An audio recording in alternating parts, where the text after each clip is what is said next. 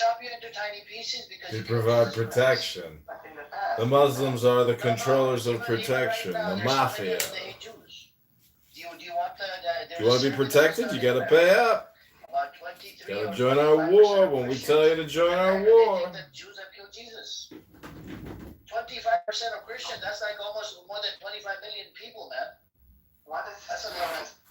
So it's only 8 million Jews that live in America, and you barely have like 8 million that live inside Israel. So you can imagine there's a lot of hatred towards the Jew. correct? And you know who? It's thanks to Netanyahu and people like you and a lot of people that hate Muslims, that hate Christians. You know. I don't hate Muslims. No, you hate Muslims. Ambrose told me how much you hate Muslims. You're just a Islamophobic cunt. That's what you are. You keep on saying, it's Muslim country, Muslim.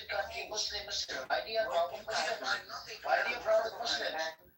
Literally, the Jews and Muslims and Christians, they lived on that piece of land. They coexisted with each other. After the white papers, it was only the Jewish side that fucking did the terrorist attacks against British mandate. You forgot about that, right? After the white papers, it was only the fucking Jewish side that attacked British mandate. It wasn't the Arabs. There were skirmishes prior to 1939. After the white papers were issued, it was only the Jews. I said after 1939.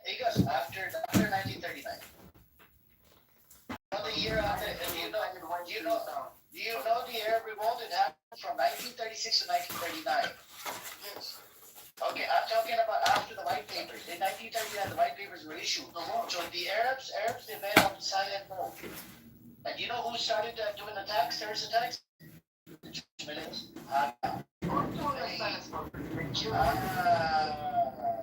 You see, that's a problem. No, they did not kill the Arabs were still there on the land. No, of course there were Arabs on the land, but they killed many of the important Arab leadership. I seriously can't believe. I did acknowledge there were skirmishes prior to 1939, before the white papers, but after 1939, it was only the Jews that were doing the attacks. And I just don't get it. Why the hell what was the need to create a Jewish state? You could have coexisted with the Muslims, with the Christians. I don't get it, man. Like, what was the fucking need to create and establish a state? Because we don't have any state in the world, so we wanted one state for Oh my God, you don't need a fucking state. You could coexist with anybody. We need. I live in a fucking house. Hold on. I live in a house in America. The piece of land, if I own a piece of land, that's my fucking state. That's it. I don't really give two fucks about a country. Oh my God. You immigrated to America, yeah? It doesn't matter. It's because you had your own country. Which country am I from? Go on, tell me. Probably Pakistan. You will never admit. I condemn Pakistan for establishing Pakistan. You know why? There was a genocide that happened. It came out of India. Over a million people died due to the partition plan. That happened in fucking 1947 as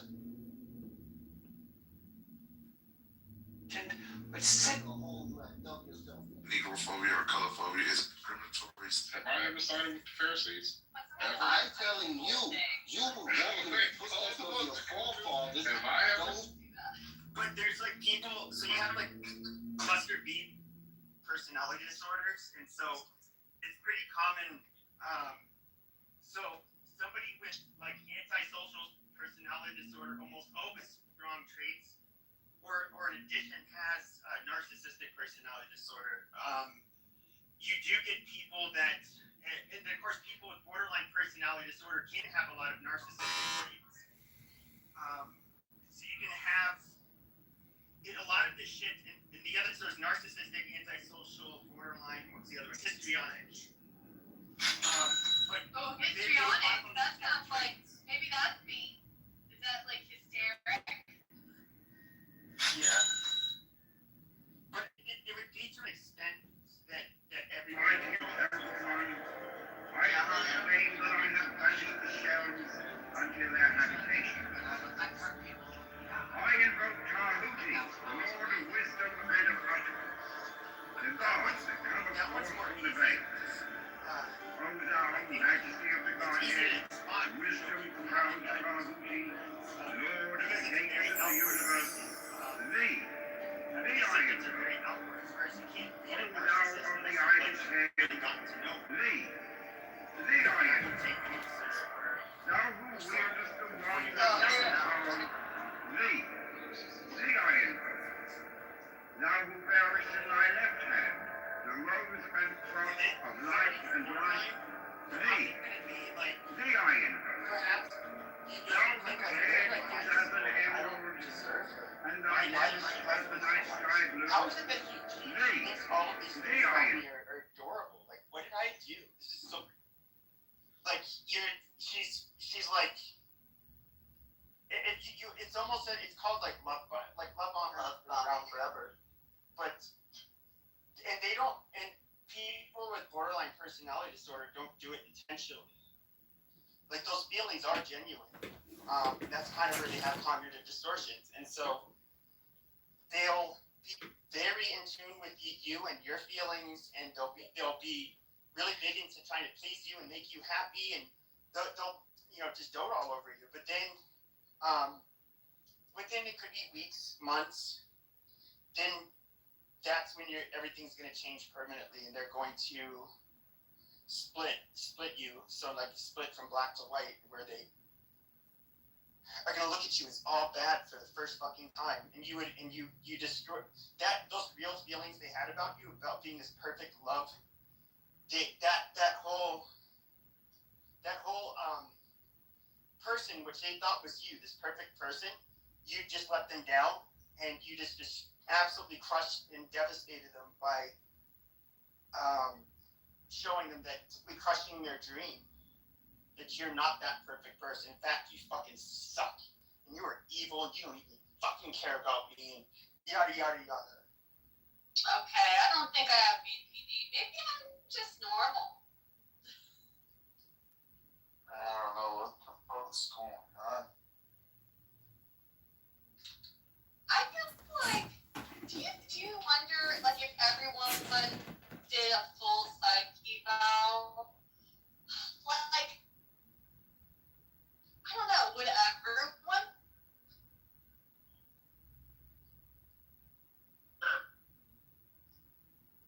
No.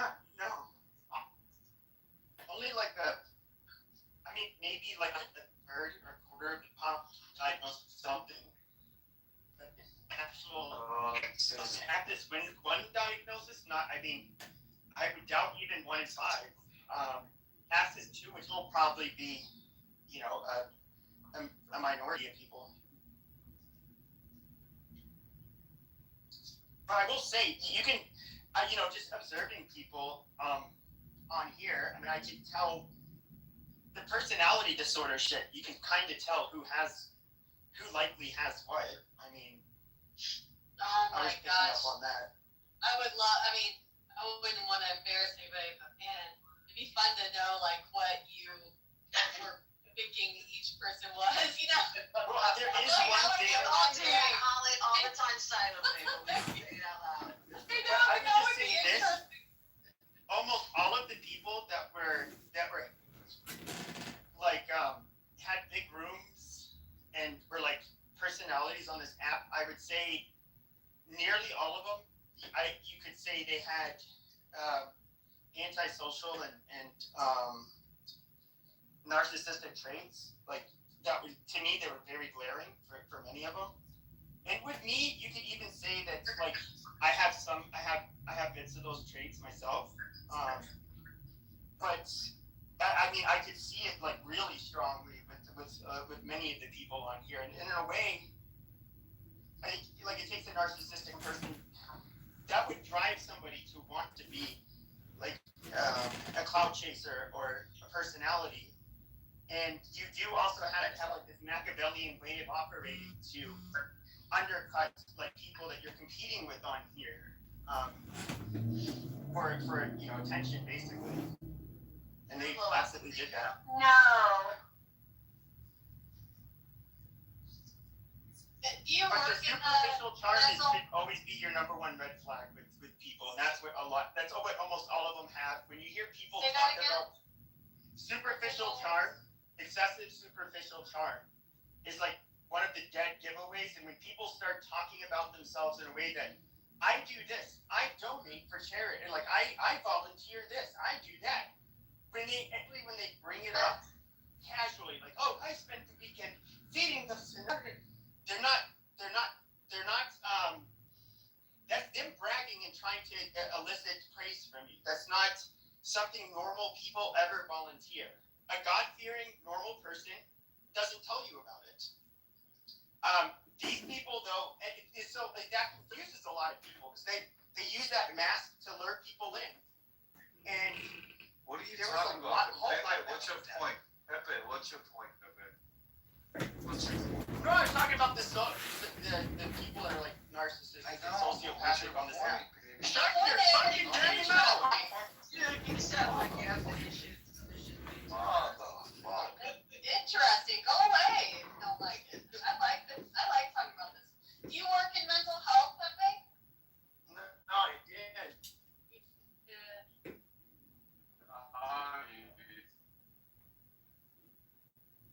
I work with serious people. Did you ever hear anything about DMDD with kids?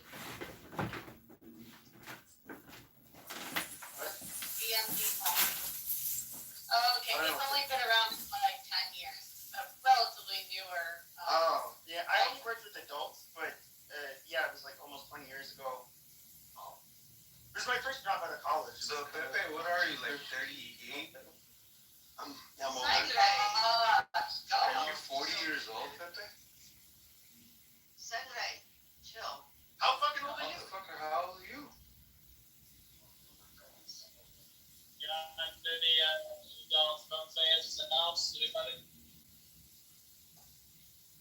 Oh my gosh. I just want Now we're talking to about cluster-B personality disorders. Do you have anything to contribute to that? What's your disorder? What's your disorder? My disorder. Right now it's that he's drinking. Probably that I'm not drinking, I think, because you guys sound drunk. I'm drunk and I'm horny. Oh, Jesus fucking Christ. I'm retarded You know, and this dead. guy is another one that had a lot of those traits, but he didn't come off as spank. He's very blunt and outward. So I don't know.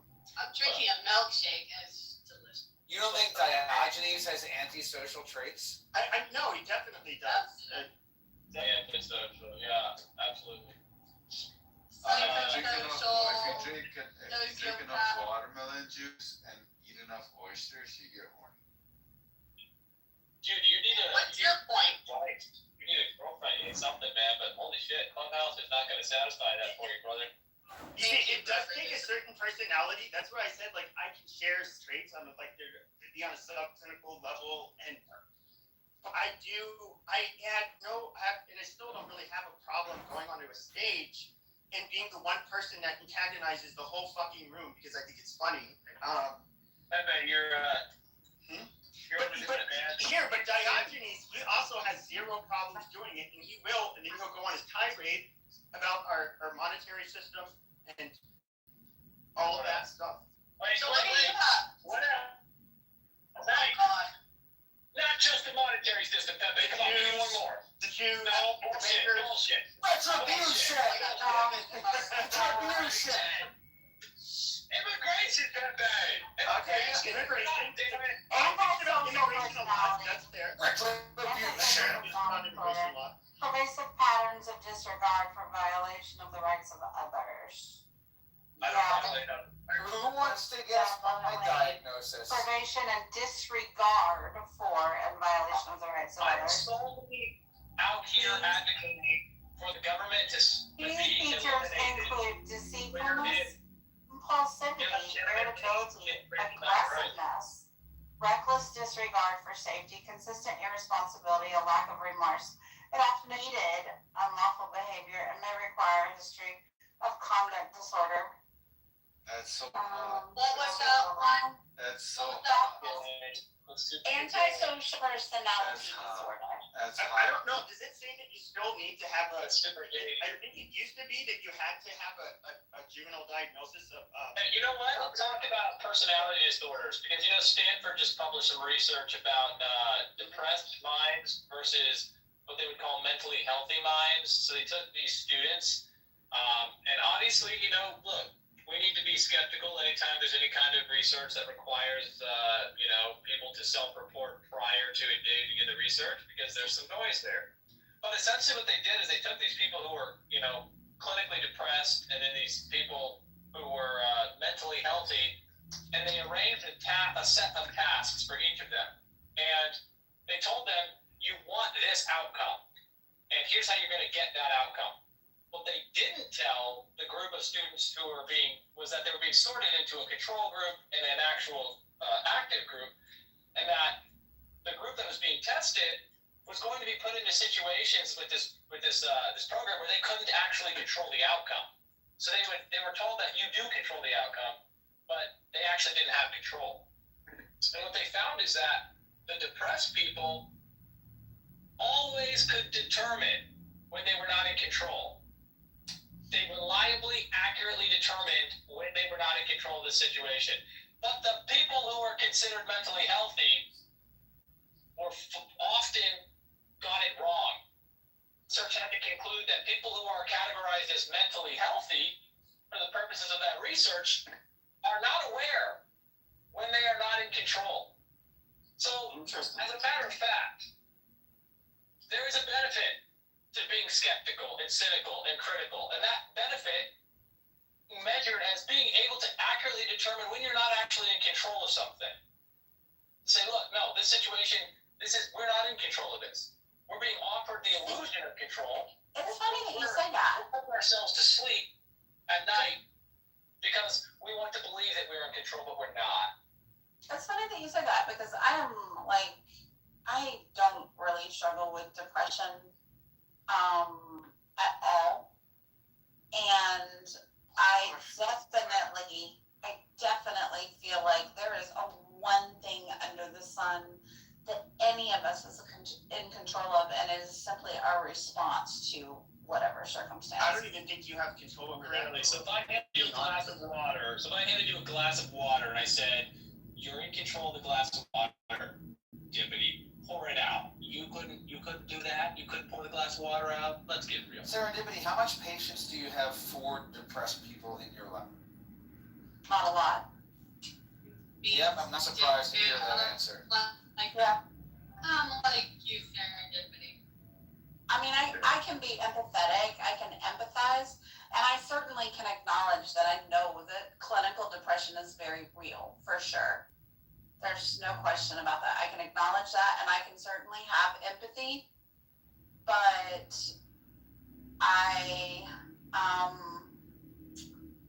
I couldn't historically say that I always felt that way because I didn't understand it.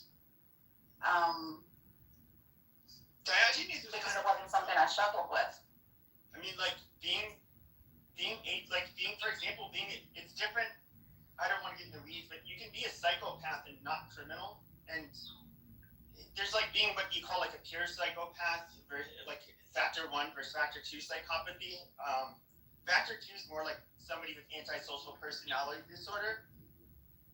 Factor 1 is, basically they don't have feelings of remorse or empathy or guilt or shame, but what separates them from sociopaths is that they lack what you call emotional empathy. So they can cognitively with people.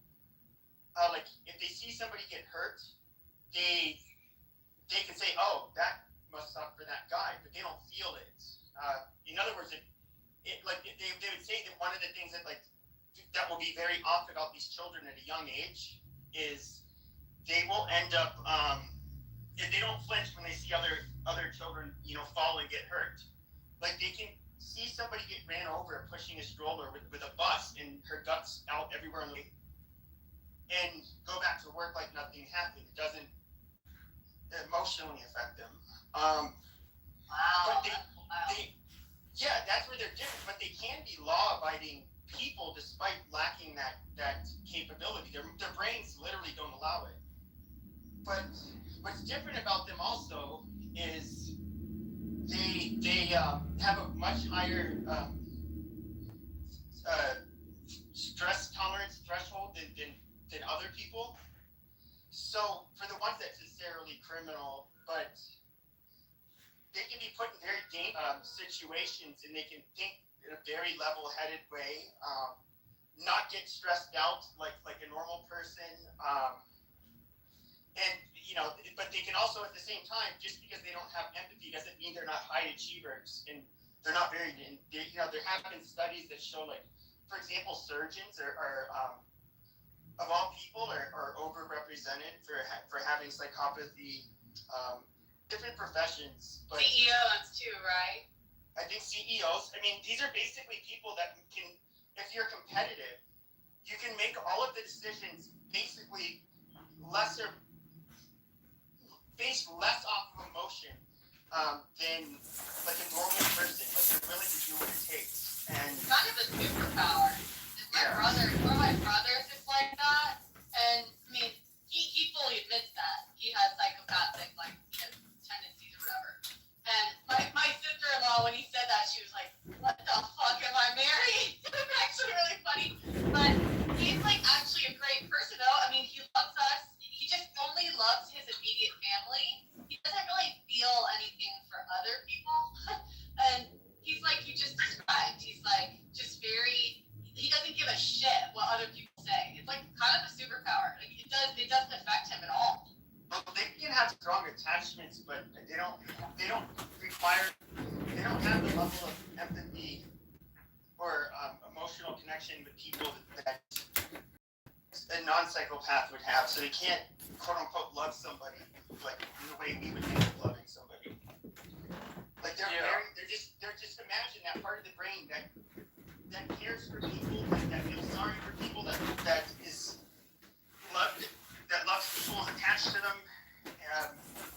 In a way, like part of your brain, you don't get the feelings for it. Where somebody with like borderline personality disorder, their amygdala, it's like fucking, that barely even fucking works. It's just like they're hyper emotional and hyper reactive to everything. Especially when it comes to intimate relationships. And that's Yeah, well, with surgeons in general, or doctors in general, if there was a thing on the news, oh, this serial killer, kidnapped this person and then completely chopped their body up into little pieces, that person will go to jail. Well, surgeons in medical school are given, like some medical schools, they're each given a cadaver, and then they dissect that cadaver completely so that they can learn all of the structure of the human body. They're both doing the same thing for different reasons. But that's interesting. The most, I think, graphically violent, no, it's not the most graphically violent, but one of them there was a video, I'm guessing this was in Latin America, but this was a trauma surgeon. And it looks like they saved this guy's life. But, so he's sitting there, his shirt's off, he has like his arm up near his head, and then he takes a blade of some sort, makes a super long incision all the way, from near his armpit to near his waist. Then he digs this big fucking contraption, I don't know what it was, in between his ribs. Then you see him cranking it open, and you hear the ribs all breaking apart. And it was super violent. And then he ends up putting his gloves in, he's feeling around the heart. He sees the bullet, he sees where the hole is. I don't think he even took the bullet out, which I don't think they're supposed to even. Then he ends up just stitching him, which, but it was just like, wow, that is like such a gnarly looking job when you see it. Crazy. Yeah, but see, that's where medical ethics come in and do no harm. The surgeon or doctor can justify it as, yeah, I'm doing all of this stuff, but I'm doing it in service of this has the potential to save this man's life. So that's how they rationalize it in their minds. But there's nothing morally bad. Why would they even have to rationalize it? Nothing they're doing is wrong. No, what? Like the surgeon you described in that. Oh yeah, but he had to do it. Yeah, exactly. He had to do it, but he's doing it under the premise of if I don't do it, he's going to die. So he can justify cranking it open and all of that. I mean, there was an episode of ER where they're doing exactly that. This was years ago. I guess I was traumatized by it. But yeah, I mean that's the difference. That's why medical ethics are very important, because if you don't follow that, you get something like. I actually got to meet my aunt's cadaver. That was pretty trippy. She snuck us into the cadaver room at night and showed me her cadaver. Who did? My aunt, she went to University of Miami med school, and when I went to visit her, she brought me in to see her cadaver at night. I got to touch it and touch her, the lady. So they keep them. I wonder, do they keep them?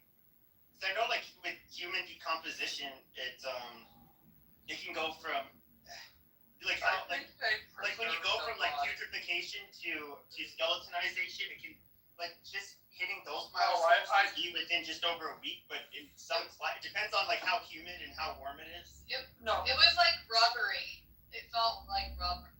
Yeah, I think they do. They preserve the body. So whatever a mortician does, that they drain the fluids, etc.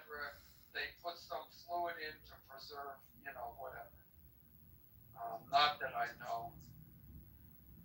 I've never smelled a decomposing body, but the putrefaction process is where your organs. I forget what exactly happens, but basically your organs start your intestines first. They all start melting. They get eaten away, and then you end up. All of this shit's gonna come out of your body. So it's what the fuck is that called? It's called It's called being a Democrat. Thank you. No, there's a few words. I was reading it. I was reading about it yesterday, so it was interesting. But it's these two fucking things. It's these two chemicals. Forget what it's called, but it was interesting. He said that clinical significance with them is that the only other time that those chemicals are present, in human beings, is in cases of bacterial vaginosis. You're talking about so that's the stages of decomposition, and they preserve the corpses with formaldehyde. So which is a lovely smell. I remember from school. Oh God, that is actually a really gross smell. But yeah, formaldehyde, and that's where you can. It's preserved to the point where you can actually cut in and see.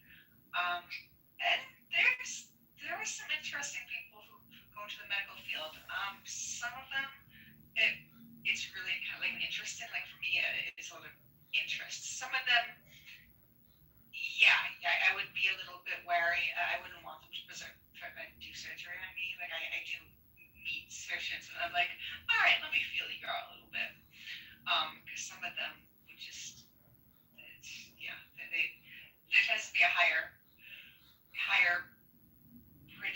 propensity for some narcissism, some sociopathy in some jobs, and surgeons can be one, because it's literally let's say they're doing a heart transplant. Okay, they're literally playing God. They're saving this person who's dying, and they're giving them a life back with a new heart. That can definitely appeal to some people's personality disorders. So it's a really interesting field. But yeah, this. But I don't know. I don't think that's necessarily the case, though. Because even people, first of all, sociopaths are not the ones that are overrepresented. The dispositions. Namely, the sociopaths, like I said, the factor one psychopathy is different. Sociopaths, they're marked by impulsivity, irresponsibility. Basically, they have very poor control and cannot control themselves. Whereas, like, factor one, which can be very disciplined and very, goal oriented, just doesn't have emotional empathy. They can become doctors, but but people like to equate a psychopathy with sadism, which probably because of serial killers in the past is like probably the last person you want to be a sadist is a psychopath because they'll act on it for horrible reasons. Yeah, those are the ones that have. But people with psychopathy don't get off on hurting people or violence. They can only be dangerous because they don't have maybe the emotional. If you don't feel guilt or remorse or like emotional empathy for what somebody else is experiencing, obviously you're naturally less. You're more willing to use violence if it comes to that. Well, a pure psychopath is mimicking expressions. So yes, if there was any empathy, it would be mimicking empathy, basically mimicked as the empathy that they see other people, but there would be no feeling. So they can go in and tell someone, we're sorry, we have to do a heart transplant. It's going to be difficult. It's dangerous. Yada yada yada. They can sound kind of like, we'll take good care. Yada yada. And then they like walk in, there's flat affect, and they are like, scalpel, open up, crack the rib spreader, heart. They do all this, and then, but psychopaths, I mean, they do pretend, because if you meet a psychopath who is not pretending, they're creepy as fuck. Well, no, I know psychopaths have to admit, they generally are bewilderment. When they see people make facial expressions, they usually, one of the things they have to do to kind of, they have to basically ask why is that person making that face? They don't get it, and they have to rehearse it. But and there are some that's kind of where some of the torture comes in, where sometimes some of the serial killers will have a torture aspect, and some of that is, I'm looking at like your expressions and kind of analyzing this response to this pain that they don't feel, and that's where you get the really creepy. I could have swore that with sadism, sexual sadism disorder, they get a literal physical. Yes. This happens in the normal population. It's just that they don't want to do illegal things, and they only want to do it within the when it comes to consensual sexual activities. But they actually get off on it. Yes. Big time. But that's more. Yes. I don't think that you don't necessarily have to be psychopathic to do that.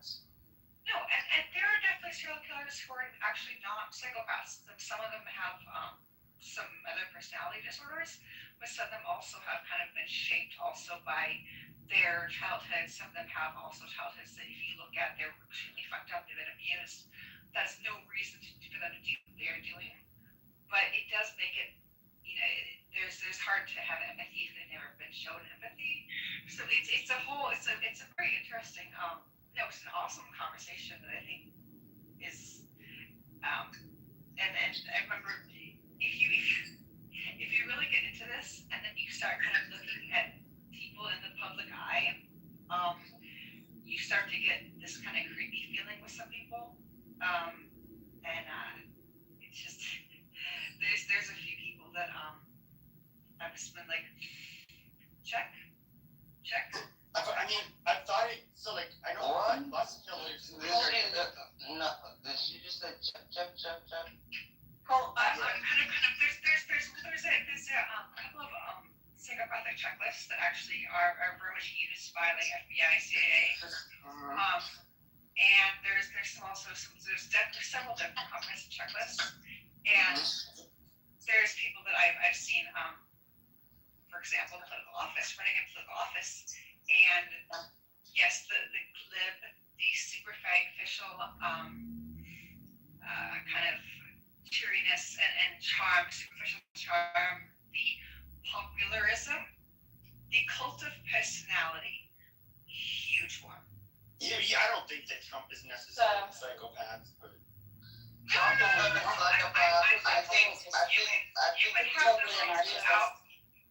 Not a psychopath. he's a narcissist. But a lot of those, but that's the other thing, though. The superficial charm can also be somebody with just antisocial personality disorder or narcissistic personality disorder. Well, he's a malignant narcissist. He's a malignant narcissist. Okay, wait, stop. Okay, so there was a question in the chat about compulsive disorders, which I think are also rather fascinating. Which ones? Compulsive disorders. Doesn't mean like I'm OCD. retarded because it's like Ukraine didn't like, I don't know, and the Europeans didn't stop that bomb. Yeah, I don't know what the fuck you're talking about. They go terrible and they let wait. Oh my God, And they you're let failing. illegal immigrants. Oh my God. No, I'm just. Oh my God. Which they fall under the cluster C. Go back. What I'm talking about, so there's obsessive compulsive personality disorder, then you have OCD, which is different, and the symptoms of the two disorders are different. Yeah. And I have ADHD, does that make me retarded, Meg? No, it doesn't make you retarded. It makes you a little bit neurodivergent, but that's actually fine because a lot of people are neurodivergent. I am. Yeah, so The obsessive compulsive personality disorder is more the preoccupation with like orderliness and the perfectionism, right? Whereas OCD focuses more on actual obsessions and compulsions, and they're not necessarily that preoccupation of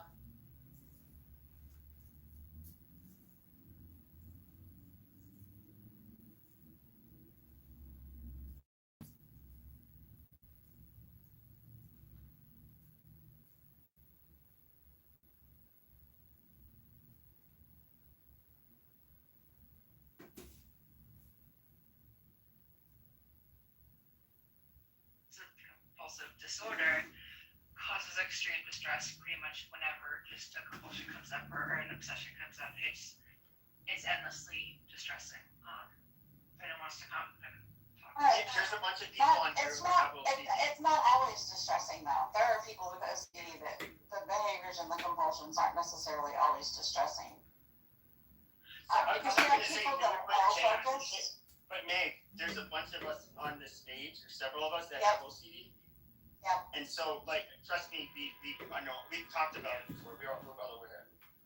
Yeah. Oh no, just as someone who has actually tried a lot of medications, therapies, that actually is something I'm qualified to do, but I'm sort of putting it off because it is known for having a lot of memory loss. But it is Murray surgery, so they will actually put a gamma. Is that not ECT? No, I am talking about gamma ray racing. I am talking about gamma rays, and that actually is the one way of basically curing OCD, significant memory loss, and sometimes some brain damage. So that's why I'm putting it off. Extreme. There's no fucking way. Don't do it, don't do it, But don't. no, but I'm just saying, as to the extremities of OCD is it. Yeah, mine is really severe. Yes, I have a friend who's got a very, very severe case of it as well. I suffer from OCD, but like our OCDs are very, very different. Like I'm very heavy on the O, the compulsions. I tend to mostly control most of the time. I mean, I get all of the symptoms, but I think it's like I don't know how I could. There was like only one person I worked with that had it severe enough that he was in the SMI system. So obviously, it's like it depends on what So obviously, it's on a spectrum, and everybody's symptoms are a little bit different, and it's not as severe as some people have OCD and don't even need any medication or anything. No, that's true. And I mean, for some people, it's actually, it can be very handy. Like, you kind of do want a surgeon to have maybe a little bit of OCD because they're probably not going to leave anything in you, like a piece of cloth or something. Like, they're going to be like checking. You want, like, people who do airplane maintenance and pilots probably have a little bit of OCD because they're going to check that flight log and they're going to go back and check it again and again. So. But OCD doesn't always present that way. I mean, no. OCD can present in a lot of different ways, and it's not necessarily being overly detail oriented on like checking things. That's just one small component of it. Yeah, and there also can be obsessed with there's also mental obsessions and compulsions where there's not really any physical movement, but it's all mental and it's complex. So but yeah, no, what you could definitely. It sounds like ours are definitely different. So certainly, what kind of are some of the symptoms you have?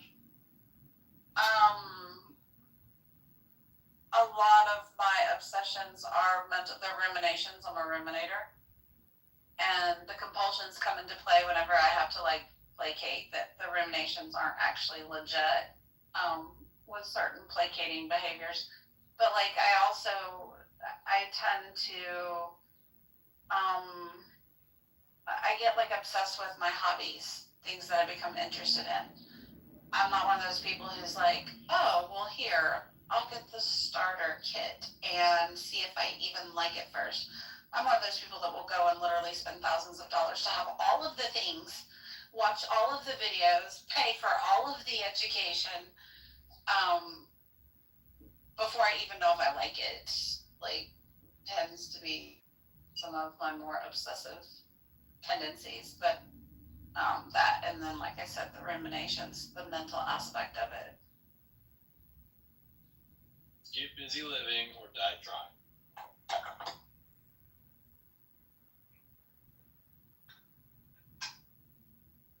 Okay.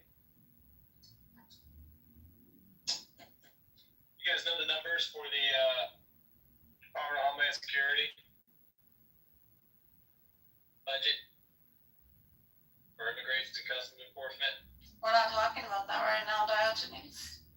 Are we still talking about personality disorders? Mental health, yes. All right. Do we believe that animals reach equilibrium in their ecosystems? We know about that, right?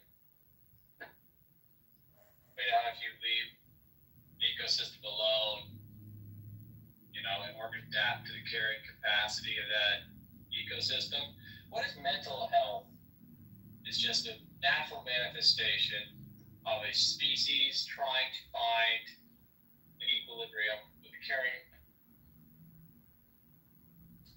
I think there are a lot of aspects of mental health that are probably that way. Nitrogen. Not all, though.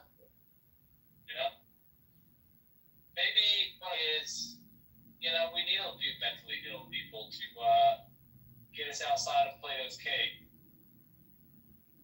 What do you think about that? I don't disagree with you. Well, based. Yeah, I don't disagree with you. Based. I don't think it applies to conditions. I think it can apply to a lot of them. And I think that for a lot of people, like you said, we need those out of the box thinkers, those people who don't process things the way that, normies do. I think I'm a total normie, okay? I'm a total normie. I am the most basic bitch you will ever meet, okay? Lord Almighty, heavens above. Yep. I wear it proudly. But know yourself, girl. All right. Diogenes? Yeah, Alan.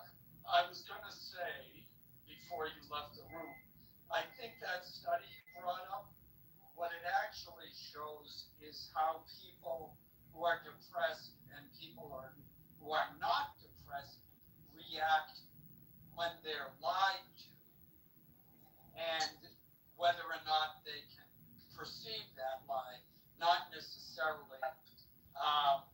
whether or not they are any more aware of if they're in control.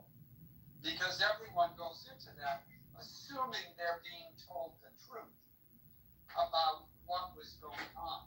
Yeah, Alan, you're wrong because you can't know the mental state, and I allowed for that in my recitation summary of the research, which is that you'll never be able to know unless you do an MRI, I guess, a really rigid MRI, which you just like with hormone therapy, you need to establish a baseline for the fMRIs, and then you need to have several iterations for each participant. No, it's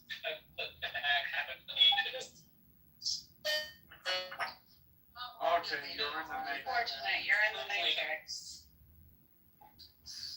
It's very unfortunate that we cannot hear you. Yeah, but see, that just shows Clubhouse agrees with me. That's why he's in the matrix. Is that a look at God moment? Yeah.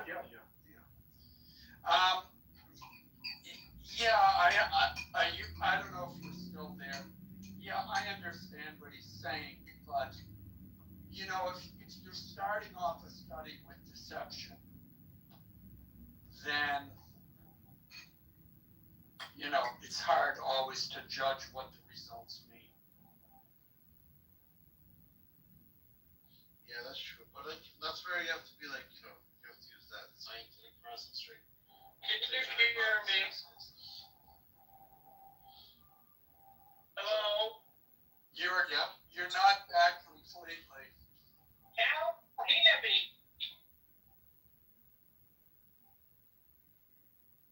Yeah, I don't know. I just want to, that's a huge topic. I mean, neuroscience and psychology, it's a huge topic all together. People get their PhDs and MDs and that. So, anyways, what I wanted to say was, all this talk about mental health is making me go to the gym. Smart move. That's the best thing you do. The best way I know is to get your blood flowing to your brain and then put your brain in the books, put your mind in the books. You know what I mean? Like read something, learn something. That's all I got. I'm one of those. Help with my OCD.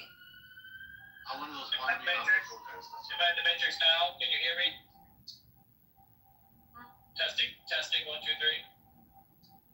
I think you're probably I'm going back. to come over there, and I'm going to teach you a thing or two about abstracts. You're going to listen to me, and you're going to enjoy it. I don't know. Can you keep it in under? Oh, Monica, did you do that? I was just gonna say, can you keep it to under 2 minutes? If you will, I will entertain his abstract lesson. Aren't you curious? I was curious, yeah. But I will say one thing.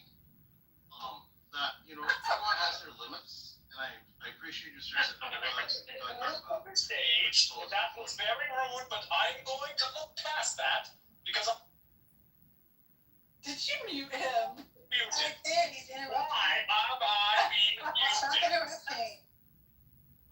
She wanted Abaya to finish. Wait. She wanted Abaya to finish his statement. Abaya, please finish, and then Diogenes, you get 2 minutes. Yeah, thanks. No, everyone has their limits, and I just wanted to say thank you for serendipity for stating yours. Because here's the thing, I'm assuming you're not a therapist, first of all, or even if you were. I am not. So yeah, thank you. So the thing is, everyone has their limits. Everyone has to remain functional. Everyone has responsibilities. So it's not that I don't want to hear a friend, cry or complain about their life. That's fine. That's what friends for. But sometimes I don't have the capacity to do that, and I have to put in hard limits for my life. So for me, I want friends to call me and get tell me good news. I got a car, got married. That's what I want. I got a new job. I don't want them to complain about stuff. That's not what I'm there for. you know, like that's not why I want my friendships to be for. You know what I mean? Like they can do that once in a while, but not always. I mean, here's the thing. I want to celebrate my friends' successes for sure. I also want to be a measure of support for my friends that might be going through a struggle. I don't necessarily mind my friends calling and being like, oh my gosh, I have X, Y, or Z going on in my life. But I will very quickly recognize if this is something that is out of my scope of being able to assist. And if that's the case, then I have no problem drawing that boundary and saying, wow, yeah, like, I don't even think I'm equipped to help you figure this out, you know? You probably ought to talk to somebody. Because I want to, I mean, I don't know, for me, my friendships are about supporting during the struggles and celebrating the successes and all the in between. Like, it's all the little details. But, okay, I'm going to give it to Diogenes for 2 minutes, Monica. 2 minutes, and I'm watching. The clock starts now. Go.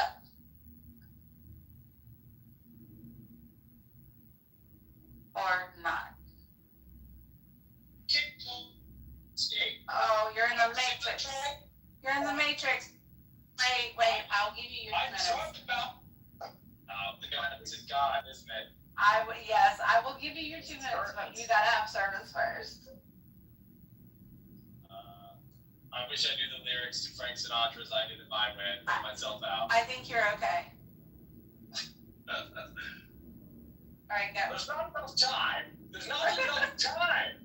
I can't tell you what I want to tell you in 2 minutes. So I'll have to suffice to say, how dare you? Alan, you're wrong, and I wish you all a good night. Good day, sir. Good day. See, Monica, that wasn't painful. Look. He couldn't do it, so he, took the high road.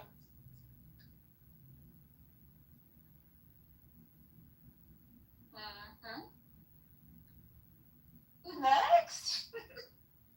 Yeah. I think we've exhausted the avenue of mental health. No. I mean, here's the thing. There's a time and place for it. I think talk itself is a therapy for some people, not for everyone. If you're in that mood of talking out your problems, then it's good. Not everybody is like that. Some people like to keep their mouth forced. For example, salesmen. Like salesmen like to use their words for making a sale, and their lives might be miserable outside of sales. But the point is, like, they use their tongue to make the sale, and they don't want to talk about other stuff. They might write their personal life on paper, but they don't want to use it for speaking.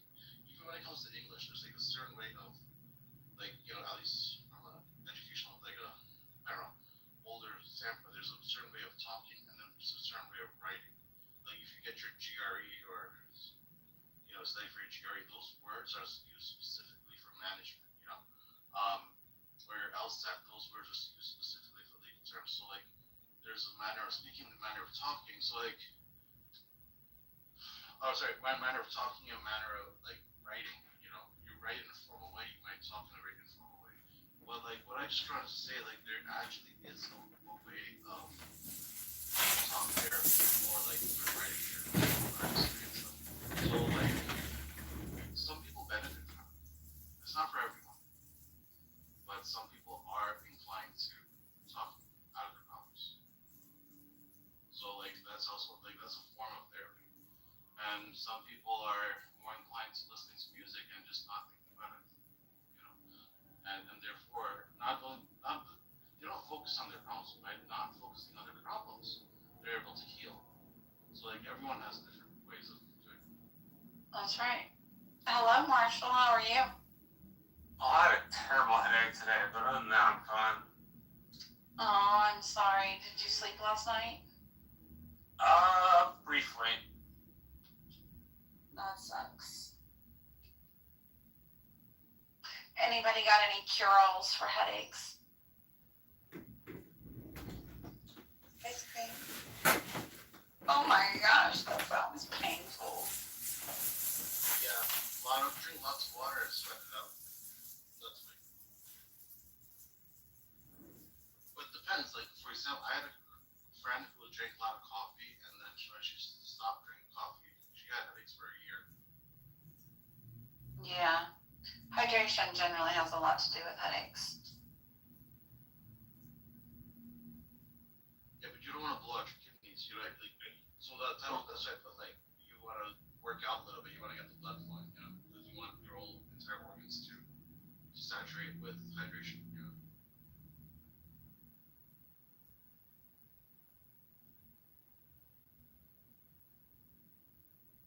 And might I add, if a person wants to chant the Hare Krishna Maha Mantra, especially if they've been doing it, then it actually helps to balance the hormones and also helps to get rid of easy headaches.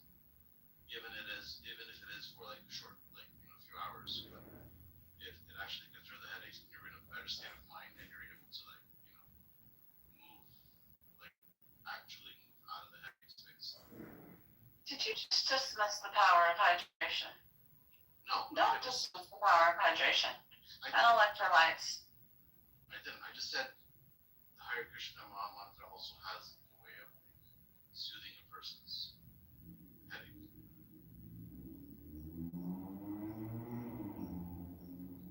Because I've personally experienced it, and plus people talk about it. Did you spend today arguing on Clubhouse, Marshall? No, I spent most of the day with my head under a pillow. Did you? Yeah, which I still have a headache now, but it's not as bad as it was, say, 2 hours ago. Good. Drink, my friend. Drink lots of water. Preferably with electrolytes so that your body's actually absorbing it. I can do that. I have some liquid IV, which has lots of electrolytes in it.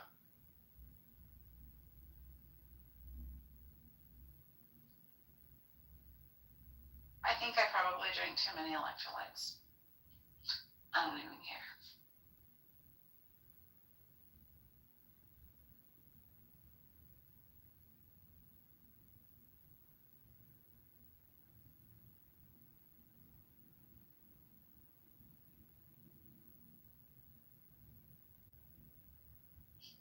All right, we gotta go do this walk, Monica.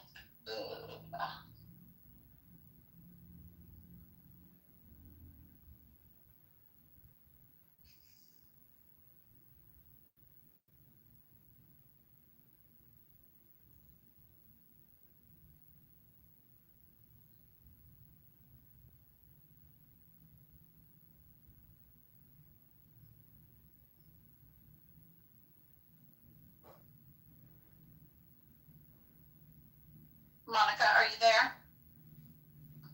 Are you indisposed?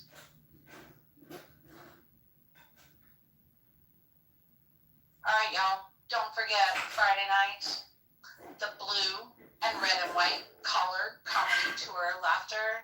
Come with your favorite clip, 3 to 5 minutes to share of your favorite comedian, so we can see who's out there and who's actually got good tasting comedians and who doesn't. Oh, are you starting a poll? Oh. Well, I'm gonna let you have this little poll, my dear.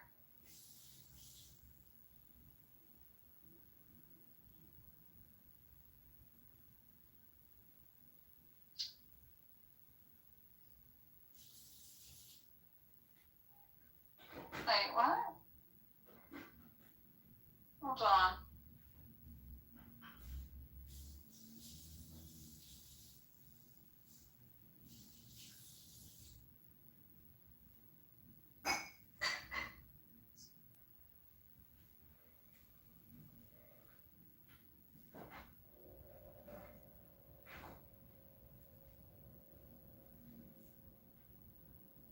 Okay, good. Thank you, Monica. All right. Y'all have fun out on the Clubhouse streets. I'm going for a walk. I got me a date. I'll talk to y'all later. Bye.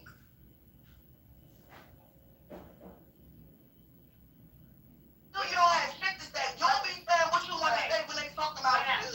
But it's on me. I say as much as I want to say. You don't. You don't. I say as much as I You don't want be to. saying nothing. Say as much as I want to. Bertha, you don't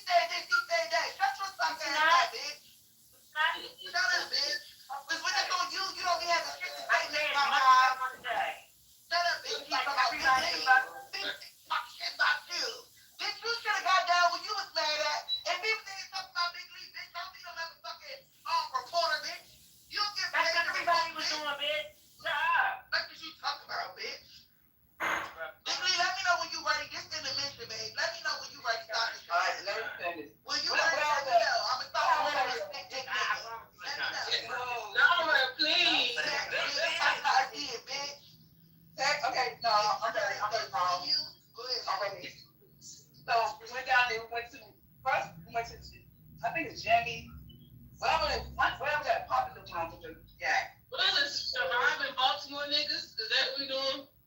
Yeah, they want the one. I'm trying to tell a story about when I went down there.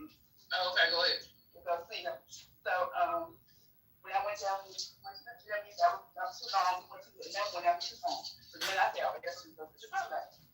Went to Chipotle, and it was $13. He only paid $10. And I think that was his last $10 because it was like, when I was looking at him, I said, damn, it looks like I'm just taking his last $10. Like, this probably it for him. Because I'm like, the yak is $16. How you come out with this house for $10? How much you gonna pay for the yak?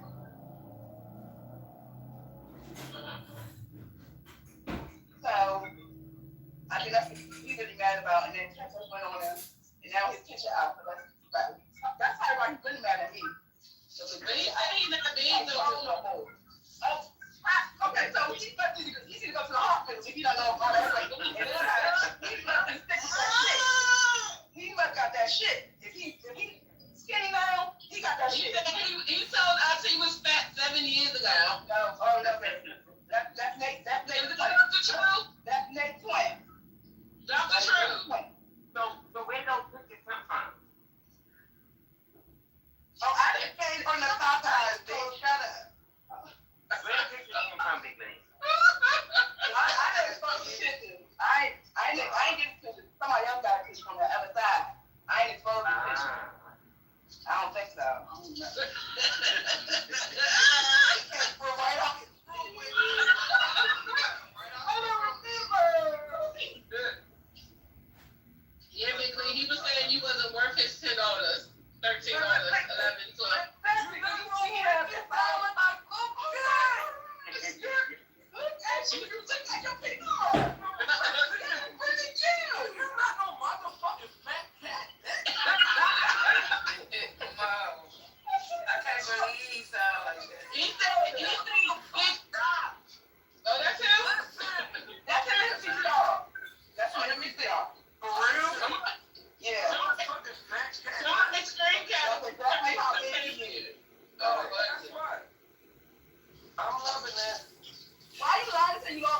Are you sick? Are you sick? You nigga, you said I'm sick. Come on, Yeah, you got to because everybody on oxygen. So we're oxygen. You might be sick. I'm just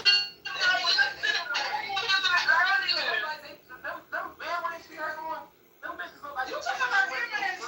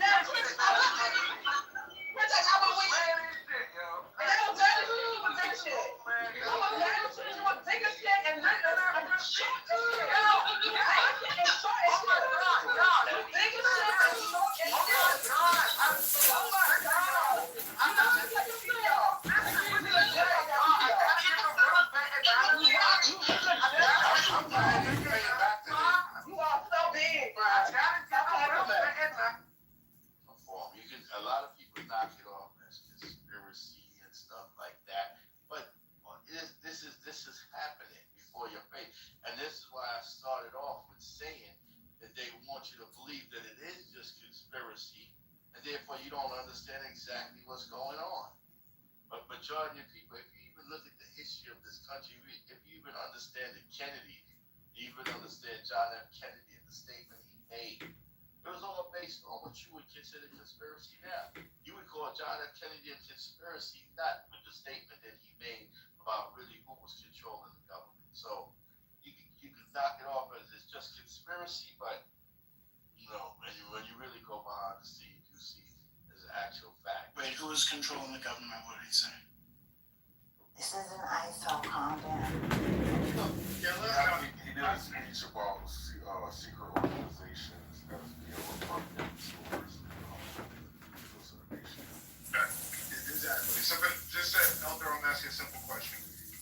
major Fortune 500 company that makes more money off of less population in the United States. I'll wait. That's not the point. It's not the point.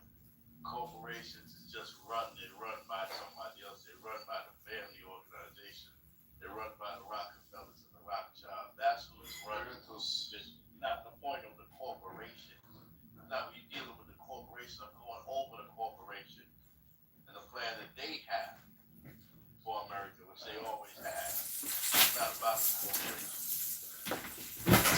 So every major corporation, from Johnson and Johnson to major automotive manufacturers to your fast food complex, restaurant industry, hotel industry, everybody makes more money when they're more popular.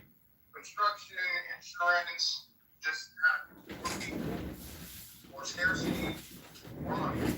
So the idea that there's some, I don't know, conspiracy to have. Now, there are some people in elite, I think Bill Gates has talked about this, there are some people in elite positions who have talked about population from a world perspective as a problem and something that needed to be fixed. That is true. There are some smart people who have talked about that. But corporations in general want more population, not less.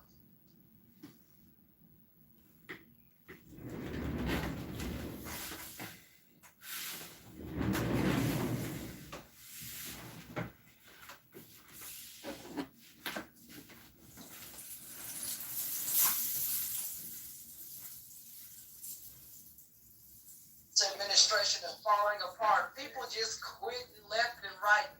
If there are no Republicans in here, man, I bet you there are a lot of people saying they told you so.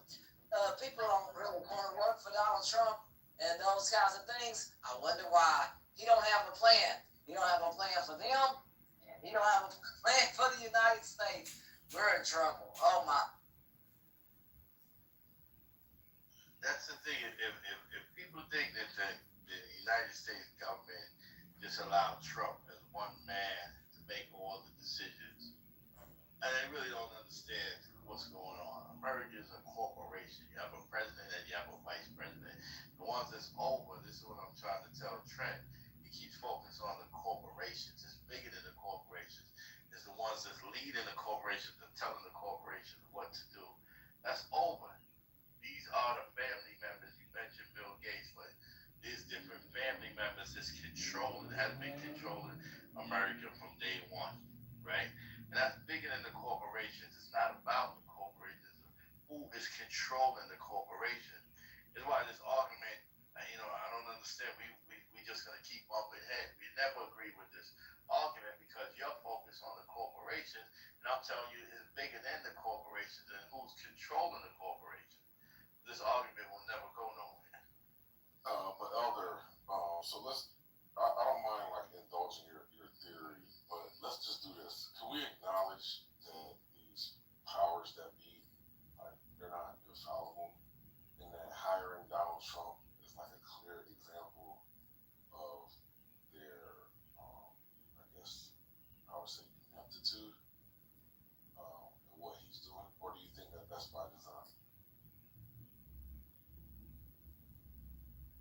Of course, at one point, yes, men have disagreements. Of course, men, Donald Trump is a good talker, but then at the end of the day, they may see that yes, he might have been the wrong decision. Here's the way you come in with assassination, which people will talk about conspiracy theories. So when people don't do what they want them to do, then you have the assassination thing that comes into play. So, yeah, definitely, they disagree. Sometimes they make a choice, but it can be the wrong choice, and then they have to come up with a plan to eliminate that choice. So I might have missed it, and I apologize to the spaces I did. Trent, I've heard you advocate for the need for a declining global population to some degree overall. You seem to be. Did you mention policies or ways that we could do that? No, I didn't go into policy. Okay. Can you think of some maybe positive policies that would get at what you're talking about? You can have policies that encourage family growth to stop at your children. That's one policy. Which one? What the policy look like? I don't know. Like I said, again, I don't get into the policy part of it. There's a lot of different theories on that. And There's a written policy, brother. Help me out. Yeah, hold on. And here's why I ask. It just seems sort of a little grotesque and a little irresponsible to have conversations as someone who is well positioned as you are, to have conversations about needing to shrink the global population and sort of leave it there and not talk about maybe policies that might be, I don't know, like have like the education of girls and women, right? The need for contraception, available contraception, and those things. Like at least think about or talk about, policies that might be used that allow for people that we know over time, like reduce the number of children, but give people autonomy, right? Rather than just sort of say we need to reduce the population, because what we know, and when people ask you, they've asked you what sort of the implications and who this sort of saying things like that and sort of leaving it open-ended, who historically have paid the brunt for those things. It's often been people and the things that we hate to say, like the global south. I know people don't like that word. It's poor communities, it's non-white, non-European communities, right, who have taken the brunt of most of these types of policies. And so I'm just wondering why you would sort of leave the discussion at we need to shrink the global population and not be interested in also having a conversation of how we might do so responsibly and give people autonomy. That's just weird that you keep talking about that. And for someone who talks about everything, you don't seem to have interest in that one. So the reason why I don't go into it is the same reason. It's kind of the same reason. Most people aren't well versed on the issues. There are different countries, different parts of the world where, to your point, there are places in Africa, there are places in South America that would need different policies than a place like the United States or Europe. And it's not about this shrinking.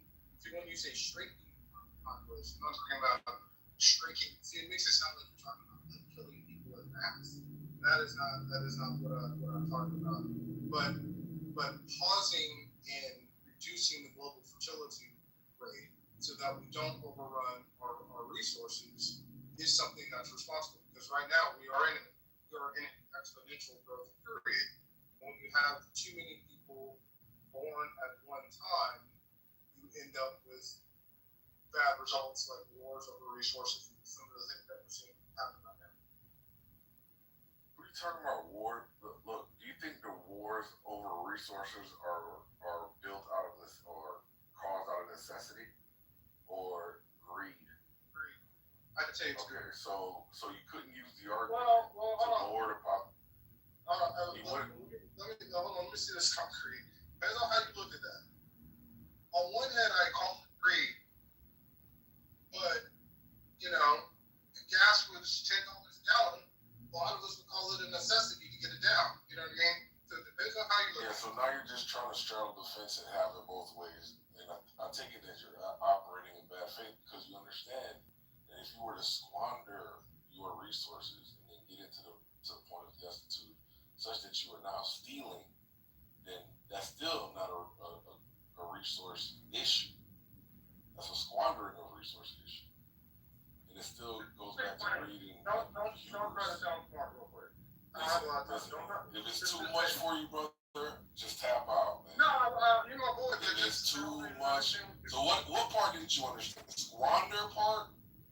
I don't know. The resource part? The scarcity part? Which one really fucked you up? All of it. Hey, plainly. Look, here's what I'll say. The United States has been involved in wars. Just being dishonest, bro. Just relax. You don't have to defend. You don't have to defend. You don't have to defend. Concrete, I'm actually probably agreeing with you. Okay, then agree and don't try to like play it both ways. I don't even know what you're talking about. Alright, so remember, you tried to make the argument that population would lead to resource scarcity, which would lead to wars. But then I asked you, do you think that these wars over resources is due to scarcity or greed as an alternative explanation? And what I'm saying, you said greed, and now you're trying to fucking backtrack and have it both ways by saying greed and resource scarcity. I don't know. Let me just. There's nuance to the conversation, my brother. So when we were having the 1973 oil embargo, right, and you could only fill up your car every other day for a period. Yeah. Do you think that was due to scarcity? That was due. Well, it was due to scarcity at the. That was a retaliation to events that were happening between, I think it was Israel, Egypt, in America, right? So it had nothing to do with scarcity. Okay, so here, I'm gonna probably agree. So why are you bullshitting, bro? Just like, let it go.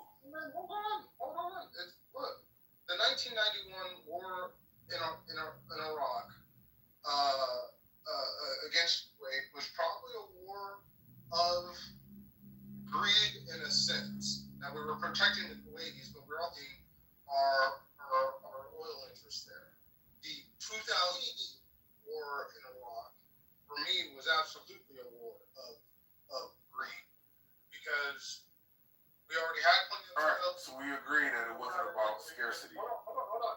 And now today, what we're seeing of Venezuela and Iran, to me, is complete and total greed. We already have vast oil resources. Yeah, all right. So you do agree. So why were you trying to make the argument that we're concerned about population explosion, which would lead to resource scarcity? Why are you trying to make that argument? There is a nuance to that, in which there was some that would argue if we didn't have this access, then, like I said, oil or gas prices being at $8 to $10 a gallon, some of us would call that it's because of scarcity. And it just depends on how you look at it, on which side of it. So now you're just appealing to like some other person's attitude towards it, who might be like less informed, right? Come on, Trey, you don't gotta bullshit, bro. Now I'm talking about drill baby drill. I'm talking about you, brother. Not exactly how to work Talking to unwashed masses. You right here. Alright, so you got it. So you can feel all this happening. Your breathing is happening. Your thinking is happening. Your feeling is happening. You're hearing, you're seeing. The clouds are happening across the sky. The sky is happening blue. The sun is happening shining. There it is. All this happening. And may I introduce you? This is yourself. This begins to be a vision of who you really are. And that's the way you function. You function by happening, that is to say, by spontaneous occurrence. And this is not a state of affairs that you should realize. I cannot possibly preach it to you, because the minute you start thinking, I should understand that, this is the stupid notion again of I should bring it about, when there is no you to bring it about. See, that's why I'm not preaching. You can only preach to egos. All I can do is to talk about what is. It amuses me to talk about what is because it's wonderful.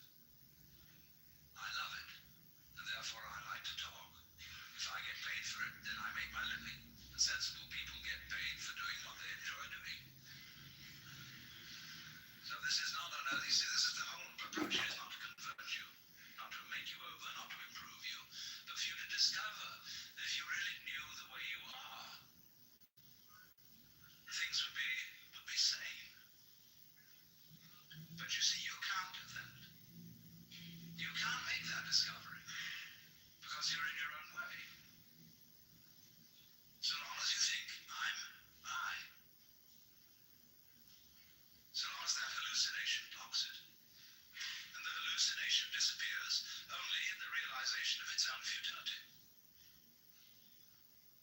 When at last you see you can't do it, you cannot make yourself over, you cannot really control your own mind.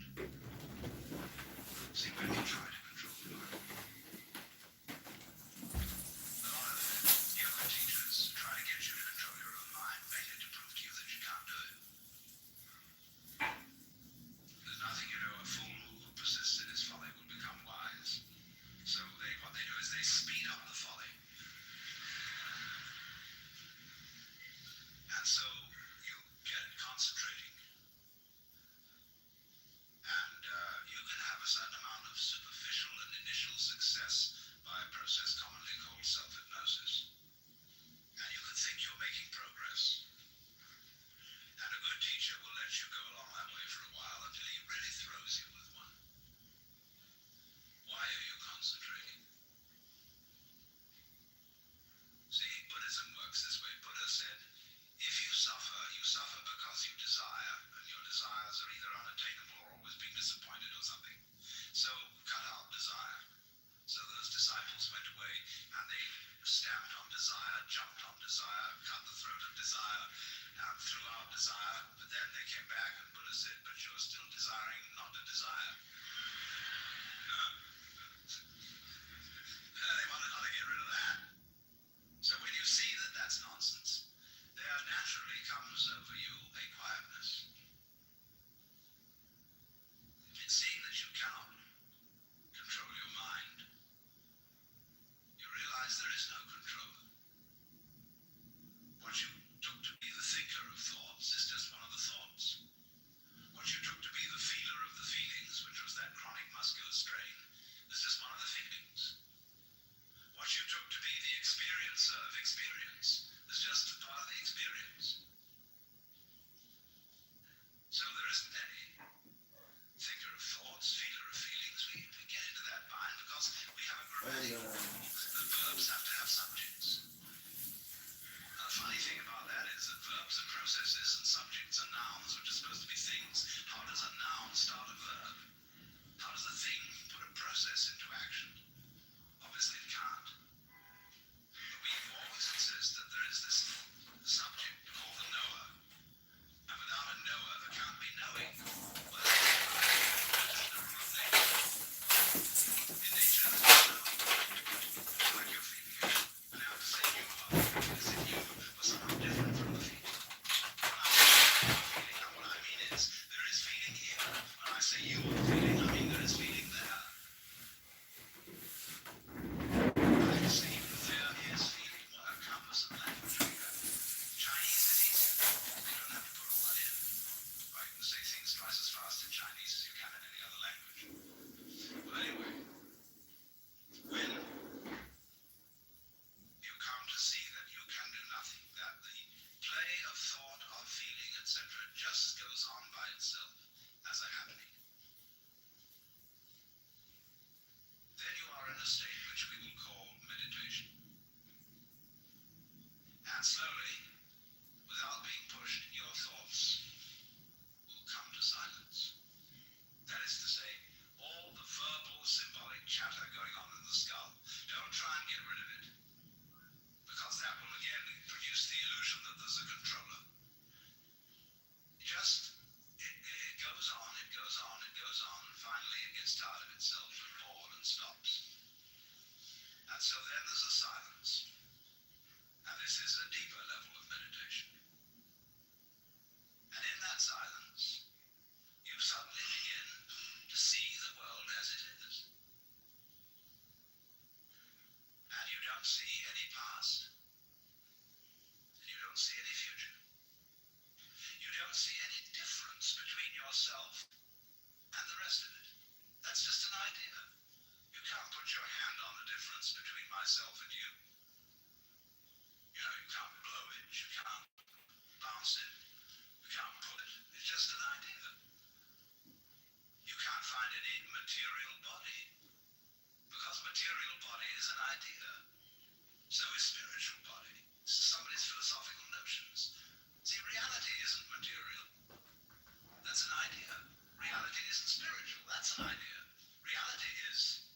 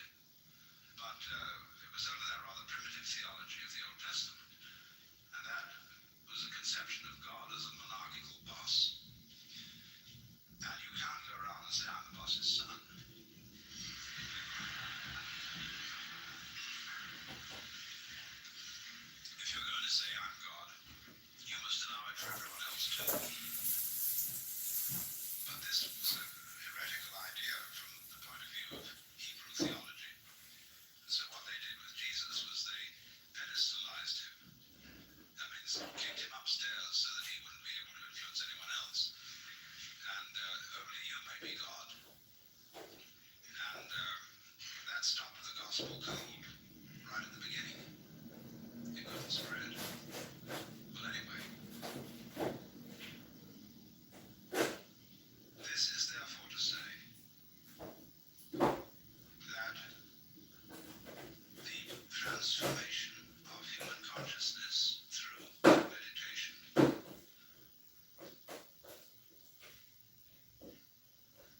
is frustrated. So long as we think of it in terms of something that I myself can bring about by some kind of wangle, by some sort of gimmick. Because you see, that leads to endless games of spiritual one-upmanship and of guru competitions. Of my guru is more effective than your guru. My yoga's faster than your yoga.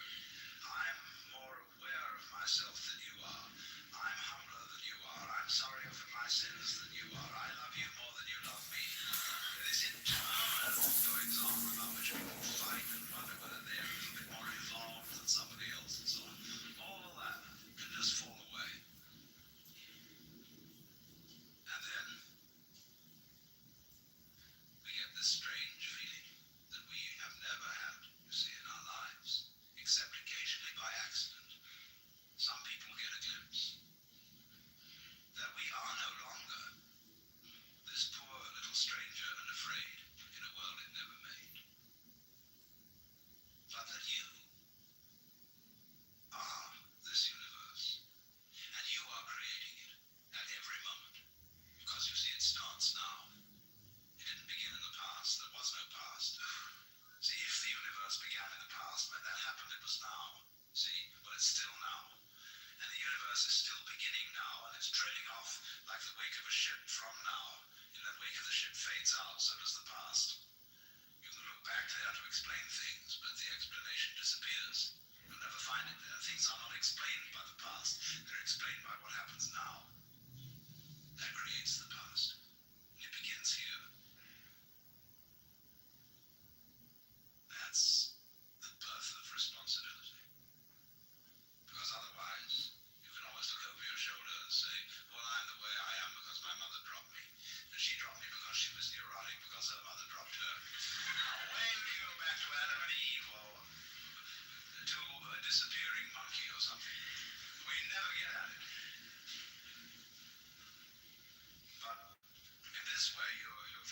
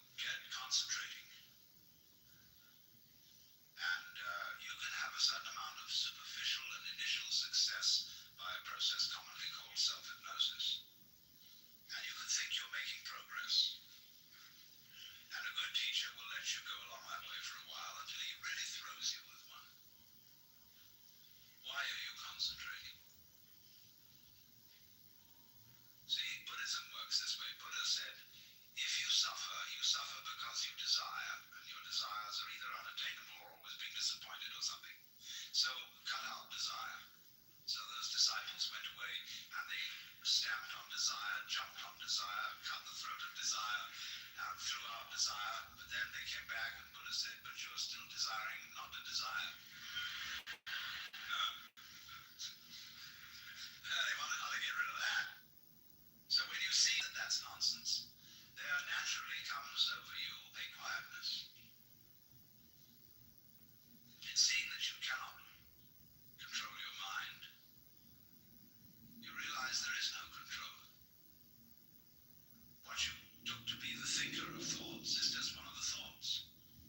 What you took to be the feeler of the feelings, which was that chronic muscular strain, is just one of the feelings. What you took to be the experiencer of experience is just a part of the experience. So there isn't any thinker of thoughts, feeler of feelings. We get into that bind because we have a grammatical rule that verbs have to have subjects. Now, the funny thing about that is that verbs are processes and subjects are nouns, which are supposed to be things. How does a noun start a verb? How does a thing put a process into action? Obviously it can't. But we always insist that there is this subject called the knower, and without a knower there can't be knowing. Well, that's just a grammatical rule, it isn't a rule of nature. In nature there's just knowing, like you're feeling it. And I have to say you are feeling it as if you were somehow different from the feeling. When I say I am feeling, what I mean is there is feeling here. When I say you are feeling, I mean there is feeling there. I have to say even there is feeling. What a compass of language we have. Chinese is easier. You don't have to put all that in. I can say things twice as fast in Chinese as you can in any other language. But anyway, when you come to see that you can do nothing, that the play of thought, of feeling, etc. just goes on by itself as a happening, then you are in a state which we will call meditation. And slowly, without being pushed, your thoughts will come to silence. That is to say, all the verbal, symbolic chatter going on in the skull, don't try and get rid of it, because that will again produce the illusion that there's a controller. It goes on, it goes on, it goes on, and finally it gets tired of itself and bored and stops. And so then there's a silence. And this is a deeper level of meditation. And in that silence, you suddenly begin to see the world as it is. And you don't see any past. And you don't see any future. You don't see any difference between yourself and the rest of it. That's just an idea. You can't put your hand on the difference between myself and you. You know, you can't blow it, you can't bounce it, you can't pull it. It's just an idea. You can't find any material body, because material body is an idea. So is spiritual body. This is somebody's philosophical notions. See, reality isn't material. That's an idea. Reality isn't spiritual. That's an idea. Reality is.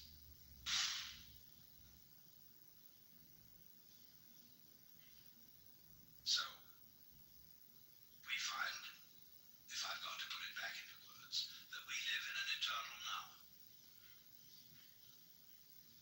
You've got all the time in the world, because you've got all the time there is, which is now. And you are this universe. And you feel this strange feeling when ideas don't define the differences. You feel that other people's doings are your doings. And that makes it very difficult to blame other people. If you're not sophisticated theologically, you may, of course, run screaming in the streets and say that you're God. In a way, that's what happened to Jesus, because he wasn't sophisticated theologically. He only had Old Testament biblical theology behind him. If he'd had Hindu theology, he could have put it more subtly. But it was under that rather primitive theology of the Old Testament. And that was a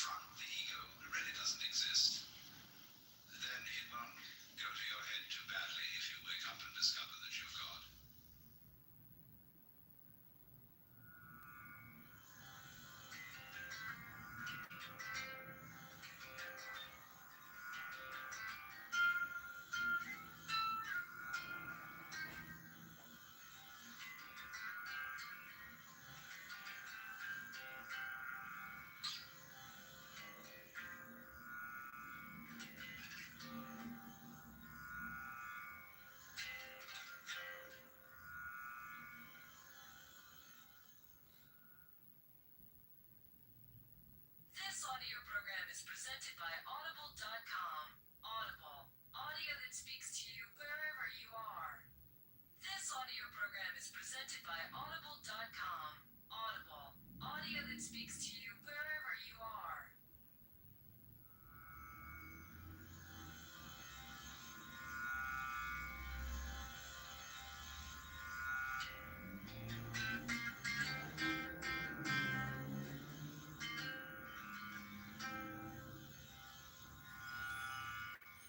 Sounds True presents You're It on Hiding, Seeking, and Being Found, an anthology of selected archival recordings by stand-up philosopher Alan Watts. We begin our program with session 1 on spiritual authority with Alan Watts. I may take the liberty of beginning by saying something about myself and my role in talking to you about philosophical matters. Because I want it to be understood perfectly clearly that I am not a guru. In other words, I talk about what we call these things, and that comprises a multitude of interests concerning Oriental philosophy, psychotherapy, religion, mysticism, etc. I talk about these things because I'm interested in them and because I enjoy talking about them. And every sensible person makes his living by doing what he enjoys doing. And that explains me. Now, in saying, therefore, that I am not a guru, that means also that I am not trying to help you or improve you. I accept you as you are. I am not out, therefore, to save the world. Of course, when a stream, a bubbling spring, flows out from the mountains, it's doing its thing. And if a thirsty traveler helps himself, well, that's fine. When a bird sings, it doesn't sing for the advancement of music. But if somebody stops to listen and is delighted, that's fine. And so I talk in the same spirit. I don't have a group of followers. I'm not trying to make disciples. Because I work on the principle of a physician rather than a clergyman. A physician is always trying to get rid of his patients and send them away healthy to stand on their own feet. Whereas a clergyman is trying to get them as members of a religious organization so that they will continue to pay their pledges, pay off the mortgage on an expensive building, and generally belong to the church, boost its membership, and thereby prove by sheer weight of numbers the veracity of its tenets. My objective is really to get rid of you, so that you won't need me or any other teacher. I'm afraid some of my colleagues would not approve of that attitude, because it is widely believed and said that in order to advance the spiritual life, whatever that is, it is essential that you have a guru, and that you accord to that guru perfect obedience. And so I often ask the question, is it really necessary to have a guru? I can answer that only by saying, yes, it is necessary if you think so. In the same spirit as it is said that anybody who goes to a psychiatrist ought to have his head examined. Of course, there is more in that saying than meets the ear. Because if you really are sincerely concerned with yourself and are in such confusion that you feel you have to go to a psychiatrist to talk over your state, then of course you need to go. Likewise, if you are in need of someone to tell you what to do to practice meditation or to attain a state of liberation,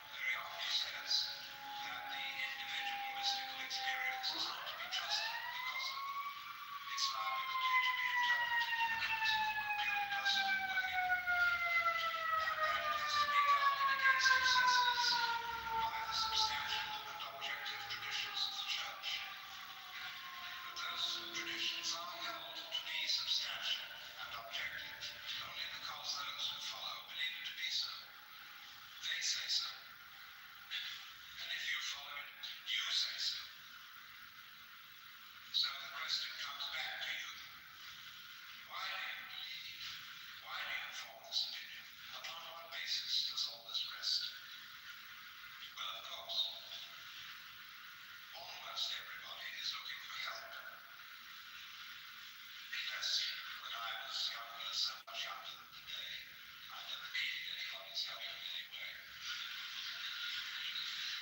But there is this feeling of a certain helplessness, of being alone and somewhat confused in an unpredictable, wayward, external world of happenings. And this world of happenings includes an enormous amount of suffering, tragedy. We wonder why we're here, how we got here, and in short, what to do about the capital P problem of capital L life, to which should be added death, because it seems to be certain that we're all going to die, and that death may be a painful process. Those we love are going to die, so what about it? Is there any way in which we can become masters of the situation?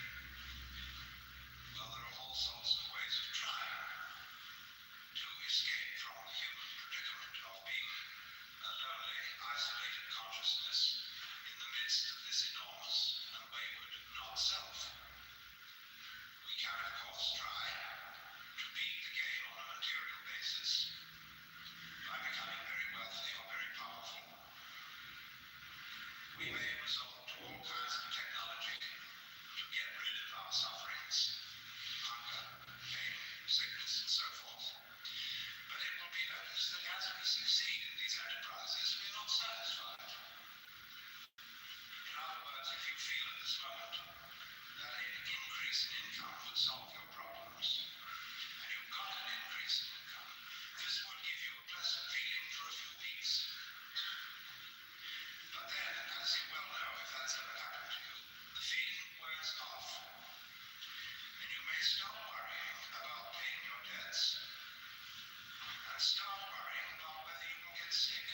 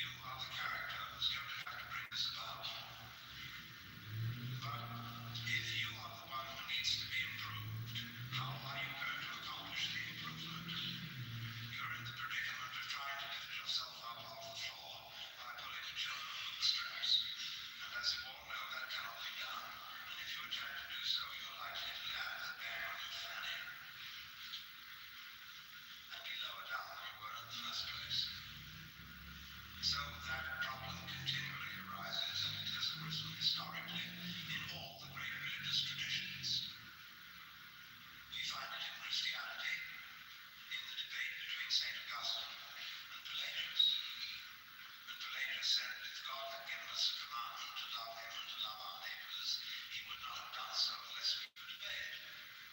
St. Augustine countered and said, yes, but the commandment was not given in order for it to be obeyed. God never expected that it would be obeyed, because we were incapable of loving anyone but ourselves. The commandment was therefore given to convince us of our sinfulness, from which we could be rescued only by divine grace, that is to say, by the infusion of our souls with the power of the Omnipotent. And that was more or less the doctrine to which the Church stuck. The puzzle has always been, therefore, how to get grace. Because grace is apparently free often to all, but some people seem to get it and some don't. With some the medicine takes, and with others it doesn't. Why? Well, apparently you have the power to resist grace. But if you do, you also have the power not to resist it. We would like, therefore, to know how not to resist it, to be open. And there you see we're back at exactly the same problem with which we began. It's like saying you must relax. Daniel, let go. Give in. And I know I ought to give in. I know I ought to let go and abandon my will to the divine will. But as St. Paul put it so well, the will is present with me. But how to do that is good. I find out. For the good that I would, I do not. And the evil that I would not, that I do. In other words, we all come down to a basis in ourselves which we will call, first of all, since we are in the Jewish temple, the Yetzer Hara, or the wayward spirit which God is supposed to have put into the soul of Adam. Or in my translation, our element of irreducible rascality, where we are all basically scabs. And if you haven't found that, you're very unconscious. I know all sorts of people who are full of love and love. But of course, it always turns out that they need money. And when it comes to money, the virtue flies out the window. So we do have that element in ourselves. We know it very well. And the question is therefore, once again, how can it be transformed? But if the transformer is the one who is afflicted, who transforms the transformer? It's the old problem of who guards the guards, who polices the policeman, who governs the government. And it seems perfectly insoluble for that reason alone that it is a vicious circle. There's a great deal of talk about two selves, the lower self or ego, the higher self called the spirit or the Atman. And the duty of the Atman seems to be to transform the wretched little ego. Well, sometimes it does, but a lot of times it doesn't. So we ask, why doesn't so-and-so's Atman succeed in getting through? Is his ego too strong? If so, who will weaken it? Is his Atman too weak? And if so, why? Surely aren't all Atmans the same? The puzzle remains. So let's take a look at what we're trying to accomplish.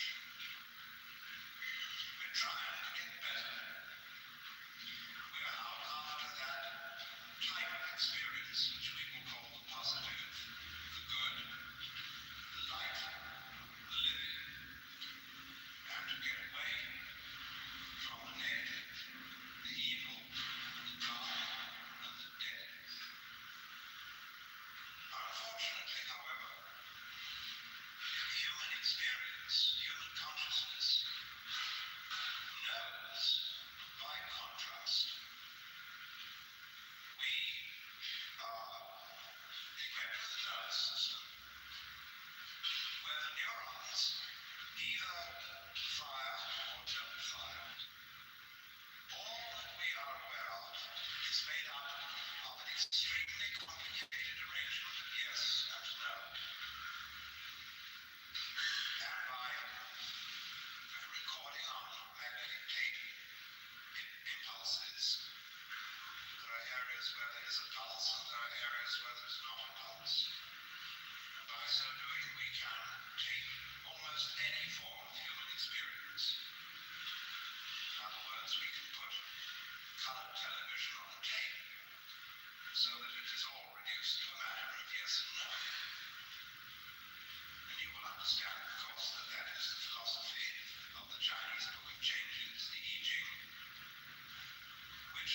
represents all the situations of life in terms of combinations of the yang or positive principle and the yin or the negative principle. Interestingly enough, a Latin translation of the I Ching was read by the philosopher Leibniz. And from this he invented binary arithmetic, wherein all numbers can be represented by 0 and 1. And that is the number system used by the digital computer, which lies behind all our electronic ingenuity. This great extension of the nervous system, which is based on the same principle. But you see what we're trying to do. We're trying to have yang without yin. We're trying to arrange a life game in which there is winning without losing. Now, how can you arrange such a state of affairs? A game in which everybody wins would end up, as W.S. Gilbert put it, when everybody's somebody, then no one's anybody. If we are all equally happy, it is impossible to know that we're happy, because a certain flatness comes over everything. If we lifted up all valleys and lowered all mountains, we should have the sort of thing they are attempting to do with bulldozers in the Hollywood Hills, to the destructive fulfillment of the biblical prophecy, that every mountain, every valley should be exalted, and every mountain laid low, and the rough places made plain. And I'm sorry to say, it was Isaiah.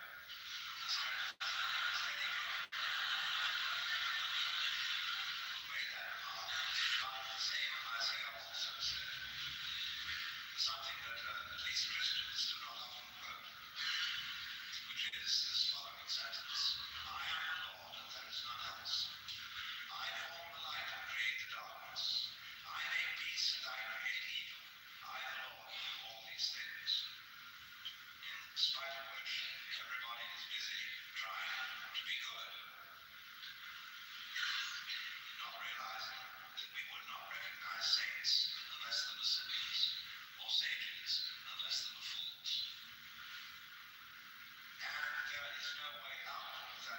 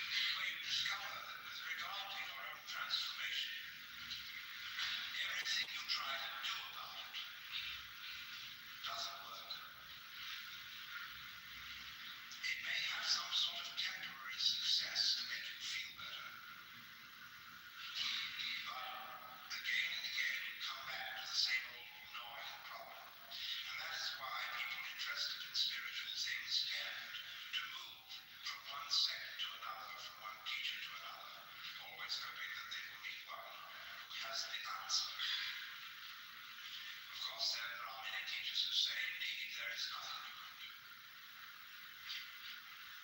And yet, therefore, you have to practice non-doing, as the Taoists call it, way, non-striving. But then you find in turn that it's extraordinarily difficult not to strive. It's like trying not to think of a green elephant, and immediately you think of it. So you come to the dismal conclusion that you can neither achieve what you want to achieve, that is to say, liberation from the alternation of the opposites by striving, nor can you achieve it by not striving. And thereby you learn that you cannot concentrate on purpose. It's like trying to be unself-conscious on purpose, or to be genuine on purpose, or to love on purpose. When you say, I ought to love, well, that puts you in a double punishment. When we say of a person, well, he's trained himself to be deliberately unself-conscious, or he has very disciplined spontaneity. What we were looking for was somebody whose spontaneity was genuine, so that the scaffolding would show. And we believe that there are such people, like children, but they don't know how interesting they are, and when they find out, they become brats.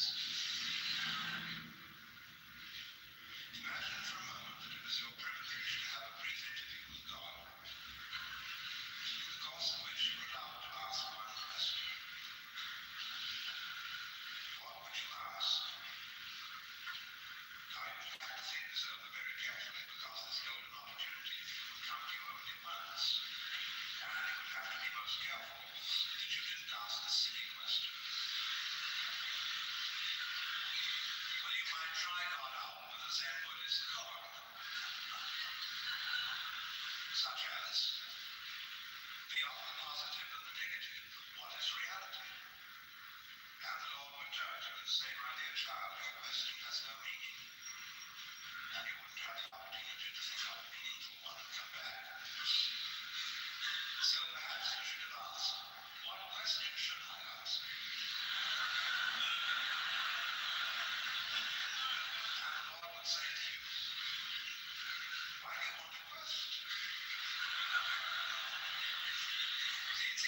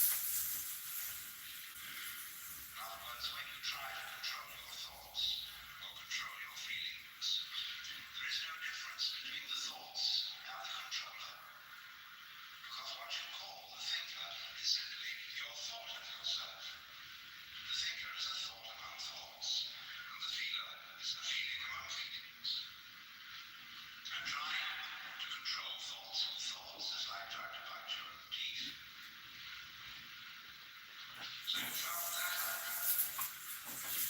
But then the other side of the picture is, of course, if you do find that out, you discover that the project of controlling yourself was unnecessary because you were yourself a Buddha from the very beginning. That's what the Upanishads mean when they say quite simply, Tatvamasi. You're it. You, as you are. Now how can you perceive that? Supposing you let your imagination go and really think through what you would like to happen. Imagine the most gorgeous state of bliss that you could conceive. Where there are no worries, no anxiety, no haunting future with unpleasant consequences. You're in control of the whole works, and you're sitting on your lotus, perfectly content. And I ask you seriously, is that really what you want? Are you quite sure that's what you want? Right now, let's get this situation straight. You've got everything you want. You're in the highest possible spiritual state that you can conceive.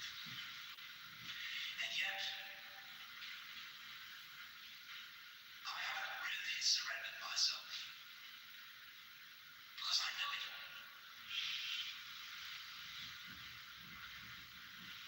Something I don't know. So please the surprise. You know what would happen? You would find yourself sitting here in this building tonight, feeling exactly the way you feel.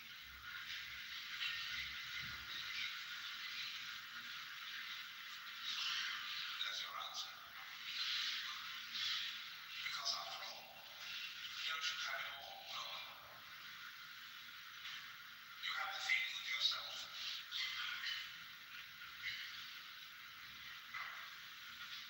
But the feeling of self depends on their being at the same time, in contrast, the feeling of other. The self has a certain sensation of being in control of life to some extent through voluntary action. The will seems to have a certain freedom, and yet on the other hand, there are limits to that. And it seems in the end, life sweeps us away, and we are overwhelmed by the involuntary.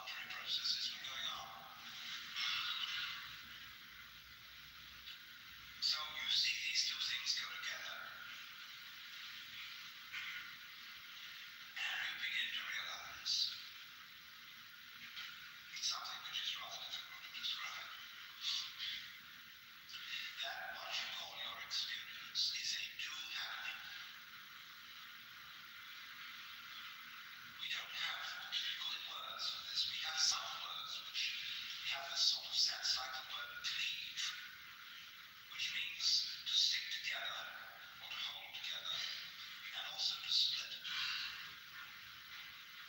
And the word sacia in Latin means holy and accursed. And so I would like to propose we all should find some word for a new happening, because it's all a new happening. That's what Buddhists mean when they talk about karma. The word karma means action. When something happens to you, be it good or bad, they say it is your karma. That means quite simply it is your doing. But you say, I didn't mean to do that. No. One school of thought will explain it by saying, but you see, you did something in a former life or in a former time, which now has this consequence. But that's a very superficial understanding of karma. You don't need to believe in reincarnation to understand karma. Karma is simply that you don't let your left hand know what your right hand is doing. That is one aspect. You are doing what you call the environment. And with the other aspect, you are doing what you call the organism, the me, this living body. Because you cannot conceive possibly the existence of a living body with no environment. That is the clue that the two are basically one. Like the two poles of a magnet. North is quite different from south, and yet it's all one magnet. So in precisely the same way, you are both what you do and what happens to you. So that you have a little game in which you play that what happens to you, that you're not responsible for. That's not you, see? You're only responsible for this side of it.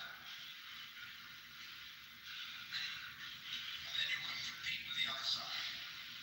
What it's like is this. Get two knitting pins, one in each hand, and have a fencing match with yourself. And really sincerely try to stick the other hand. Now that other hand is really sincerely trying to stick the first one and also to defend itself. It's like playing chess with yourself. See? Now it won't work. You'll come to a sort of standstill. Unless you decide for your right hand that that's the one that's really going to win.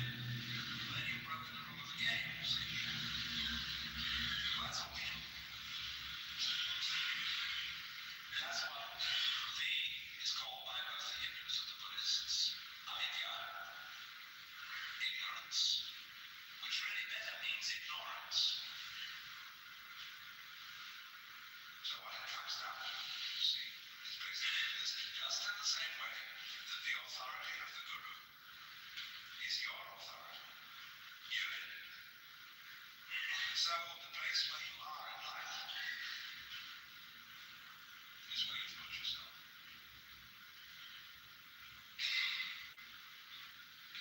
And just as on the surface of the sphere, every point may be regarded as the center of the surface, so every place may be regarded as the true place.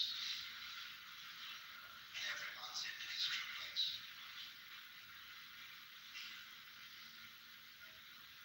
Everybody, in other words, put it in what language you will, is a manifestation of the divine. Playing this game, that game, the other game. And you're not knowing it. If you don't know it, it's part of the game. Makes it all more fun. Get lost. You say to yourself, I lost you yet. I sure would love to play hide and seek. To get lost, like we all like to go to a play, see a horror movie, and have the cold shivers because we think the awful is going to happen. Something is going to be seen on the screen which we can't stand to see. Well, won't that be a thrill? We all expose ourselves to that.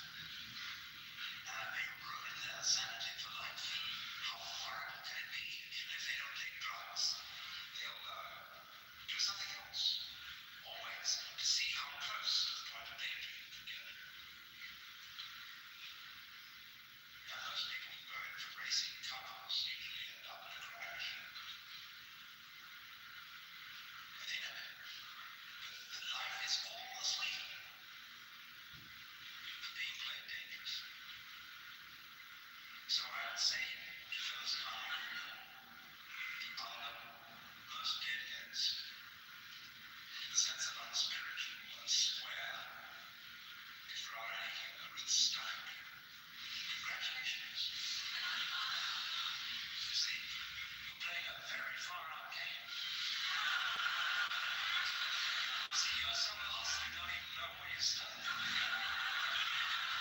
Let's take Corbyn's for instance. Why, because of you, we might even blow up the planet. How else are we going to get to that? Well, just in the same way as that car racer watches the needle going up, there are these people more and more and more righteous. Determined that good should prevail, watching that needle go up, it's getting harder and harder and harder. And finally, they go out in a blaze of glory.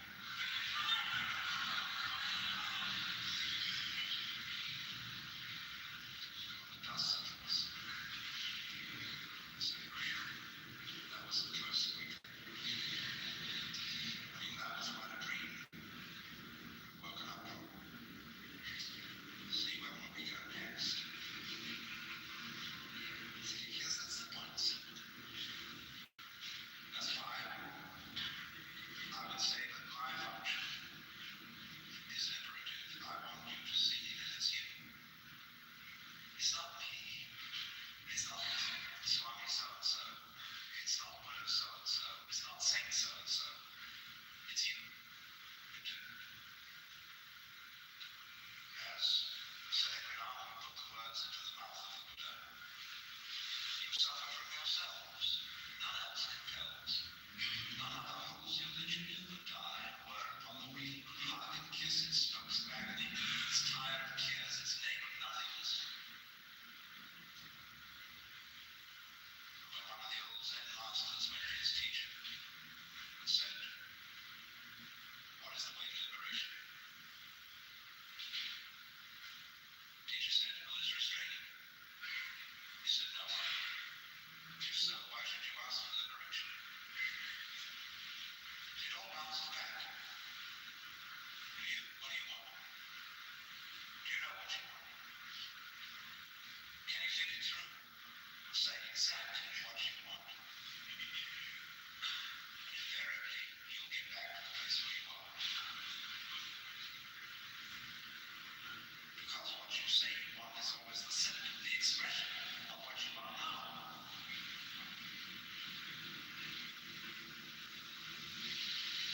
If that is the case, then it's all there because you're doing it. Why meditate? Why do anything of a so-called spiritual nature? People don't understand really what meditation is. They take it up, like they take up psychotherapy or a course in weight reduction in order to be better. But if you do that, you are not practicing what is called jhana or yoga or zen. That's not it at all. Meditation is the one human activity which has no purpose. Buddhas, who are supposed to have attained everything, are invariably shown in some sort of meditation posture. Why should they meditate anymore? Because that just happens to be the way that a Buddha sits when he sits. When he sits, he sits. When he walks, he walks. He's not going anywhere. He's just going for a walk. Because he digs it. See, to dig, the very word is not merely to appreciate, but to penetrate. To go to the heart of the matter and to penetrate the moment. To get right to the root of the moment is nowhere else than the center of you, where you are. It's where you start this whole thing. I mean, to get with yourself is to get at the moment where you begin all this questioning. Where does the question come from? Where does the desire spring from? Well, that's you. And that you is the point from which the whole universe is created. Flowing back into the past like the wake of a ship. The wake doesn't drive the ship. The ship drives the wake. We are producing. Meditation is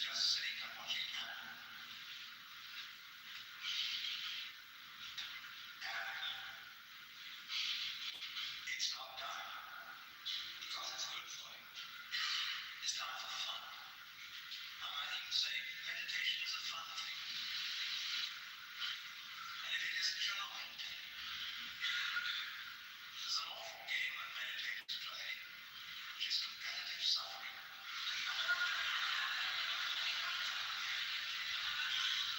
Now they go to some place where they sit for hours on end until their legs ache and practically fall off.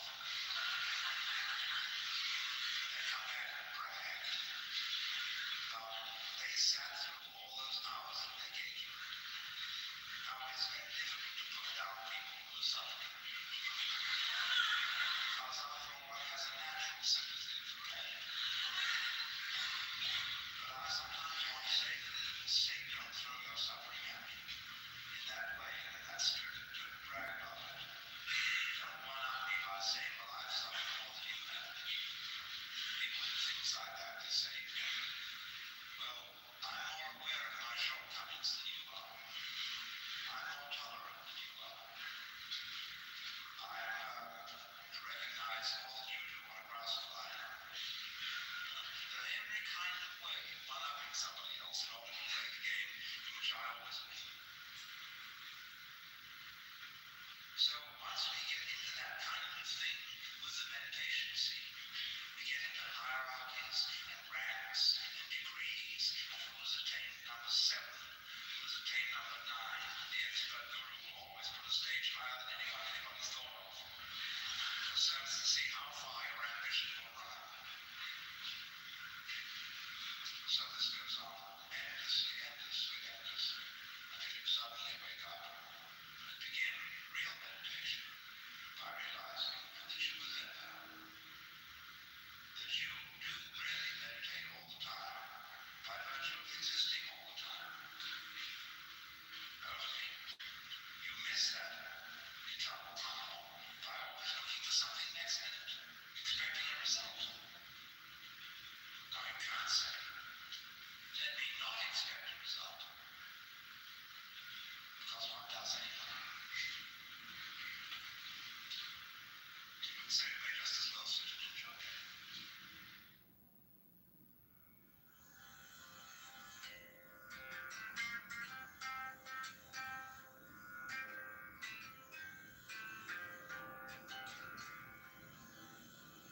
Your It continues with session 2, Mysticism and Morality.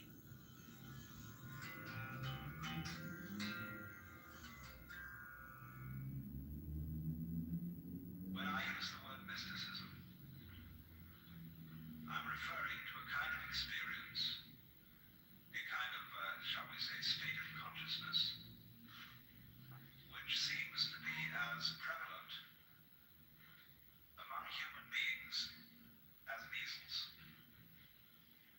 It's something that simply happens, and we don't know why it happens. And although there are all sorts of techniques which claim to be able to promote it, and which are more or less successful in doing so, and sometimes rather less than more, nevertheless there is this peculiar thing that happens to people. And it's been recorded as far back in time as we have any recording at all. And that is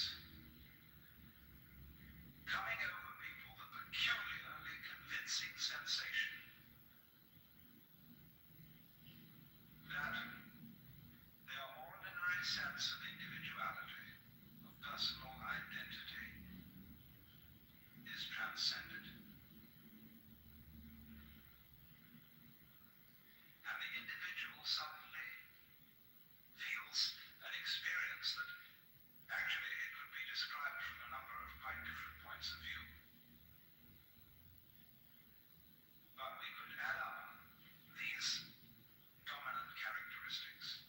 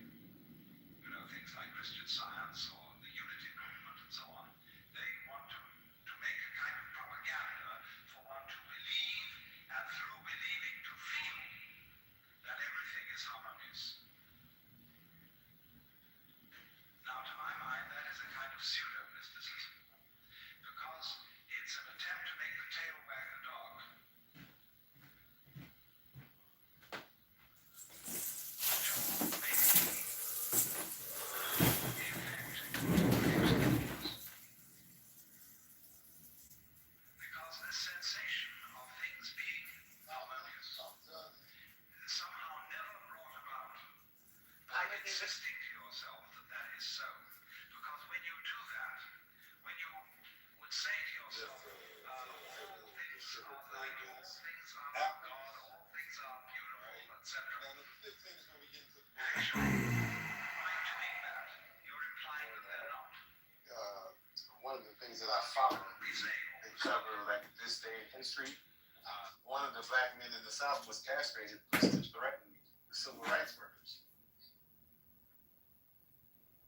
I mean, we look up the Waco or whatever. There's a bunch of stuff. That book, I can't think of the name of the book, but the book where they show the lynchings. I'm just saying, for him to come in here and drop 6 particular incidents where some lives were told, just literally, please don't go nowhere with that. Just if you want to talk about what happened with the Southern Poverty Law Center, like let's talk about that and let's like take it. Just don't follow that, please. That was some bullshit. And the Tawana Briley case, I mean, that happened in '87. He's talking about it was on Clubhouse.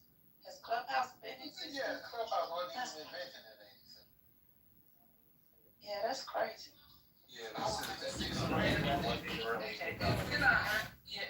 no longer having these arguments, Democrat versus like that label shit, man. Right now, I think New York, or rather this country, is coming together around one common goal, and that is to get ourselves out of this siege by this authoritarian regime, which has wreaked havoc on our lives since the election of Mr. Obama.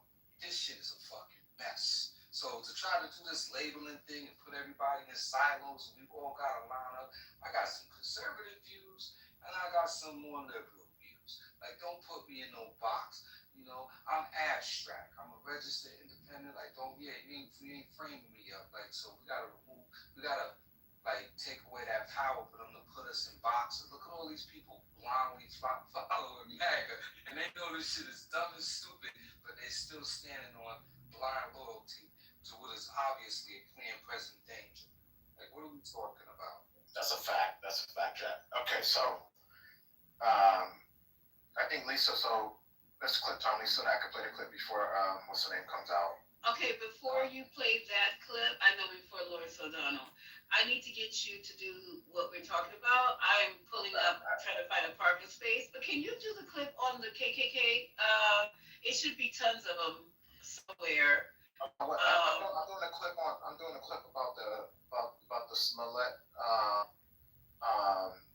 SPCL. I was trying to come up with a name because I'm trying to change the Southern Poverty Law Center, but I was going to say the Smollett Poverty Law Center. I was trying to come up with a joke. It wasn't hitting, but that's fine. Oh, so that's what we're talking about, though. That's the same thing.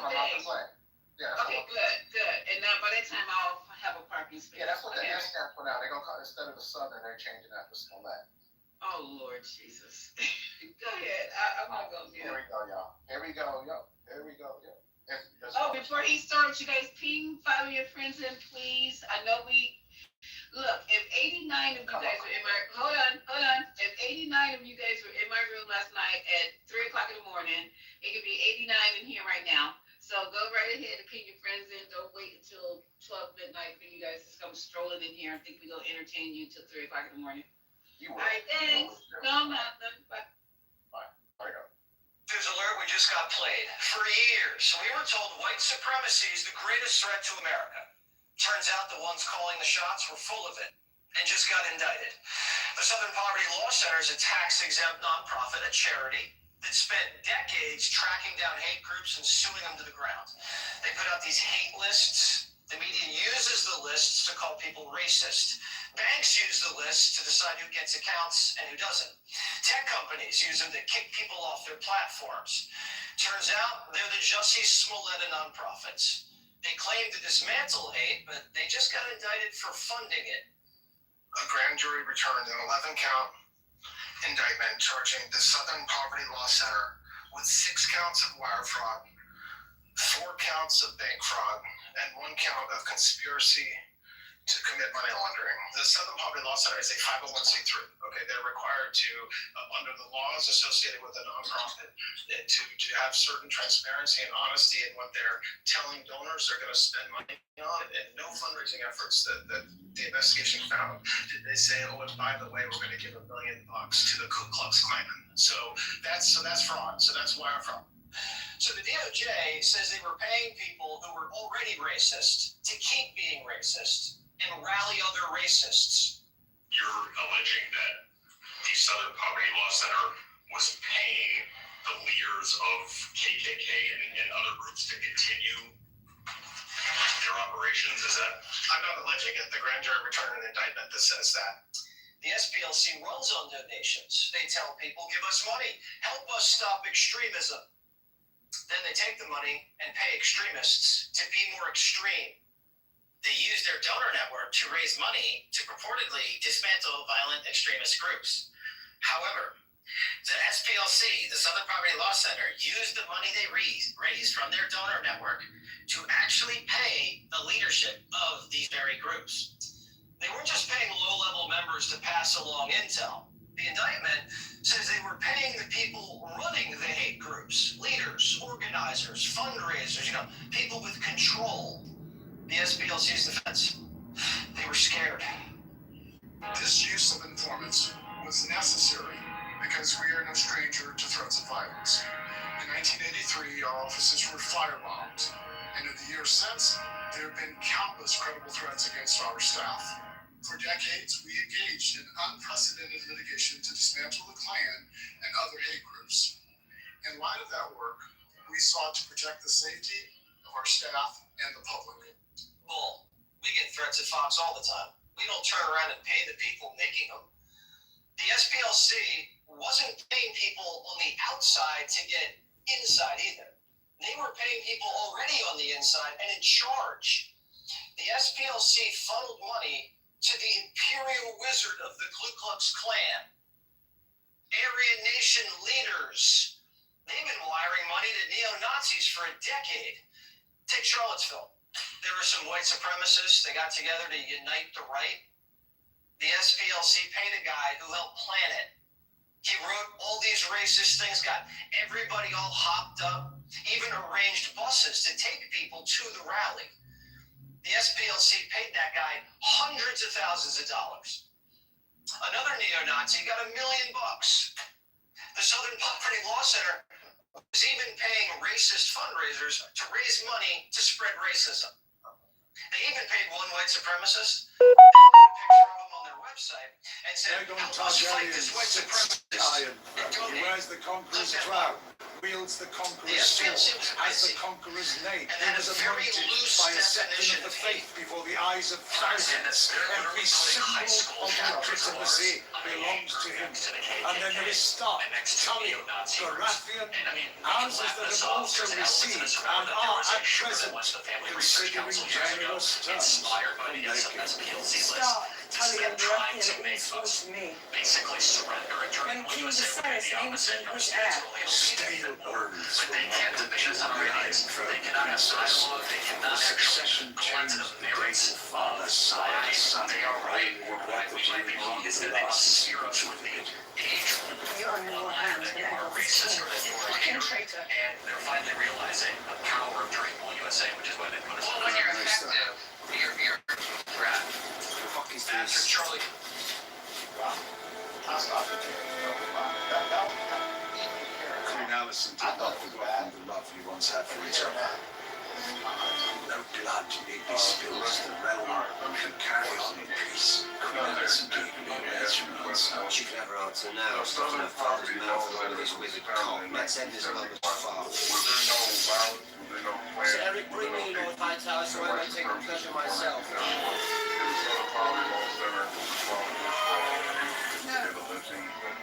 Aegon Targaryens.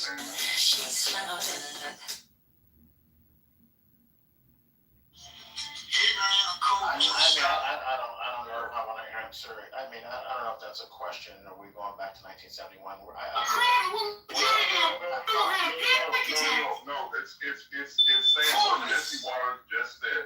So, and what you're playing, like, so that's it. So all the stuff that's happening. So the Charlottesville bus, the guy that planned the buses for the Charlottesville, and they're falling under the ground. Well, I appreciate the things you said.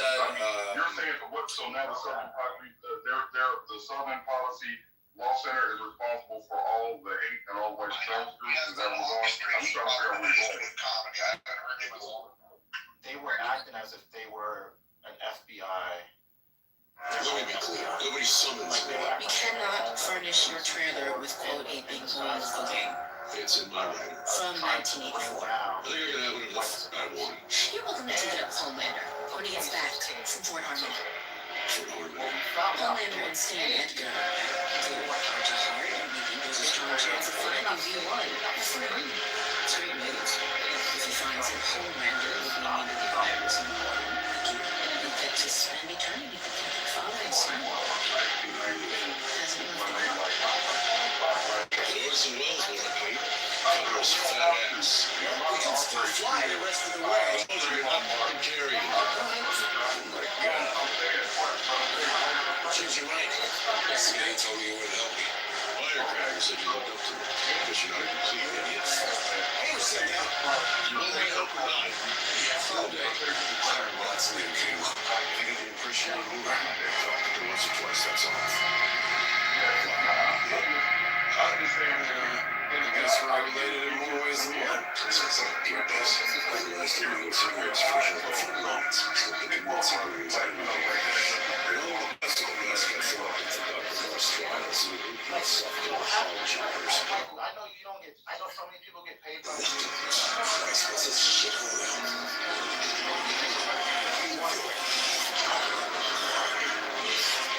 We're out here in 3 seconds.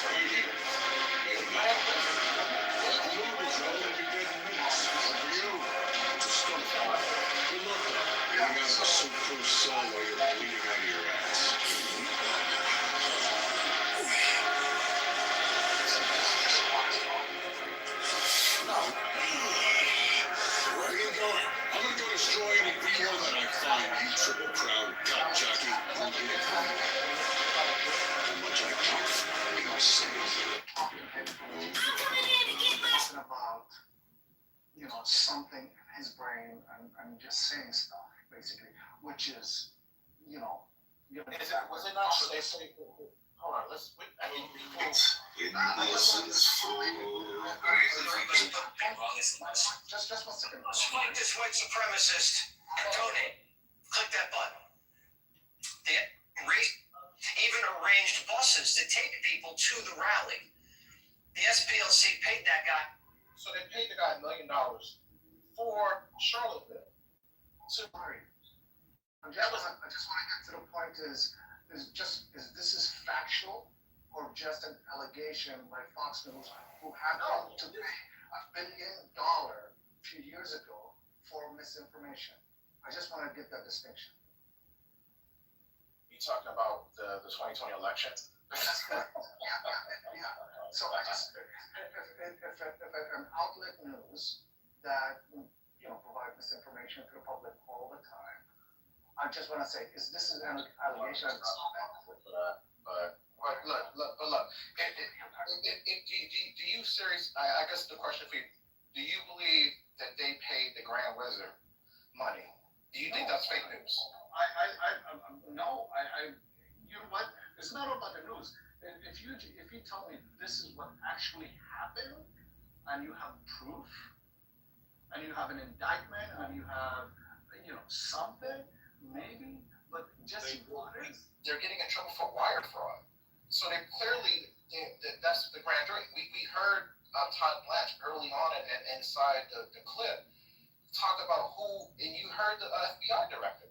The FBI director was just on Hannity, just maybe within the last 20 minutes. Oh, Yeah. So and then Todd Blanche was on Laura Ingraham the day before, and they did a whole press conference regarding this. So what I would say, go back and listen to the press conference. They were paying the top leaders, not people like, this wasn't Project Veritas who were bringing people from the inside like the Laura Lumas, and they're doing honeypot setups. These are people, they were paying actual people to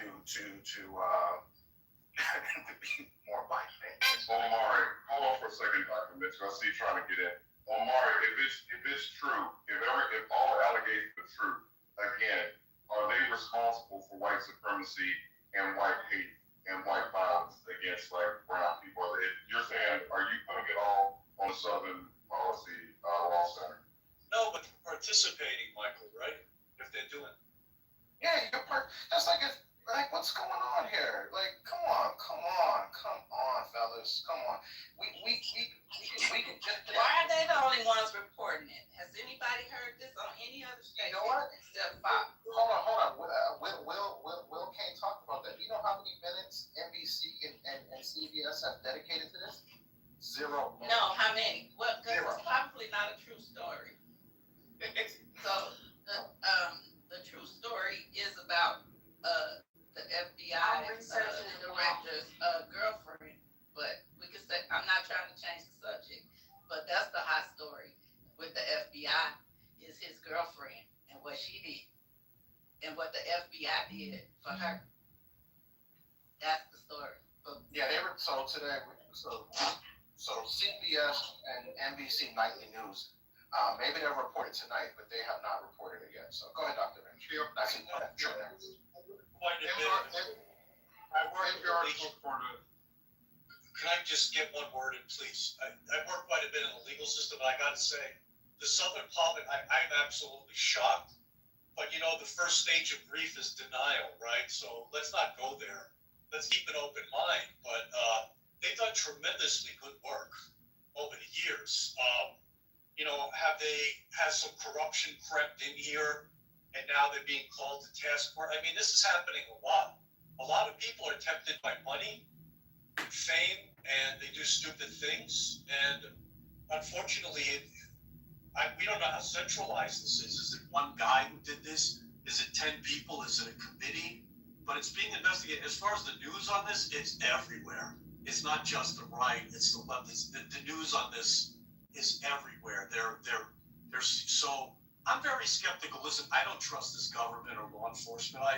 I spend a lot of time defending people, mainly injury victims in court settings, and I can't tell you, I will tell you that the government is extremely lazy, and the way that they make cases is by threatening people and getting them to testify against each other. So I'm no big fan, but I'm also no big, I keep my mind open if there's, paid corruption. I think it's entirely possible. There's obviously a small possibility that this is some type of an inside game, the FBI and who knows who, are playing a game to try to take down the Southern Poverty Law Center. I wouldn't count that out either. They might have fallen for something. So we'll see. We'll see how it goes. Can I say something? Hold on real quick, Fred. We just sat down. They already warned us that we can't go crazy. But guess what? We're gonna go crazy. Nobody's saying that. I guess what I am saying, like, Dummy came here and named 6 things that have happened. I'm just saying that all of the things that they've been fighting for that have gone on years before they even started back in 1971, that doesn't erase the fact that white supremacy, to the point I outlined, so I'm like about to like. I agree with you with that. But it doesn't, hold on, let me just finish the thought. It doesn't negate the fact of white supremacy hate groups, what they're trying to fight against. If somebody like sort of went, or like Dr. Mitch said, got like maybe caught up in trap, or like one man like went rogue, I'm saying the work that they're doing or trying to do, it doesn't negate what's going on, the realistic things that are happening with white supremacy and white supremacy and these crimes. It doesn't negate that. And I feel like that's what Todd Blanche and the Department of Justice is trying to do, saying we got this one bad case or the incident, and so now like there's no hate groups, there's no racism, there's no crimes against people of color. That's what I feel like they're trying to do. And if Todd Blanche is in it, there has to be an ulterior motive. And like you're saying, it may be there may have been some instances that they didn't do the right thing, but it doesn't negate the overall agency and what they've tried to accomplish. Dr. operation or something, you know, there might be more sides to this, but I think it's a tremendous loss. The Southern, Poverty Law Center, if they go down, it's a tremendous loss. So this, look, I actually read some of this yesterday. Now I see the rest of it breaking. I'm gonna tell you now, Amari, this is a bullshit case because they've been doing this for years. It's kind of been known that people have been paid to infiltrate, and it happens on both sides, by the way. But people have been paid to infiltrate the Ku Klux Klan to find out, what they are saying, what they are doing. That shouldn't. It's not even surprising to me. What is happening is just what Michael said. This is to embarrass the Southern Poverty Law Center, to try to make them look like they are making up, racism, which they are not.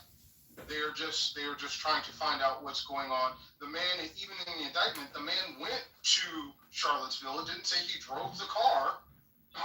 He just went to Charlottesville, and it sounds like a lot. It's $1 million over the course of a couple of 10 years, right? So I mean, there is no in the indictment. There is no Southern Poverty Law Center paid for someone to commit this crime. And if the FBI had that, they would show the damn video and they'd show the evidence, but they don't. So this is an attempt, Amari, which is why you gotta be careful when we talk about this shit. This is an attempt by the Trump administration, by the FBI, to make black people look bad and make it look like we're making up racism and it never happened. When in fact, in truth, when you even look at their indictment, they show no proof of that. They just said that they infiltrated the group. I'll end. All right, I want to finish the clip. What's good? I want to finish the clip because we're going to hear from professionals. This story is just bonkers, man. I have to tell you, as somebody who did counterterrorism work, all I want to say is, folks, don't try this at home. All right? There's a reason that the government is who runs informants, okay? The case law on this is well developed. When you do it as a private citizen, you don't have those protections. Furthermore, even as the government, if the idea for something that's illegal originates with you, that the perp has a defense of entrapment, ironclad. If the idea comes from the good guys, entrapment. So I want to know, and I'm sure a lot of people out there want to know, well, maybe we're on the wrong end of the SPLC. Hey, did the SPLC entrap me? All right, so because I'm sure that they weren't professionally running these sources, because running sources is very hard. There's a reason why very few police agencies do it really effectively. I want to enlarge the scope here. Number two, look for follow-on charges. I wouldn't be surprised at all if we see a RICO at some point. Number three, civil. You're going to probably have civil suits for violation of constitutional rights from, you ready for this? Maybe a class action suit. Yeah. Nazis at TPUSA in the same docket. Because as private citizens spying on these groups, you're in extremely murky and dangerous territory. Here's my other question. Did they have anybody at 6 January? All right, this is right in that penumbra there. Did the SPLC have anybody running around out there that was in any way, shape, or form involved in that? And then Wow, what a question. just to close real quick, look for Treasury to get involved. I tweeted about this earlier today or last night, I forget. The bottom line is they take donations. Those donations, now we know, went to third parties, their sources, their informants. That means they're operating as a money remitter. All right, they're moving money. They're taking in money, they're transferring it. That means you're under Treasury as a money remitter. Why does that matter? It's like a bank. Because Treasury can fine you and does fine people in the billions. The Treasury fines are brutal, and that's Scott Bessent. So all of these things are still coming. If you're going to sue SPLC, you better hurry, because the Treasury gets there before you. The whole coffers are going to be empty. All right. We're lawyers. We heard from Trent, but we heard from lawyers. Paul Morrow, investigator. So, NYPD, former detective. So, there you go. You guys can believe Trent, or you guys can believe the professionals. Let me ask you something really quick. Right now. Let me tell you what. No, you call me out. Let me tell you why it's bullshit right now. I'll make it real quick. Because if that's true, then reinstate the nuclear scientist that James O'Keefe just entrapped. Omari. If what he just said is true, and you can't have informants, and you can't do entrapment. What were they doing escorting the nuclear scientists out of the Pentagon yesterday? So it's a bullshit story. Yes, there are many times when people have paid to have informants and to monitor the other side. It doesn't surprise me. And to sit up here and say, because we were watching what they were doing, because we asked someone to go, because we can't send our black asses in there to figure out what the Ku Klux Klan is doing and the neo-Nazis are doing, but because we did this to protect citizens, therefore we are liable. It's ridiculous. I hope they take it to court. I'd love to see them award the neo-Nazis and the Aryan Nation and the Ku Klux Klan money. That would be just what this country needs. So Omar, real quick, just a question for you. With you being, you are a Black American, correct? I am foundational Black American, just not a Black American. Thank you. No, perfect. So FBA, perfect. So do you understand history? So I know you're intelligent. So like the history of our country, the things that have happened, like the Target Place, summer, like when we were at Mount Aubrey, all the stuff that happens to us, even after the thing with Charlie Kirk, where a kid was lynched in, I think, Mississippi, and they said it was suicide. He had like 2 broken legs and a broken arm. You're aware that kind of stuff goes on in this country, correct? Yeah, but where are we going with this, Michael? No, I'm just asking you. This is a question. This is a young question. Yeah. So we're not talking about the things that happen. Look, No. I'm gonna finish. I really don't finish. I'm just gonna say, what does it benefit you when you do these things or play this or put out this narrative, just like that video you made about Trump and his Black friend? What does it profit you? People, this stuff has real consequences in the real world with our lives, with FBA lives are in danger behind what they're doing. So why did you, as a Black man, feel this your need? Why do you need to put this stuff out? Why are you so much on their side? I'm just trying to understand what your psyche is. You want to know why I sound like a contrarian this kind of stuff is. So for me, Michael, I believe that there are times where we have these conversations and we put our color or we put our party as number one versus just looking at right and wrong, balls and strikes, right? And so what I try to do, because I'm not beholden to anyone, I'm not a Trump supporter anymore. Again, fuck Trump. It's on the recorded line and flag it on the recorded line. You see how easy that was? You can't, not too many people say fuck the DNC and fuck Democrats. But you don't believe it. Oh, no. So I can say that. So my goal, Michael, is I can actually talk to either side and I'm free from the bullshit. You're not said, but we've actually said that we don't believe certain parts of the DNC. What are you talking about? I don't believe that. People on this stage have stated that. I do not still continue to support. I believe you still continue and lie in our face. Like you lie in our faces all the time. Yeah, I believe. And that's fine, and that's true. That's fine, but be yourself. Don't say something you're not. Arthur, wait. Okay, fine. You said this is day 399. Right. Thank you. But you just repeated it, so I'm gonna repeat it too. So Michael, did I answer you? Michael, I don't have any agenda to try to infiltrate or try to convince the people in the GOO. And there's some beautiful people I see in the GOO, like Christina. I see Michael, the other Michael. I see Evans, Keith. Damn, so that is Rockford room? A, CC, all the good people. See them. That's all you're trying to do. Don does all the time. And I'm not trying to. I'm just calling it the way I see it. That's all. Right. So what Todd Blanche, the pastor, did when he stood up there with the DOJ and with the weight of the government behind it, people in this country talked about the level, the intelligence level of this country. When people, 54% of Americans read below 6th level. All that stuff we talked about, sort of the ignorance of people, even like the not understanding voting issues, how people hear something, they don't critically think about it. They don't go overreact on it. We've seen our country's history, and even recent history, how like tribal people are with just work. What they're saying is very dangerous. But bump that. Tom Blanchard's a white man. Cool. I understand if you want your country back, if you think that the Constitution would go to originalism, and you just want like the Constitution and the Bill of Rights, and you don't want anything else, and you want your country back. I can understand that. Actually, not like I agree with it, I understand it. I don't understand. Somebody that's FBA, that came from FBA parent, that's been in this country and has been able to see and witness the violence that occurs. These little things, what you're just playing from Jesse Water and the other guy in the that's just dangerous. You know that's gonna have real consequences. So I think Beaver put in the chat, I just saw where he put like that lynching doesn't happen too often.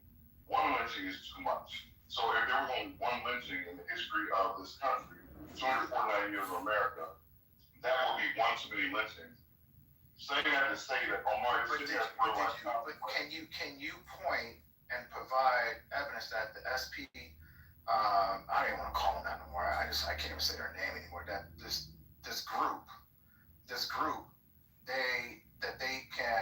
have stopped and in the last 10 years lynching. Can you say in the last 10 years that they're out here actually doing the work that they did since 1970? How will they stop a lynching? I mean, can you point that they've stopped a lot of things that are happening? How would they stop a lynching? Because if you have informants, which you see like the FBI has FISA, they have different ways to spy on people. Again, the FBI has, they were a Project Veritas to Trent Point on steroids. That's what they want to have. Hold real quick. Arthur, just and I'll get off on there and let you on. I was just going to say though, Omar, for you to even come with these, what does it benefit you? Like I said, you are black. You have black family. I guess you're black. I just told you, being black has nothing to do with it. Putting my color and my party aside and what's right and wrong. I clearly said that. Hold on. Yeah, but listen, the white people get lynched. The white people have the city bombed out by black people. We going around in mobs and like, did we do a Tulsa on them?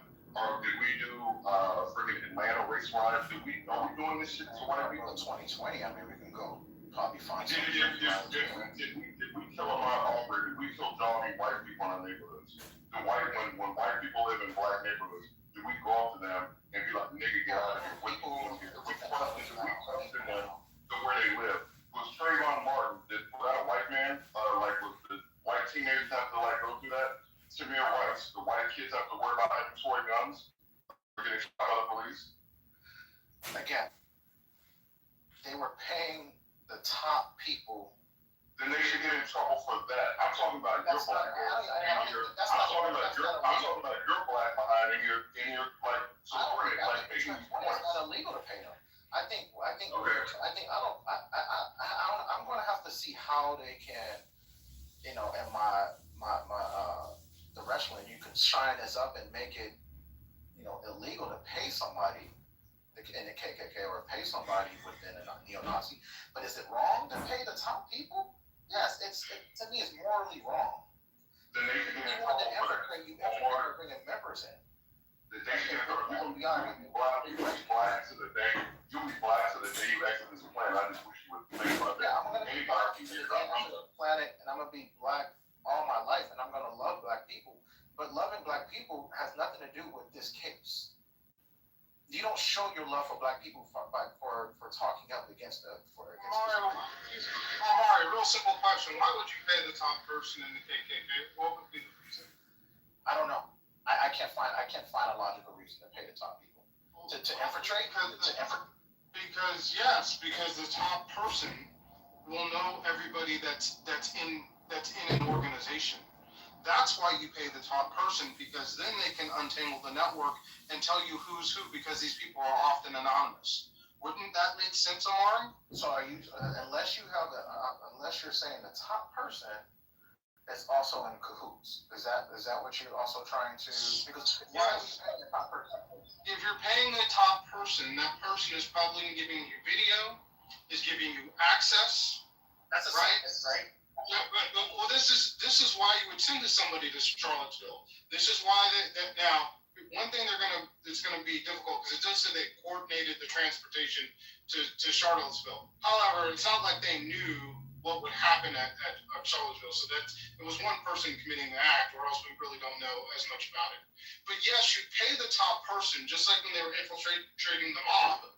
When they had informants on the mob, they paid Sammy Bull Gravano, who was number 2 in the FBI, to turn on John Gotti and explain the organization down beneath it. So it's actually who did that? Who did that? The FBI. Okay, who's doing this? Southern Law. What are you saying? Not the FBI. We just heard. Yeah. But again, it's not really dumb, because if the Jewish community had infiltrated the nation of Islam to protect themselves, I would understand it. I wouldn't necessarily say it's a great idea, because you get found out. But I understand this. You have to understand the Southern Poverty Law Center in the 1980s actually bankrupted the Ku Klux Klan. So they did prevent lynchings. And so to sit here and say, look, I don't want you pinging me on this one. I don't know. Well, somebody did. I don't know. Yeah, I don't know if you thought I was going to be cooking with you on this one, but on this one, I can't believe it. I'm sitting over here with Deborah and Michael. Like, I would get off of this because this is an issue. Here's what I'm saying. I'm sitting over here with Deborah and Michael and a lot of other people on stage on this. You bringing up this as something that is good when it's clearly a trumped up fucking charge is ignorant. I'm not going to give handies to just anybody because I like you. I might like you. I'm not going to always agree with you. I'm going to disagree with you. That's some bullshit. Like, y'all want to do the human centipede thing? Y'all like that shit? Y'all. You ain't going to ever get a motherfucking beat my head up on no one's ass. Who is y'all? Y'all want to do the hand? Y'all want to do the hand? The reach around? He said he wasn't agreeing with you. He said he wasn't agreeing with you. That's fine. Okay, so then the y'all stop all that y'all stuff. Then he can't handle it. That's between. It's not serious. It's not serious. Jack off. And I just feel RJ idiot. Please.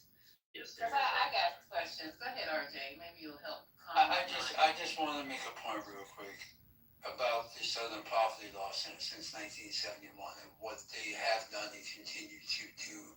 It is more than just fighting and stopping lynchings, even though that was and still remains an issue, not as much as it was earlier in the 20th century, but still an issue.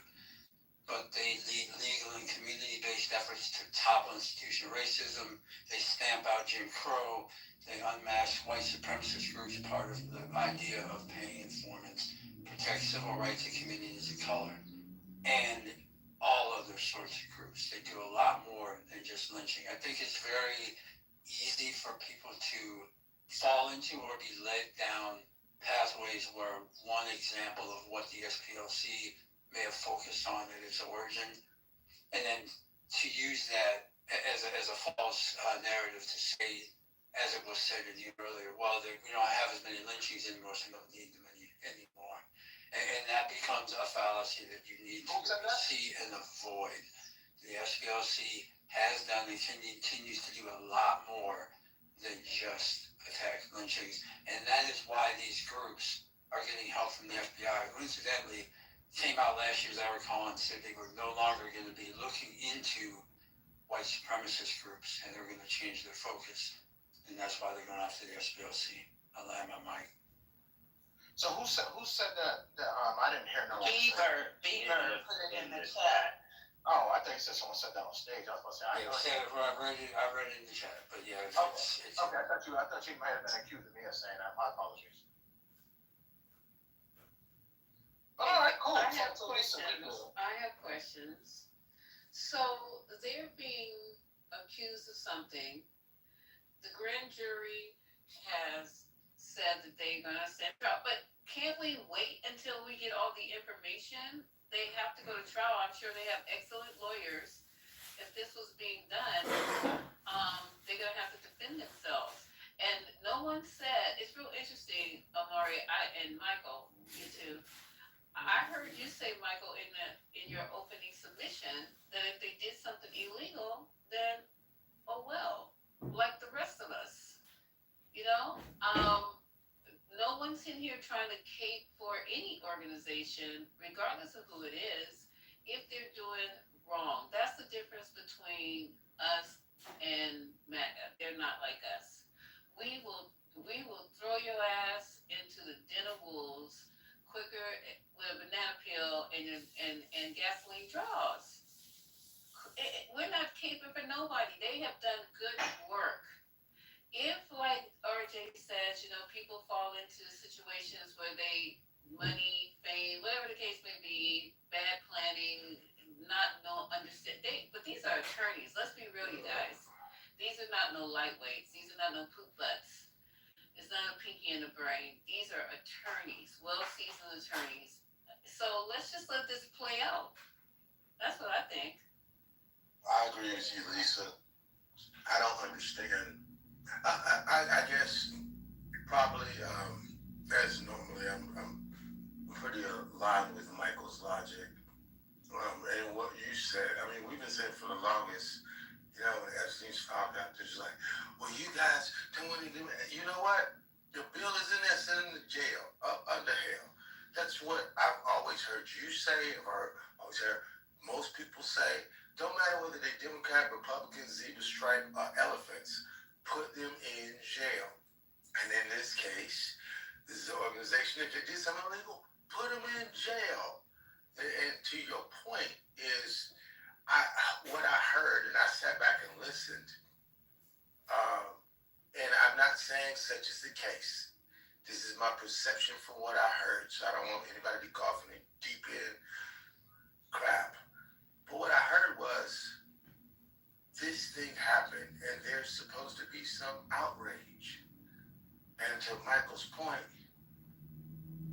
the whole last 6 months have been outrage after outrage. I mean, at this point, Iran, the war, outrageous. What's going on? Outrageous.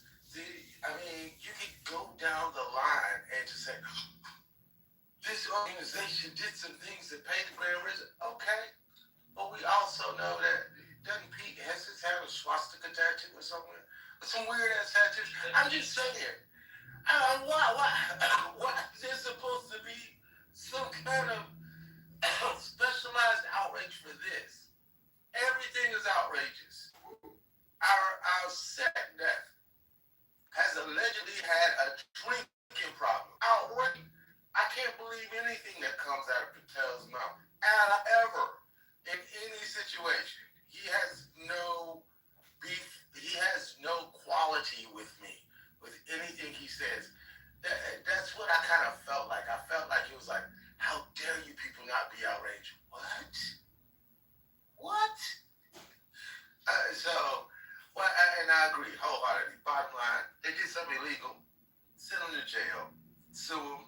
Think about whatever. I don't care what party. And I think most people are like, who cares what party they belong to? Send them to jail. Whoever they are. And that's if they did something illegal. So that goes to the point. We usually what happens, and I appreciate you. Good to see you again, GA. Been a minute. Something happens for the day, which is taking the news. We talk about it. We have a spiritus debate, and we then move on to the next. So it doesn't mean that we are litigating this situation today. Of course, it has to go through the courts. We're a country of laws where you are innocent until proven guilty. But I hope that when something comes up with Trump or with somebody else within his administration, we remember this day and say, let it play out, right? I want to hear that same verbiage, that same wording come people on this stage. Oh boy. Let it play out. So you just being performative. Let it play out. So I agree with what GA just said, but I just wanted to bring out because we were talking. do with the FBI. So the FBI on, we can't even really respect the FBI or trust the FBI with Cash Patel at the helm, because I'm willing to believe that Jesse Waters was all over this story and so dramatic about it, but he left out the story about what's going on with Cash Patel and his girlfriend, who so when they were doing these stories on Cash Patel, right, and this girlfriend, in order to write a story, you have to see things happening, right? They're reporting, journalists reporting what they see. So Cash Patel put the FBI, had agents go after the journalist, this female journalist who's reporting. I believe she's with New York Times, who has been responsible for reporting some of these stories that are coming out on Cash Patel and his girl. They are trying to put what do they call it? Stalking. They're trying to say that she's a stalker, not a reporter. They're looking for ways to have her, they've gone to her home. The FBI has, and they're trying to get a case for stalking against a journalist. But they are actively trying to do that. Are you outraged, Lamar? Yeah, I don't have selective outrage like some. So very outraged. There you go. See how easy that is? Yeah, they it, but tomorrow will be different, just like you jumped. Okay, well, today is still April 22nd. Yeah, you said it. In our year, Lord 2026. And I'll bring it up when you flip, okay? Grazie. I got one more. Because it hit me as I sat down. How do we know that this didn't prevent a terrorist attack? How do we know that this didn't prevent a Buffalo? How do we know what didn't prevent a terrorist attack? No, Trent's going back and reminiscing on what I said is can you, we don't know. That's why I said, can you point to it? Can we point to it? How do we know? Because I don't know if the guys don't tell us. How do we know that somebody in the Southern Poverty Law Center wasn't tipped off to someone that was going to commit a Buffalo style mass or attack a synagogue? How do we know that over the course since the 1980s, since they've been doing that? How do we know that? I would give it the bet that it probably has. It probably did prevent something that law enforcement weren't tipped off. So yeah, I'm just saying, I love you, my brother. I love you. I got you, and I love you like my brother. Even though you could be a little messy, but I love you like my brother. Yeah, we playing the Giants tonight, so I might go. But before we jump off the ship, and the poverty law center, which for the disadvantaged and for minority communities, LGBTQ, Black folks, and other the disabled, an organization that has really done a lot for a lot of people. Before we jump off the ship and say this was a terrible thing that you've done, how do we know that they didn't prevent a mass tragedy happening to one of our families? I'm just gonna land with that. Yeah, you have a blessed night. We don't know. I would like to see the value add that they have done, and since I'm talking about post-Trump, I know y'all like to go back into the good old days, and yes, we love SPLC, but we talking about post-Trump, right? We're looking at post-Trump, what they've been involved in. We do know Charlottesville has been one of the things that has been the biggest news story of stories, even till today. It's the reason why I think someone said Joe Biden ran Charlottesville. No one to make a I'm looking correction. for the value out. No, go ahead. I like.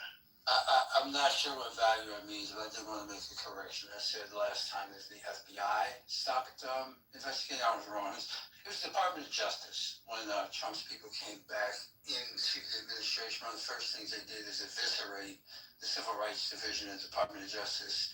I think 70 to 75% of those lawyers got scrapped. So if one of these scenarios were to happen, I mean, there's no one in the Civil Rights Division of the Department of Justice anymore who would be looking into any of this. Maybe it'd be good for the SPLC, which, from what I understand, is a private institution held up by donors. I'm not sure what the value add thing means. I think it shows plenty of value to those who support it and those who are defended by it. I think that value is self-evident. I would also say that this administration, given that track record, it's pretty clear what their aim is here, not only going after these folks, but also having a story to tell to propagandists like Jesse Waters, who cut his teeth running around sticking cameras in people's faces for Bill O'Reilly. I'm done. So I have a question about FBI and crime department and a crime that committed since the FBI's been around. Who was that just finished talking? That was Brother RJ. Thank you, RJ. I think Arthur had a question. I don't know. Is this question strictly for me? Can you? I don't want it to be about me. Can you ask somebody else on the stage a question? Go ahead. Well, you made a statement, so I'm just trying to understand your statement. You made a statement that we're not looking to move on. You can't just change it. You made a statement that the SPLC didn't prevent a lynching. So I'm asking you, how is that organization supposed to prevent a lynching?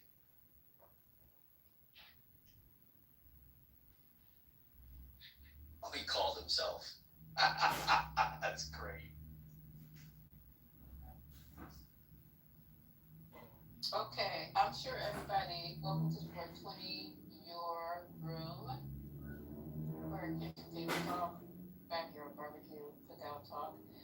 Listen, I'm just reading up on the Southern Poverty Law Center, and I'm sure everybody here knows what it is.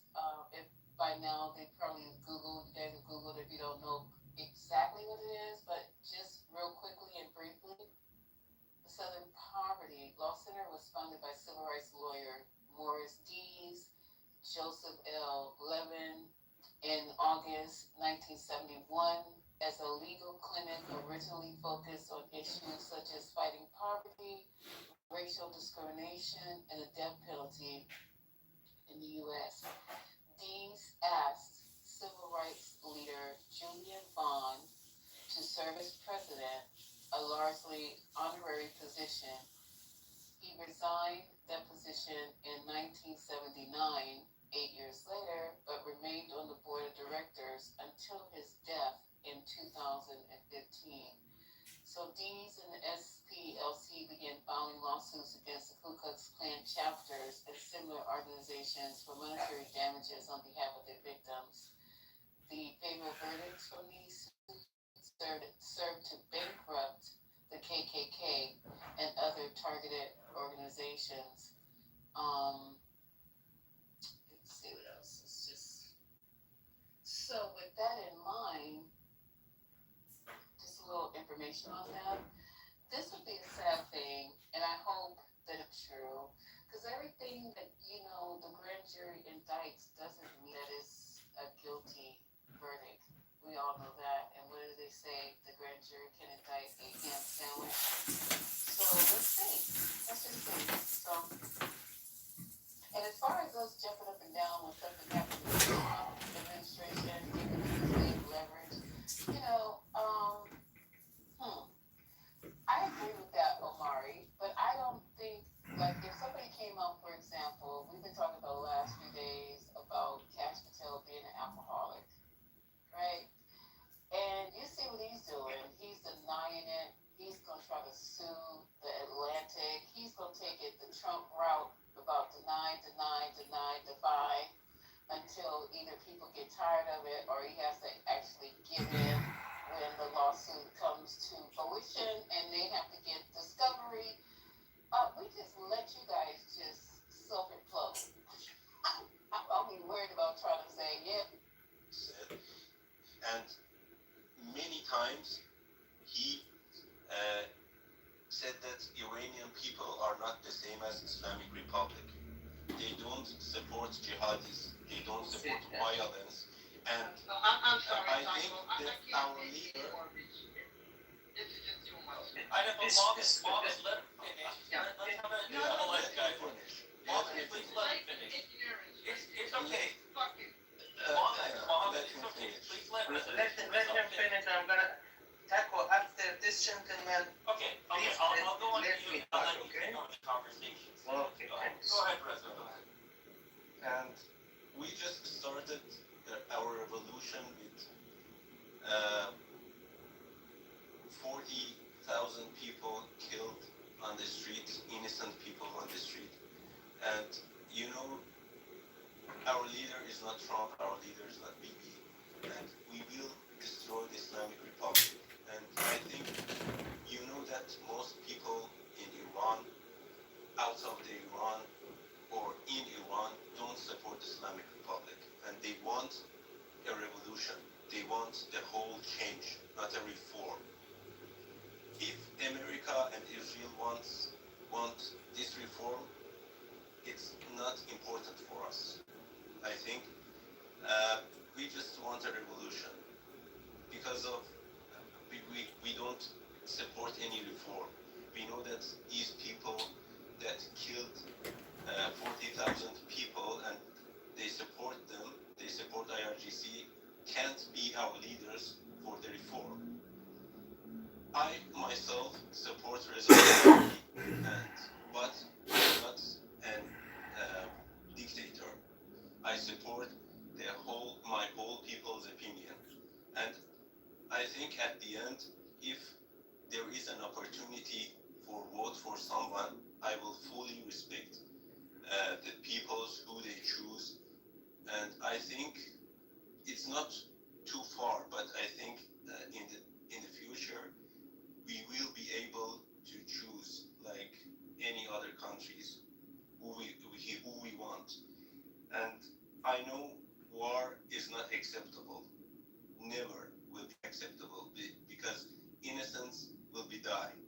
But there is no solution, as Taco said. There is no solution, as Taco said. If there is a solution, it's in war.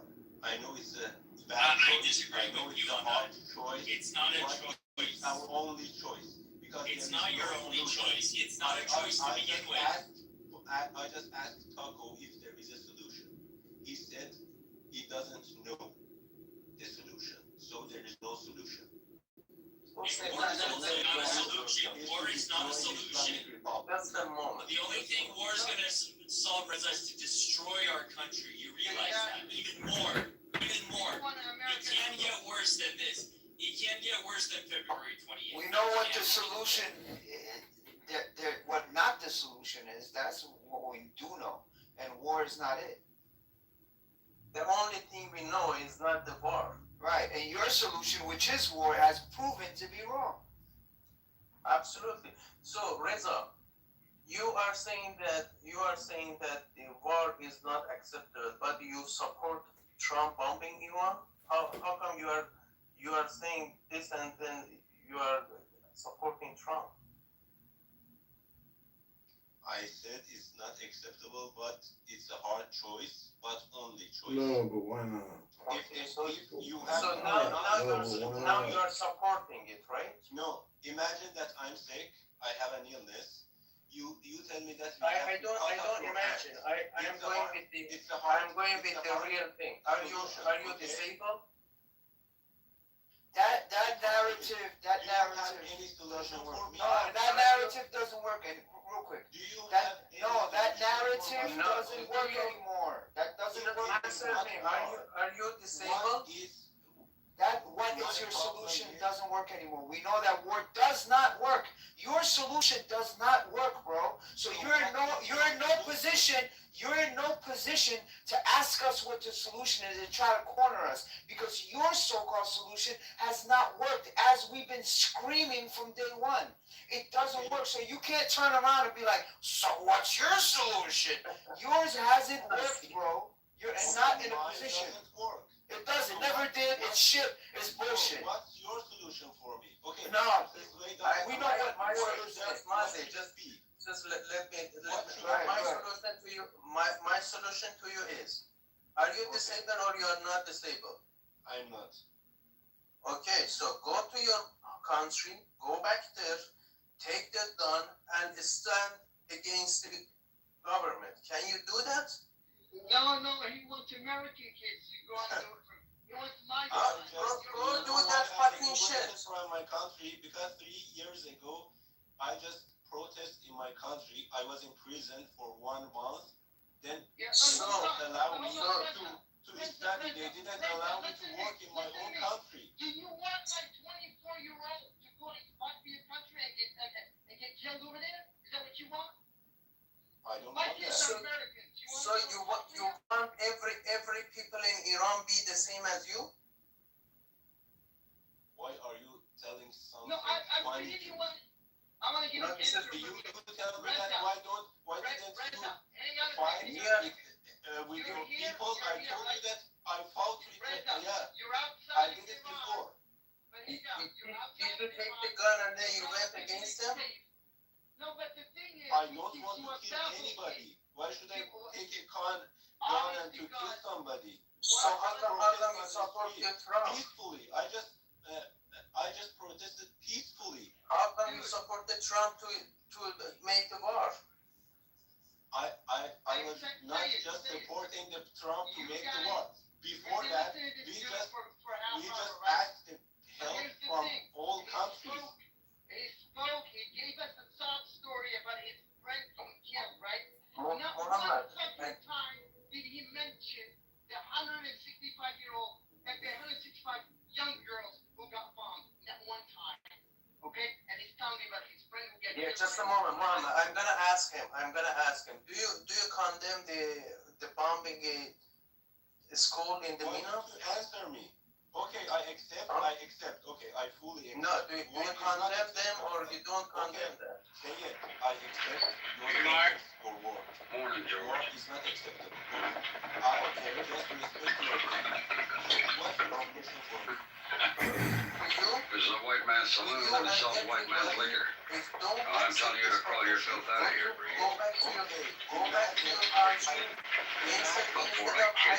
Instead of hiring two other functions. You hear, you red-skinned nigga? Okay, so you can say it to us. A white man's talking. Then free Palestine. You need stepping on, Bree. I go, man. Go to your country and You hear that, George? killed by Israel. I'm gonna beat you, boy. Who said that?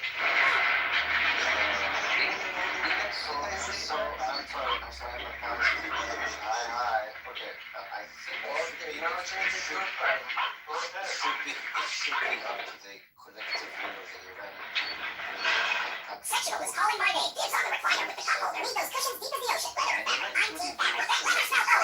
People, characters like you who advocate for the destruction of their country, the killing of their leadership, and aligning with an evil power like Israel to come and face anything that Israel or Trump has, your interests at heart. And again, I advocate for being held accountable for treason of their country, for committing treason against their people and their country. Yes, I understand that you have a regime in Iran that might be very repressive. It's the future of a country it's the future of a country at stake. Characters like you should not have a say in the future of a great place like Iran. Because your thought is a very narrow way of putting things together. Because I understand you might have suffered at the hands of the regime because you said something or you protested. But to call for the destruction of your country and the killing of your leaders, of the leaders of Iran, is just an atrocious fucking thing to do. Okay? Period. And Mazi, get a committee from your peers in Iran, put this down trial. And get a lawyer, Reza, in the future. Get yourself a lawyer, a good lawyer.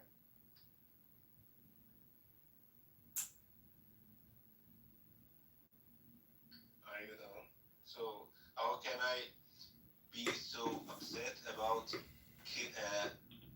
killing my own leadership that insulted my people that protested against him, and he ordered to kill 40,000 people on the street? Why shouldn't I be so upset? You can be upset all you want to be. I understand. But you cannot align yourself with a destructive, with an enemy with an evil power like Israel and America to come and destroy your country, thinking that they are doing this for the benefit of the Iranian people.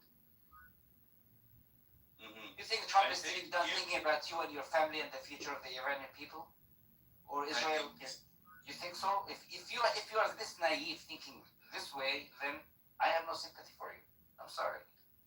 Okay, your problem is why Israel and America helps Iranian people.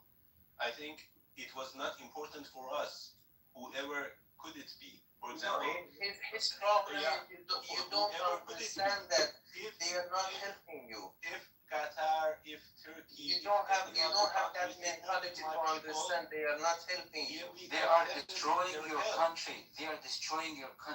That's what you are. They're gonna destroy your country and lose your country.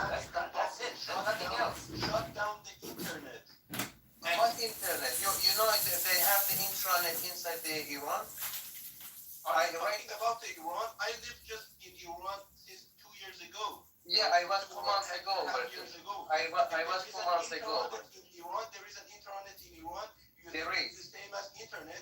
For example, when you are chatting with your family and you are talking for example, about politics, they read your messages and who said that?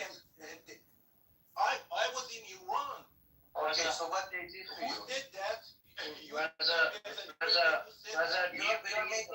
a second, hold on. Do you believe that Israel has a democracy? I don't care. Okay, I just want to let you know. Because the only thing I care. Hold on a second. Hold on. A lot of countries have the laws in place. If the country is under attack in any shape or form, or if there's any type of infiltration that's going on from outside party, they can apply the law where they can actually ban internet. Through internet, that's how they were able to kill the leader of Iran. There's a report on this. Through the internet, they can control drones, right? And Iran has a lot of drones. Was blocked before the war. Was there infiltration going on? Yeah, after the protest. Was there infiltration? I'm asking you, did they? Oh, bro, hey. Internet was blocked. Hey. Yeah, was blocked. Was there infiltration going on? No, I think. Yes. Trump came out and said he gave medals to Kurds before the protest. Before the war and after the protest. I just told you. Do you want the article? I don't mind giving it to you. This guy. Such an intellectually dishonest piece of shit, man. Oh my God. This is the problem with you. You're suffering from cognitive dissonance. Do you understand what that means? You're just like a Zionist scumbag that denies everything. If I throw you all the time to sources, how many times has America infiltrated in your internal affairs? Many times. Not just America. I'm talking about the West. British America. And including Mossad. Are you going to deny the fact what happened with Dr. Mossadegh? Are you going to deny the fact who trained Salak? Are you going to deny the fact who flew in the leader of Iran in 1979? Hold on. Are you going to deny all of these facts? From America. Oh my God. You know what happened in my country? You're in Sweden. You can't even control that ball to go back to Iran. Yeah, just a moment. Do you think in UAE why they blocked the WhatsApp? GCC countries have the WhatsApp blocked. Why they blocked the WhatsApp? Is it internet blockage? Yeah, and Clubhouse and everything. Everything in UAE is blocked. No, and then all the chats, all the calling and everything everything is blocked over there. In UAE, everything is blocked, yeah? You don't understand. I told about WhatsApp and Mazi told about Clubhouse, not everything. Okay, WhatsApp and Clubhouse. Okay. But you know, Telegram is blocked in Iran since Telegram was blocked at one point. I accept it. Yeah, Okay. Do you know some of the countries had Telegram blocked? Like there was France, Australia. Yes. There's other. Did you know about this? Yeah, I know. But why was it blocked? Why was it blocked? Why it's not blocked? It's not. Even FaceTime for us iPhone users doesn't apply to you here. There was no war. Why did they put a block on Telegram? Yeah, why? And FaceTime. Everything. You're such an idiot, bro. You don't have any fucking talking points. You're just talking out of your ass right now. You want to say only Just talk for the sake of talking. Retard. Shut down the internet. No, the internet. I just gave you give me a better argument than that. I just told you, if there's infiltration going on inside any country, and look for examples out there. Okay, I asked one question. They're all motivated by revenge. That's all. He doesn't give a fuck. Well, it's not a fucking revenge. It's just a retardness. This guy is a fucking retard, motherfucker. You know, you cannot wake up the people who want to sleep. Yeah, it has nothing to do with their. I'll tell you this, Muhammad. I'll guarantee you on this. If this regime, right? If this regime behaves normally, like in the GCC countries, I lived over there.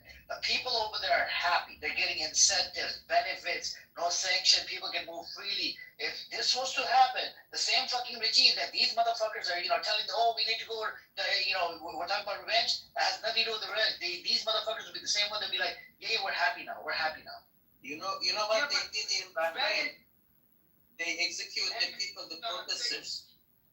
See, back when Israel and America should come and save you, is betting on the fucking we call it. I think if you could make your, I think it's more than 40 or 50 years that you are with the Palestine's flag and you want to make the Palestinian flag. Why are you waving Israeli flag? Why the fuck do you have to protest are you waving Israeli flag? It's time to shut your mouth. And you shut your fucking mouth, you disgusting fucking dog. Stop acting like a fucking mother gender. And fucking Coney. to make our country free. Make us your country. You're gonna sit in fucking the rest of make fucking mother gender. So you have to shut the fuck up, bitch. Shut the fuck up. Fucking haramzadeh. If you can, you're nothing but a fucking haramzadeh, bitch. You can make the Palestine free. But we will make Iran free in the future. So you can stick the Palestinian flag in your ass. See? The Palestinian flag, we should shove it up your asshole. I think we need to shove Palestinian flag up your asshole so you become pro-Pali, bitch. Fuck Palestine, fuck jihadis, fuck violence. Yeah. Reza, you will never make the people who think like you will never get. Because you are violent people. Reza, you proved the point I made initially. Reza, this is what you just said. Reza, what you just said shows exactly why the world does not stand with Iran. What you said just shows why people don't stand. It's because you're being racist. Exactly what I told you. You're saying right now. You are one of them. We don't need their support. Okay, then don't cry when you say why is the world not standing with us. You can make Palestine. He's a bitch. I mean, what do you expect from a bitch? You know why? You know why? Because you can. You know why? Reza, what do I know? If you can, Reza, I'll tell you what you convinced me of. Reza, you convinced me of one thing. 50 years, and you are telling me that I'm wrong? Reza, you're definitely wrong. You're not just wrong, you're a modern gender as well. No, Amir, hold on. I don't really give two fucks, bro. Let me tell you what you have taught me today. What you have taught me is that the same ignorance in 1979 that brought the Mullahs in power is alive well within your camp, within the monarchist camp. You guys are so fucking delusional. The lines that you're saying, the propaganda you're spewing, is as bad as Khomeini saying to make all your shit free Arabian power, Shah is stealing your stuff. You guys are naive and very gullible. That is what you've taught me. And I'm sorry to say that Iran will get fucked if people like you actually were the majority. And I'm talking about the monarchists. I'm not talking about the opposition. But people who think like you, that spew all of the Iran international propaganda day and night, come on the clubhouse with zero friends and talk like this, you guys are the problem. I'm so sorry. I don't want to see my country get ruined. I don't want to see my country get ruined by assholes who are okay to see the country get torn apart because you have such a vengeance inside of you. Islamic Republic just funded jihadis. I'm not an Islamic Republic supporter, Reza. That's why you need to cut the balls out of your ear and you need to listen. Reza, you have taught me nothing new. Nothing new. Everything you've said today, it's like a robot talking. I've heard all these points. Talk from the day to the night to your jihadis people. Hold on. One last thing. Reza, they say religion is, Reza, listen to me. 40 years and 50 years to make Palestine free, but they Reza, shit. Reza, listen to me. They say religion is the opium. Here, hold on 1 second. Reza, listen to this. Remember this, even though I know you hate me. Just listen to this, okay? Just listen 1 second. I don't hate they you. They say religion. Okay, but listen, you hate my position, so just listen to me. They say religion, that what I believe is propaganda is opium of the masses. Because what propaganda does that religion cannot, religion only convinces those who can believe in religion. You can't convince the atheists, you can't convince the agnostic. Propaganda affects those people who are religious and non-religious like. And so sorry that after 50-something days since this has started, that you guys actually still believe that there's a chance that what America and Israel are doing will even set the stage for a referendum vote to happen. But I want you to think of one thing. Let's say even if it gets there, you still have approximately 10 to 18 million Iranians in Iran that I don't support, but those people support the Islamic Republic regime that you're still going to have to deal with. What are you going to do? Are you going to murder all of them? Are you going to murder all of them as well? Those are people that you have to live side by side with. Reza, they can't all be exterminated. You can't do a second Holocaust and kill all those people. You have to get off the extremist bandwagon, Reza. Who wants to kill them, Taco? Who wants? Reza, okay, if you don't kill them, if you don't get rid of them, how are you going to live side by side 18 million people who do not accept Reza Pahlavi?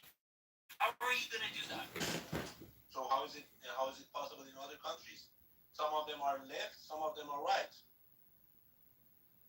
Is not possible? For example, Reza, I just want to know why he's so racist. It doesn't support Reza, what against I'm Arabs. explain to you. Hold on, Mazi. Reza, what I'm trying to explain to you is that these people don't want to see the Islamic Republic go. They same people that you call, that have killed unarmed civilians. If they don't want the Islamic Republic to go. So if something happens, so they will use their guns against us. They will kill us. Yes, I think so. I think there can be insurgency. Who are the evils? They are the evil, or we are the evil. If they use their guns against us and kill us just because they don't want the Islamic Republic to go. Anytime, yes. But evil or not doesn't matter. It's practicality. Regime, which is the Islamic Republic, does not want to go away. We cannot wish it away. And just to hope that America and Israel are going to hand the keys to a democratic Iran and say, have a referendum vote. Vote whoever you want. Well, what if the popular vote is someone that Israel and the U.S. do not want? Then what happens? Have you thought that far ahead? They're going to say, we just want democracy. What if somebody says, we have better values, but no, we're going to do things that U.S. Listen to me. There is a problem. You and person again, and it's going to continue. There is a big problem. there is a big problem, yeah? Do you What agree? is it? Oh, huge The problem, problem of is course. Islamic Republic in Iran. No. The It people in is, Iran, they are not it is, but it's also, Reza, No, but you do gotta agree? understand, Do you agree? Reza, Do you agree? I agree, but I don't agree that it's the only So problem. what- It's not the what's only your problem. solution? What's your Here we go with the solution? what's your solution? Reza, I'm telling you, war is not the solution. It can never be the solution. Okay, Do you what is understand? your solution? Better than most places in Arizona. Oh yeah, dude. So I was stationed in 29 Palms for 8 years, and then when I renewed my contract, I went as a recruiter for 2 years, and so my first post was Bridgeport, Connecticut. Second post was Elk Grove, Illinois, and when I transitioned. After I transitioned out of that, I got transitioned into North Carolina, and then where else? Cherry Point as well.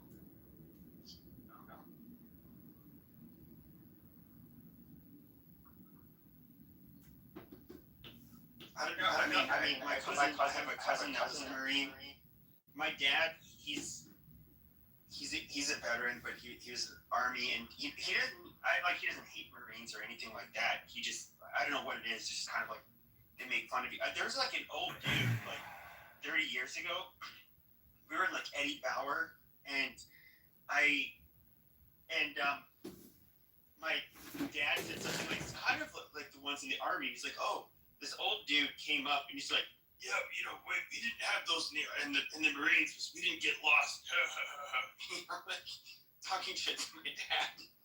It's just internal bickering. I mean, yeah. Stateside, we'll poke each other up. We'll make fun of each other. But in reality, we get in country or you're entwined with each other.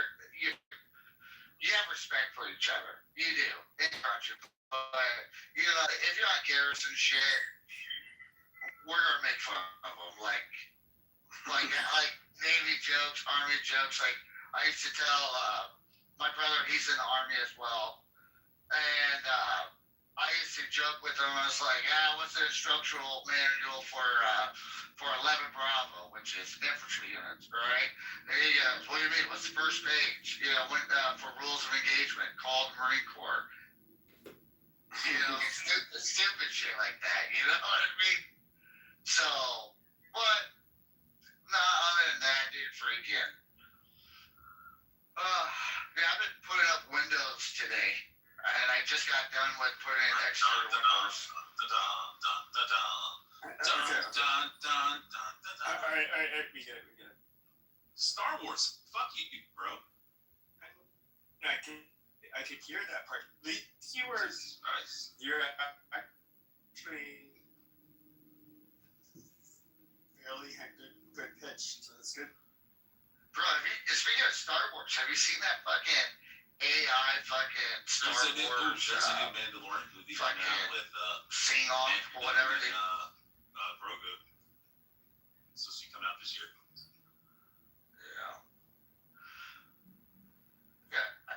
I tell you what, it's been pretty fucking dead on Clubhouse, dude. Freaking.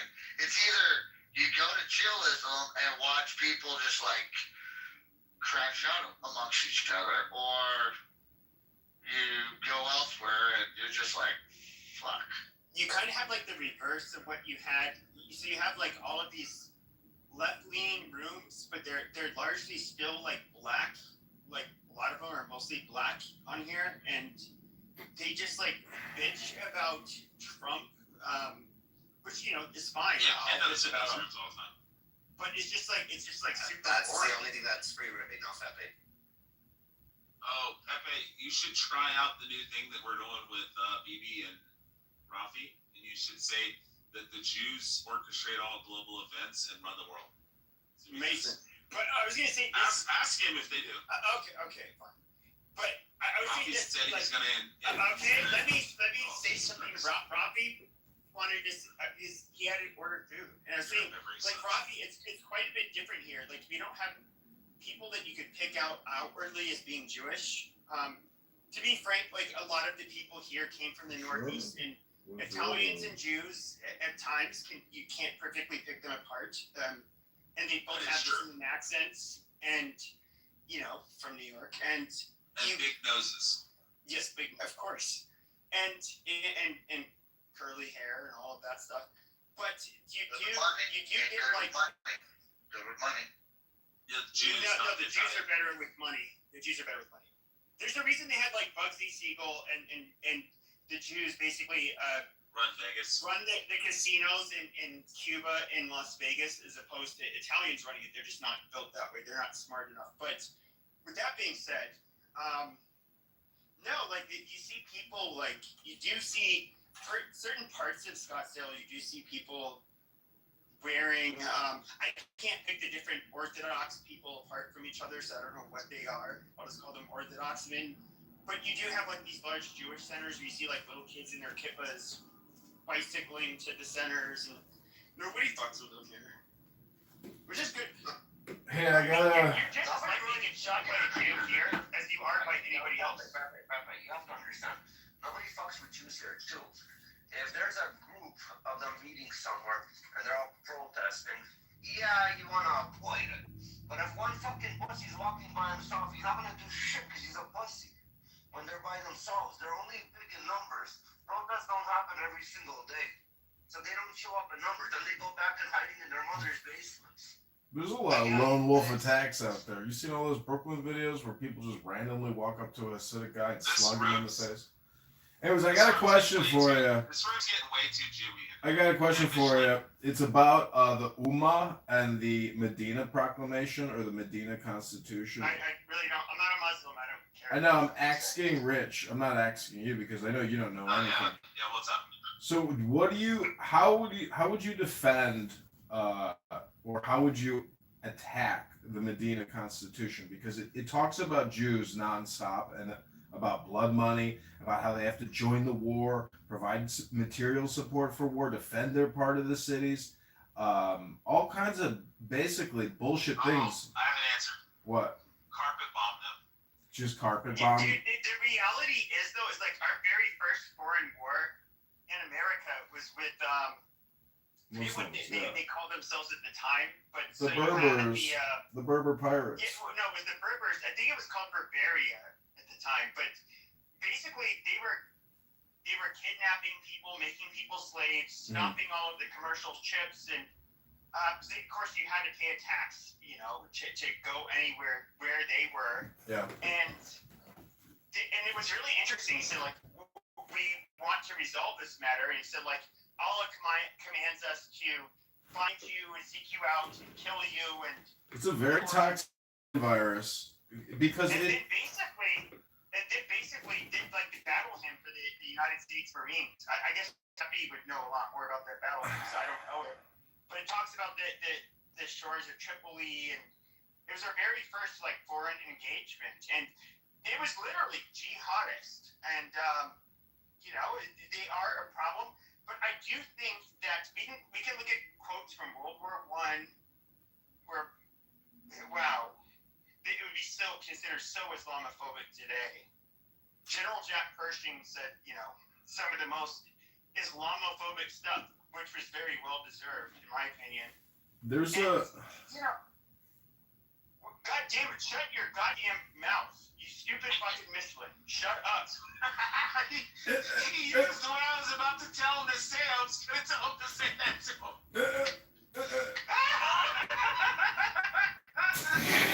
You Michelin? You're not getting with the high. Tell Pepe and call him that.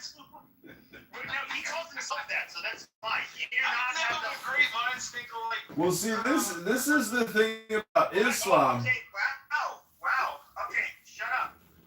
Hello? All that was being said is that these people, I understand after October 7th, like a lot of Muslims have been trying to say, like, oh, look, bro, we're just like you guys, bro. Yeah, dude, if it wasn't for these Jews, bro, we'd be fine. We love Christians, bro. Oh, just attack Israel, bro. And then it's just like, oh, wait, hold on. Let's fast forward through history. Oh no, yeah, never mind. You guys genocide and fucking conquer everybody that you fucking meet and fucking hate everybody that you meet. No, not buying it. But this is what they're doing. I mean, you can't, and I'm critical of Israel, and I think that's perfectly fine. But when it comes to like wanting to go the opposite direction and being like pro-Islam, which I think Tucker Carlson is, I don't know what his fucking deal is, but, and I'll watch him because he's entertaining, but I don't think being pro-Islam or even sympathizing with them. I mean, these are the same people that right after they slaughtered all those people, civilians, by the way, in Israel, what is the first thing they do? They just go out in the streets and they're like, free Palestine, free It's just like free Germany after like we gassed a bunch of fucking Jews and I don't know. It's fucking weird and it's very sloppy. Pepe, I heard you need some context for Tripoli. You need some better weed. Stop fucking the match. Shut up, stupid! Stupid, shut up! You're not the only supermodel, stupid. Go ahead, sir. What type of context would you like about Tripoli, sir? Well, no. I mean, I know that's part of your battle hymn, and in other words, I was saying, I don't know how your battle hymn goes. Okay, so the reason why did Tripoli enter the battle hymn is because the 500-600 death march, through Northern Africa. It's the greatest accomplishment in the Marine Corps. It shows courage, dedication, and ambition to adapt and overcome. That's one of the key points why it entered the battle hymn. Sorry. So there's a little context for it. But I do think it's funny, I do understand you had some faggot IDF soldier who used a jackhammer or axe or whatever to smash the face of Jesus. All right, you're gonna get those people like when you have mandatory conscription or a draft army, you're going to get that's just unavoidable. You're gonna get assholes. That's what happens. In any given army or military, you're going to have like a small percentage of people that are going to end up raping, murdering, whatever. It's unavoidable. And so you can't like paint the whole group for doing that. But I did think it was funny. Like now, yes, it's true. Muslims, if you insult Jesus or Mary, they do get offended by it because they look at Joseph as Jesus as being a prophet, not God. That's where pretty big fundamental difference between us. But they do look at Mary as being a virgin mother and all of that. So you can't blaspheme her. But that nonetheless does not mean that Muslims don't want to take your fucking head off any less. So it's like they're militantly standing up for Christians. You think, but they're only doing it for their religious purposes, not to stick up for Christians. Because at the end of the day, you're not believe Jesus is the same person. Christians believe Pepe, hopefully when Rich gets off the phone, he can probably shed some light on this, but in Christianity, we say we're the children of God, well, I was told, and once again, I was told that in Allah looks at children, the believers of Islam as slaves to God.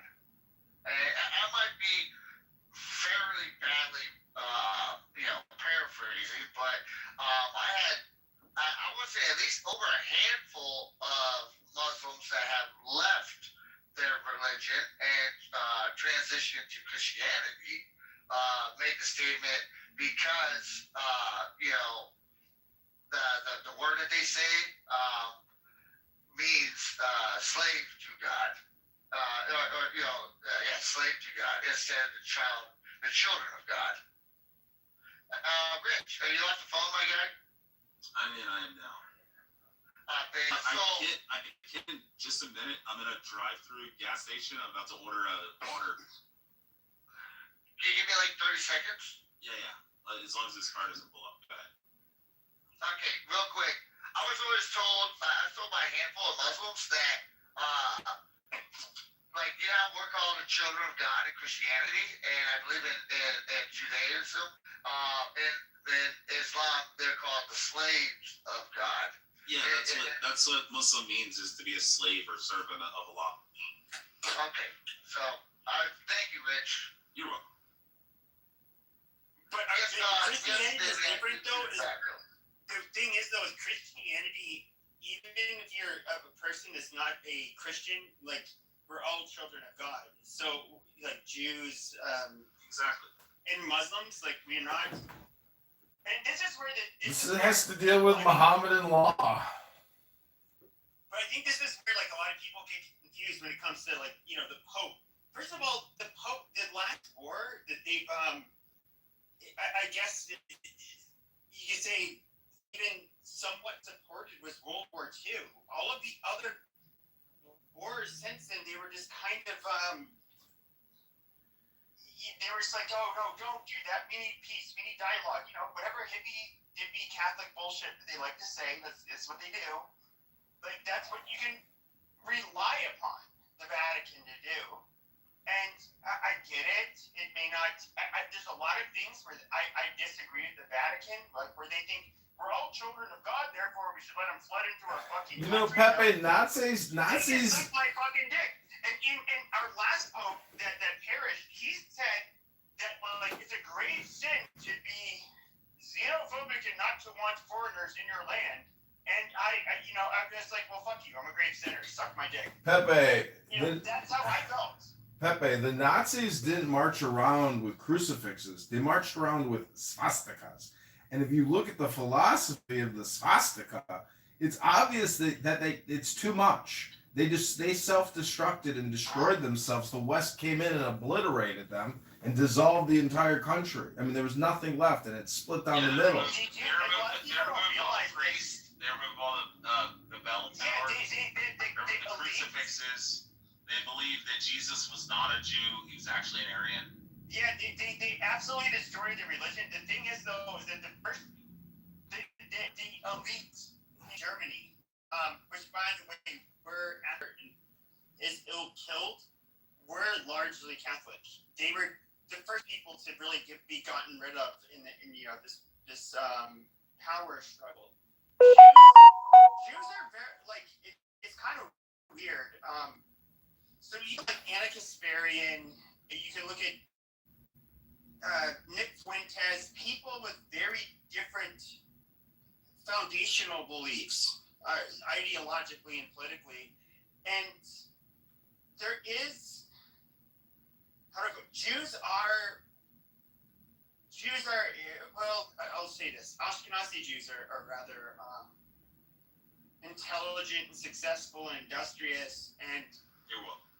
If you can, they are like an easy group to scapegoat, to blame everything on from both the left and the right wing standpoint.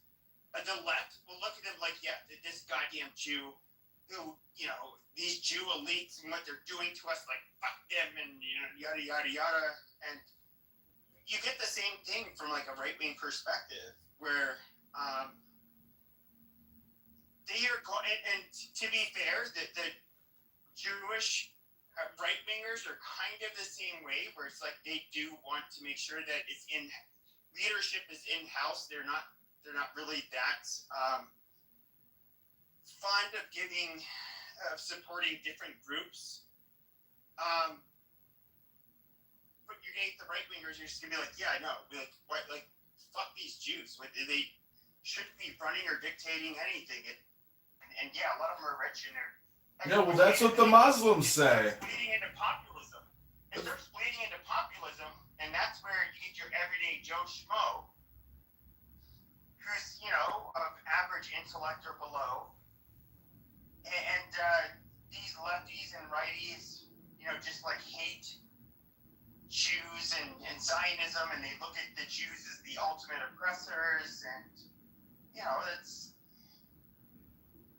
that's that. I mean, there is like I would say like 95% of the anti-Semitism that you see is like super low IQ. It's all watermelon logic. It's all circular logic. Because if you go to Patty's room right now, basically every group, it's all just like circular group ad hominem projection.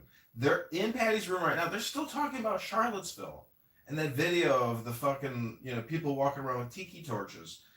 They live in the past, and it's all just like cyclical. That's why I say like try to keep track of the topics here on Clubhouse, because it's basically like an amnesia creator. But if you realize that the same topics just cyclically keep reoccurring, and it's the same people saying the same stupid fucking shit, well then you would come to the conclusion that the crash out spaces are obviously the most fun part about Clubhouse, because that's when people break down and their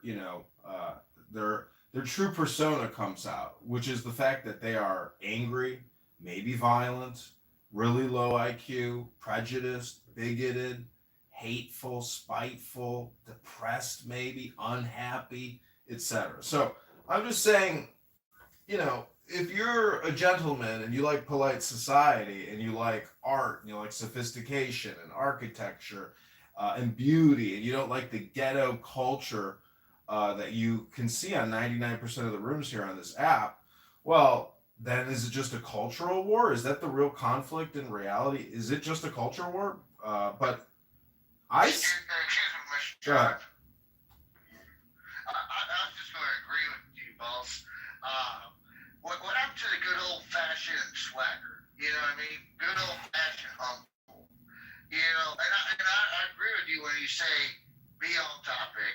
I really do agree with that. But the transition to new topics, I truly don't think a lot of individuals don't like that. For instance, yesterday, me and Mr. Rafferty, all right, we had a whole different type of topic in the war room, all right, boss? And it did all right, but it was completely polarized from what the last, I would say, 8 weeks had been highlighted on, and it was all right, but it wasn't in the direction they wanted. The truth be told, in my personal opinion, boss man, is people want to crash out because it's beneficial to them, because in reality is, Mr. John, they would never be like this in public or say what they say in public than what they do on Clubhouse, because the reality is a lot of these individuals might be looking at some concrete in a different way. But Steph, you have to take into consideration also that this app itself doesn't allow for, this app is different than real life in the sense that if you're engaging with somebody and you ask them a question, they'll usually turn around or they'll look you right in the face and they'll respond. Here on the app, when people have fucking green beans and shit, like in Andrew's room, when Andrew's like, hey, can a Christian come up and answer this? And I go up on stage and I was like, hey, Andrew, do you mind if I answer? And I'm like, I promise I'm not trolling. And he's like, well, I think you're going to troll. And I'm like, no, I'm seriously going to answer. And then as soon as I start to talk and shit, this fucking bitch, Frenchie or whatever, fucking starts screaming over me because she has a green bean. And I'm like, yo, Andrew, I'm like, can you just like allow me to like answer and stuff and tell you what the justification for your question, like why God's justified in this fucking situation? And then next thing you know, like 17 people come off the mic and start screaming. And next thing you know, you get kicked out of the fucking room. And I told Andrew in the fucking chat, I said, this is the fucking reason that I fucking troll you guys. Because when I come up and actually try to engage in a fucking faithful, intellectual, honest fucking, conversation, you guys just fucking crash out and start screaming over people. And that shit wouldn't happen in real life either. If you and I were sitting there and I asked you a question, you'd probably just respond back. But I think No, Rich, go sit on the fucking ground. Sit on the fucking curb and shut your fucking mouth, fucking fucker. You know, you wouldn't. You're a fucking faggot. You wouldn't do that. You know, because it would, like you said. Yeah, but you are a troll that is very disruptive. To be fair, so you know, you earned that. Oh yeah, I agree. But and so here's my biggest contention, Pepe, and I'll land on this, I promise, and I'll shut the fuck up.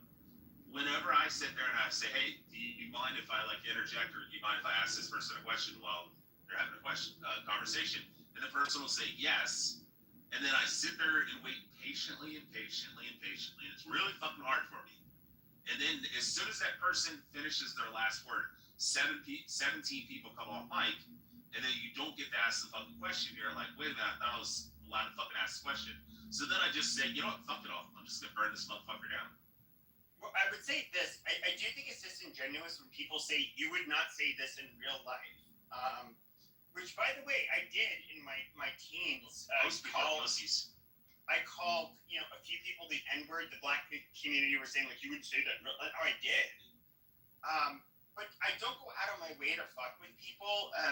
When it comes to having conversations, for example, like what we're having regarding whether it's black and white relations in the United States, whether it's Israel, I'm not going to.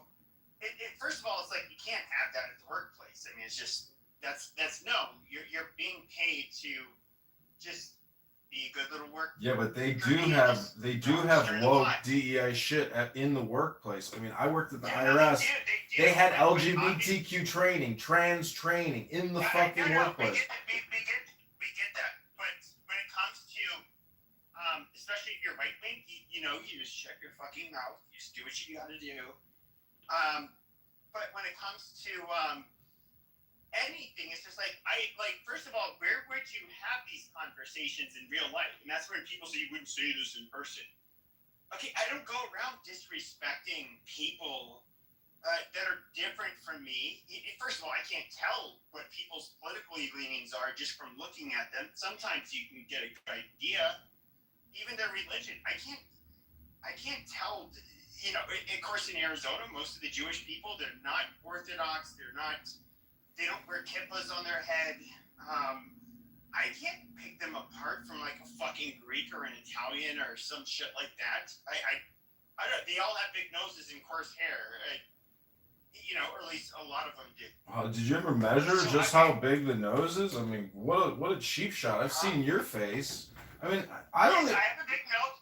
I have a big nose in my PTR. We can hear it. Blow-dried. Okay, my hair is blow dried and it looks somewhat straight, but I actually have, you know, I wouldn't call it like a Jerry curl. It's kind of like Einstein hair. It's just like wiry and just fucked up and, you know, fucked up hair. It's just, I was born with those genes. It is what it is. How do you vote, Pepe? Do you vote Democrat, Republican, or Libertarian, or you don't vote, or you don't give a fuck? I voted Republican my whole life. Okay, so, I mean, you know, in terms of, like, a party and content and politics and all this shit, like, in Chicago, there is no Republican Party. It just doesn't exist. And there are no Republicans. There's literally, just like how it doesn't exist in Washington, D.C., Baltimore, we can name the cities. I get it. Well, what I'm saying is... Also, how is that part of the conversation? I'm trying to track. Yeah, it's not part of the conversation because... We did it. Oh, did you? But hold on. My point I was trying to make is that okay, I'm not going to go up to like a nice black couple while they're eating at a restaurant or while they're at a church. I'm going to be black and be like, hey guys, you guys want to have a debate about white and black relations in the United States and this BLM bullshit? Well, it would be a show. You have to have a show. The only way to make any of these conversations acceptable is to format it. If I was to go up, let's just say there's like a random Jew with a kippah, which obviously he would think I was picking on him because he had a kippah. He'd be like, why? I'm just shopping, bro. Like, why are you fucking questioning me? Like, just leave me the majority of people think that we're fucking crazy if they were to see us on here. Yeah. This is the weird thing. It's like we have our debates online, and this is like, okay, we're having the debates online for a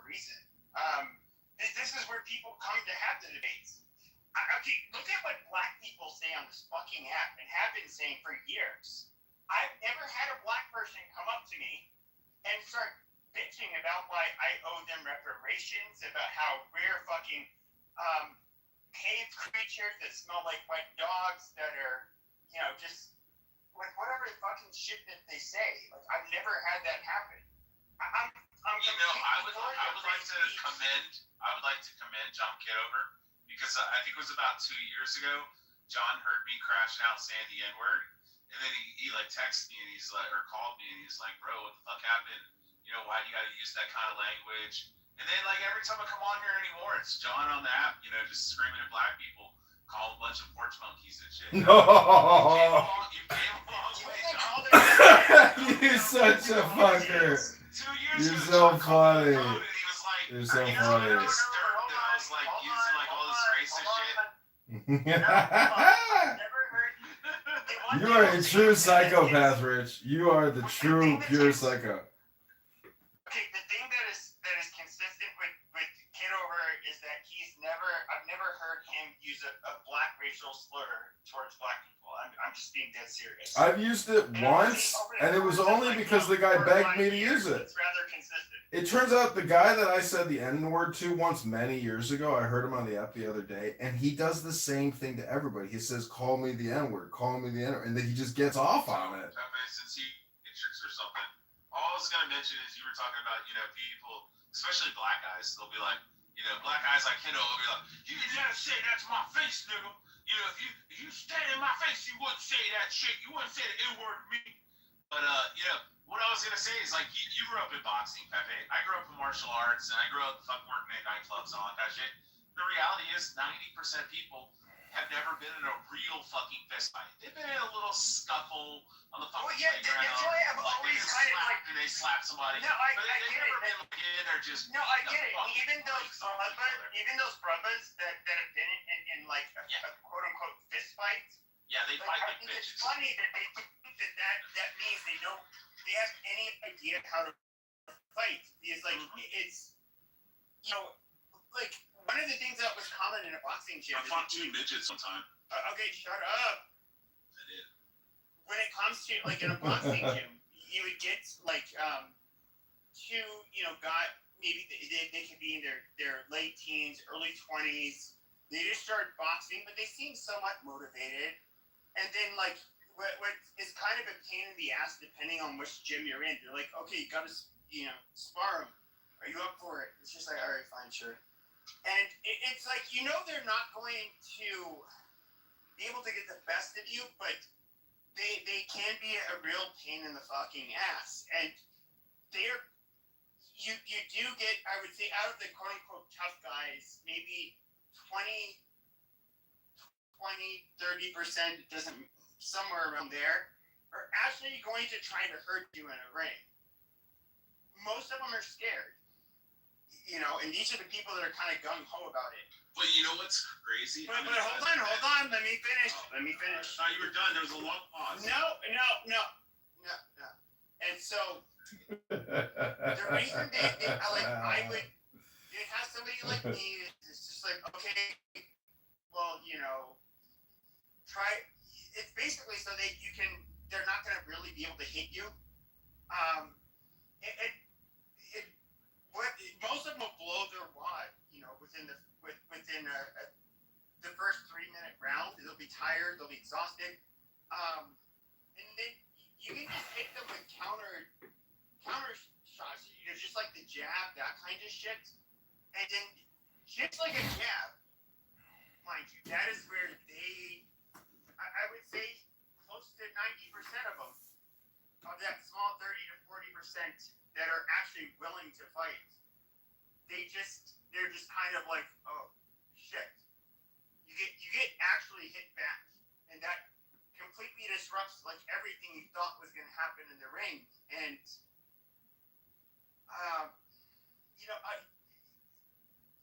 most boxing gyms, so if they have a competitive amateur, all the other players. If they have boxers that are basically competitive competitive in different tournaments and all No, I'm that just, stuff. just They need that jumper. even still will Other often people, have honestly, like to tell they you, would just, have them box just somebody welcome. A like lot of people me coming in. or whatever person Yeah. has more experience. Nice at the to see time. you all. And People but have had they. with I the- was calling you with around the- tonight, but you the didn't more seem to find old anywhere to school stay. I was calling you So for like I 20 think back minutes. to my Well, like thank 20s and teens. Oh, you were is well that enough. No, I was. they were gonna have one of their amateur competitions. Oh no, happy blood. Where's the Zach? I'll ping some people in. It's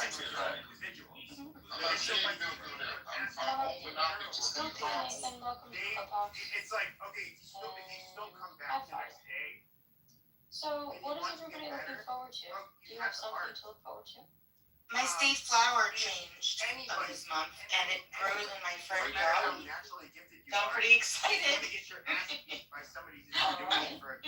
mean, look, at the end of the day, I'm supposed to think of like gratitude for something, and some days are kind of weak. So, I'm going with state flower. What do you think? It's a magnolia. Okay, what Oh, that's a beautiful flower. Yeah, it's A, beautiful, and B, it's extraordinary. It smells extraordinary.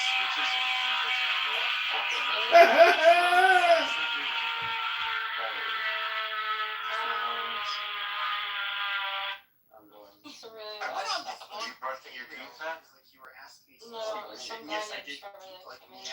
Hi, Ibrahim. Hi, Jay. J-Lo. Oh, hey, What Jay. about anyone else?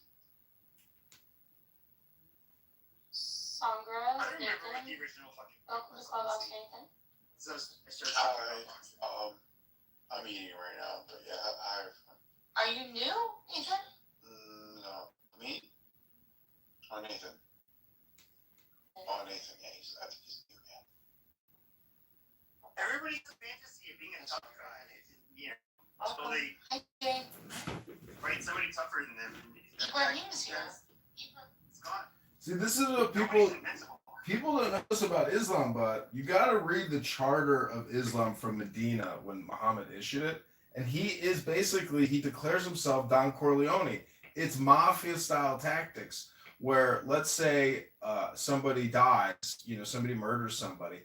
The Ummah will come to you if you're a Jewish family and say, "Hey, here's your money, but you ain't getting no fucking trial," and shut the fuck up about it.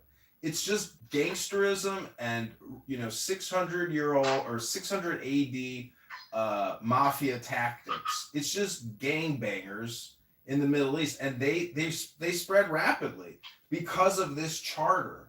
But the Jews were like, "This is fucking crazy. This is bullshit," and they were like, "Let's get the fuck out of here." And this is literally Saudi Arabia. They're like, "Let's get the fuck out of here and go to fucking Europe where they got plumbing." This wasn't all Jews, to be fair. No, these are just Jews in Saudi Arabia in the year 660, somewhere around there. Yeah, it's of course. Dude, we can look at North Africa, and we can look at. Dude, don't write me down.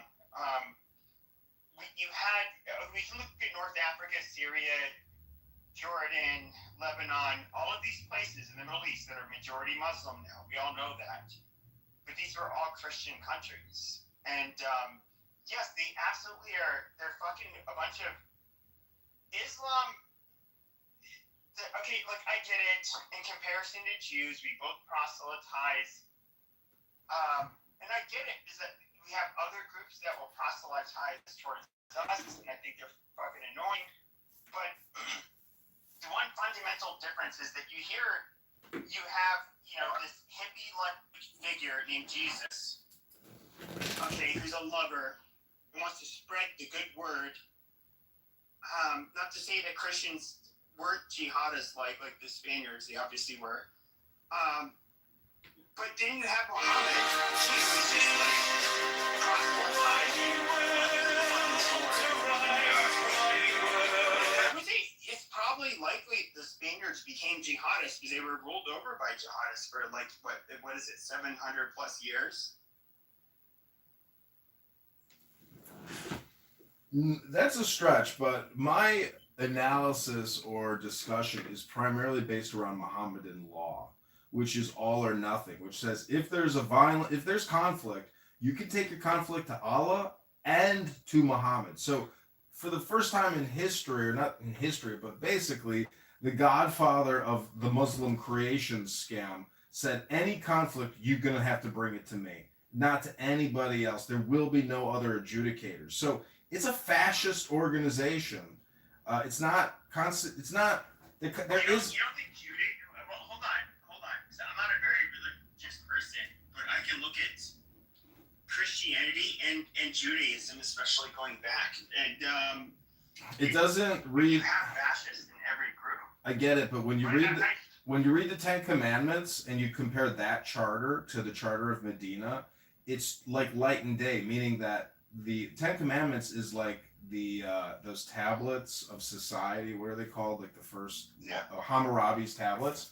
So it's like an innovation in jurisprudence and law. But Islam, this is why I'm bringing it out in the crash out space. Islam crashes out in terms of law. Mohammedan law enslaves women. Mohammedan law guarantees that you have concubines, that you have slave women, that you're it's Enslaves everybody. It's a fucked up, sick mafia organization. And I, for one, am so glad that Donald Trump decided to attack one of the biggest cultural and religious mafia gangs on the planet. Thank God for Donald Trump. You see, most of us, Americans, at least on the right, the overwhelming majority of us, would love to see the IRGC just decimated. All of these fucking mullahs and whatever, fuck whatever Islamic beliefs they have. I really do not care when it comes into this calculus. However, it's okay, we attack them. The problem is, though, is that are we going to be able to actually change the direction of the country? You now have people that are in power that don't really seem much better than the old guard, and I don't know if they're going to be any less likely to commit terrorism. I mean, really, and my biggest problem with this whole fucking war was that, okay, so my intuition, I can't say this is a fact, my intuition was that you're either going to have to wage a full-scale war with a lot of boots on the ground. Otherwise, you're not gonna quote unquote topple the regime.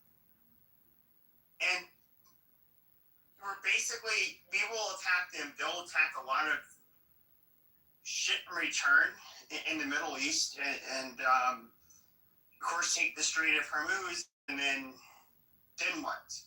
What did we actually gain? It's one of those things where you have to be willing to go all in, or you don't go in. And this is why I thought it was like a stupid move by Donald Trump. Yeah, but they did go all in. They killed 100,000 IRGC soldiers, bro. They eliminated the Navy, eliminated the ground forces. So to think that it wasn't a success, I don't know. I know you probably haven't seen the clips, but there's a press briefing with Trump saying, "Oh my God, such a piece of shit." Exactly. It's fucking poser ass Chicagoan up here fucking lying, not knowing what the fuck he's actually talking about. Bro, foundationally in Arabia and stuff like that, they had like nomadic religions in each place. Yep. Even in like the Middle East had their own like god and religion. It was only certain places, right, that follow foundational religions. Yeah, sure. So my biggest criticism of which, if I make a criticism of Judaism's foundation, it's ultimately going to be a complete revocation of any. I don't know. Well, are you aware of the context of Go ahead. So, like, if I was to bash Judaism, I would have to. it would attack Christianity at its core, because it's obviously, Old Testament, New Testament, and they call them Abrahamic religions for a reason. So even with Muslims, if we were to attack Judaism, it would, all of it falls apart, really. But you have a bunch of, you have Zoroastrians and the different Canaanite religions, and which a lot. It doesn't fall apart, man. A lot of the same shit. I'm telling you, Muhammad is a scam artist. There's a big difference here in terms of legal intelligence. But here's the thing. You can call him a scam artist. But even if we're to look at Jesus, that's what I'm saying. It's not about the person. It's about their code. It's about their law. Sure. But you used the word scam artist. Yeah, Muhammad scammed everybody. So he was good at it. Look, we got 1 billion people still scammed right now in 2026, and they don't even know they're scammed. That's how good the scam is. Amazing. But you could use the same argument regarding Christians. How do you know that, Jesus? You can't. It's totally different. And I'm only. Robbins type of individual that was literally. Well, because I have a voice, and it's not just like Pepe's World. You know that, right, Night King? It's the fucking white too, bro. This is Pepe's room, bitch. Yeah, I know it's Pepe's World. Calm your fake white ass down and let the top left say his fucking words and get his thoughts out. Listen, your What I'm PTR. trying to say is that you could make the argument, and this is something that I've literally thought, since I was a child, really. What if you had a Tony Robbins type of individual that proclaimed himself to be Jesus Christ? That's what Tony Robbins does. He's a hypnotist. It's a scam. Yeah, sure. I mean, well, go ahead, Pepe, because I want to respond.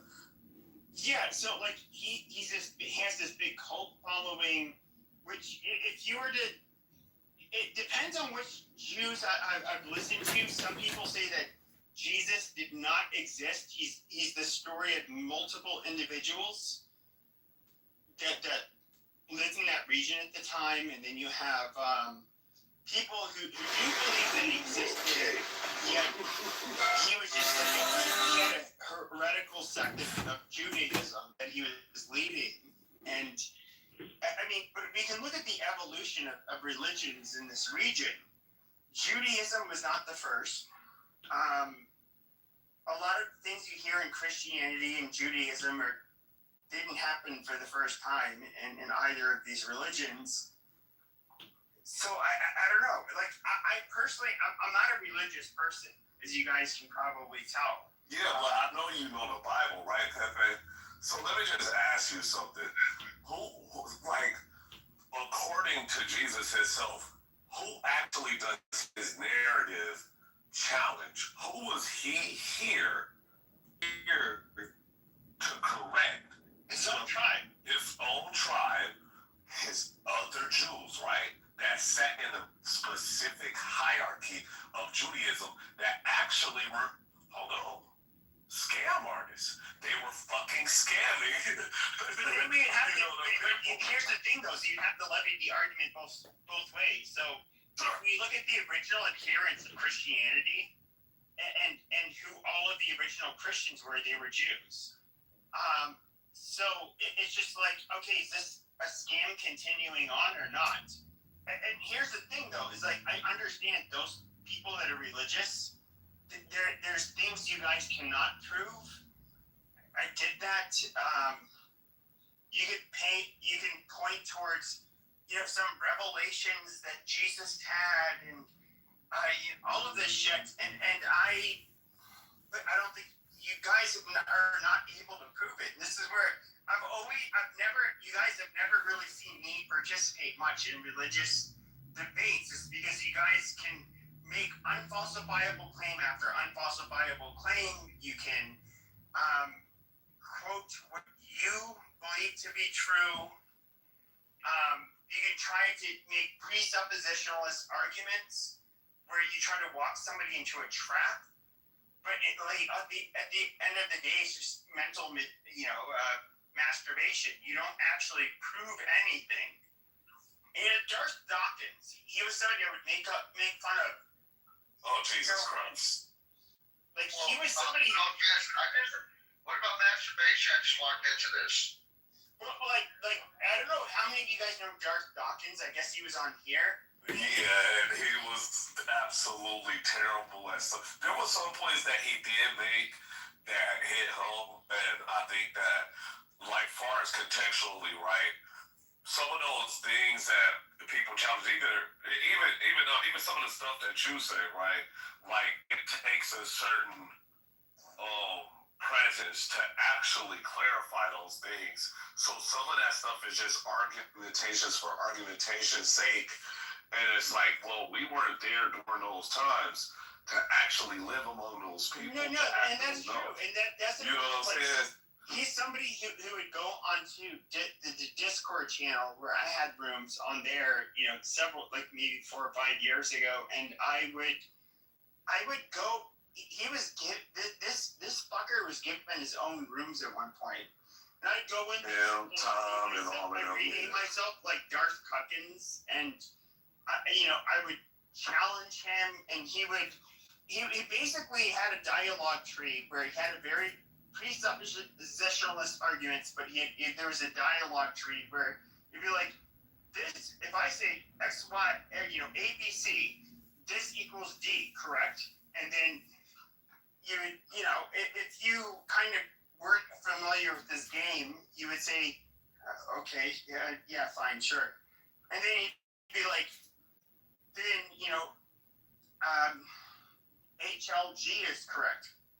And then he would say, like, and then he would just do whatever bullshit. But he never proved anything. He used this weird, rhetorical trickery that only low IQ retards are. Yeah, Jedi mind tricks, like just word juggling and shit like that. Like, I'm aware of what the fuck he used to do. And he's fucking making people dance, right?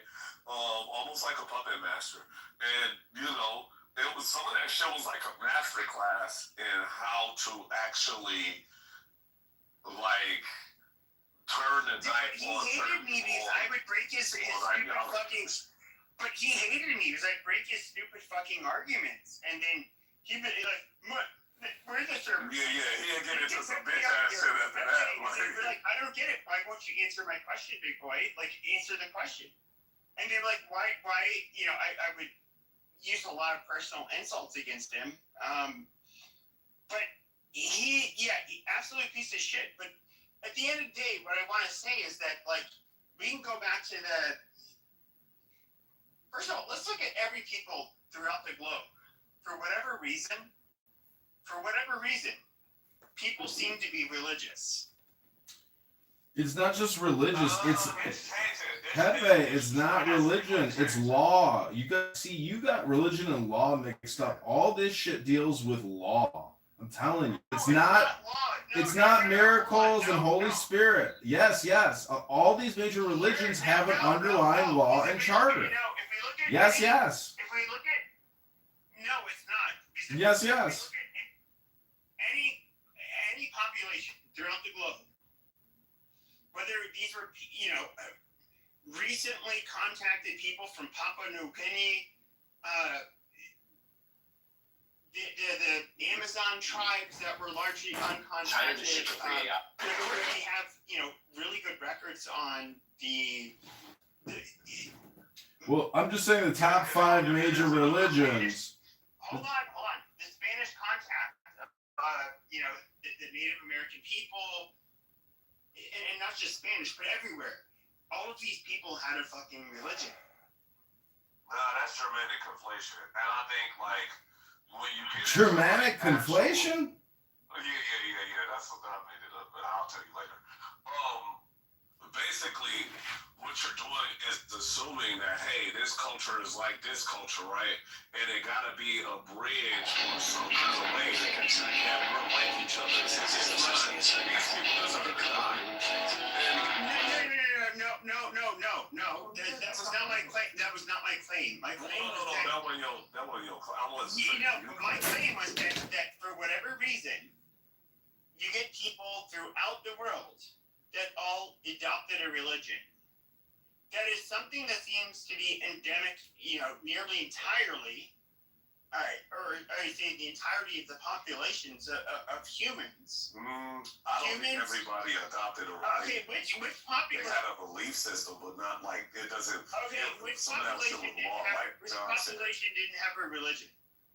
Oh, there were multiple different populations. Some of, and a lot of those isolated tribes that you hear, like the Centillians, right? Those Centillians and shit like that. We don't know that they don't have it. We don't know that they don't have their own religion because I know a few of their neighbors can speak a dialect similar to theirs, but we don't know what religion they actually think. I'll ask you one final question before I let you. They're rather uncontacted, and they kill anybody who approaches them. And of course, they're protected for their own sake because they don't have the immune systems, they're not immune to a lot of the common diseases and shit that we have, at least as far as we know. And we don't want to go to their island and fucking have them all die. Okay, let's just go to Papua New Guinea and stuff like that. Because they're contacted, right? They're just a little bit more isolated than a lot of cultures around the world. Do we know what they practice? Other than eating betel nut and shit like that. We don't. Right? We don't. But that's the thing. Exactly. But we got people that communicate with them. And yes, because they're a tribal group of people that speak a mother tongue. Well, you just think they are tribal jigaboos anyway. Look, my point is, there are certain things that actually are just a part of people's culture that doesn't have any kind of religious notations or anything like that. It's just that people believe it in themselves and they have a tribal hierarchy. That's not a religion.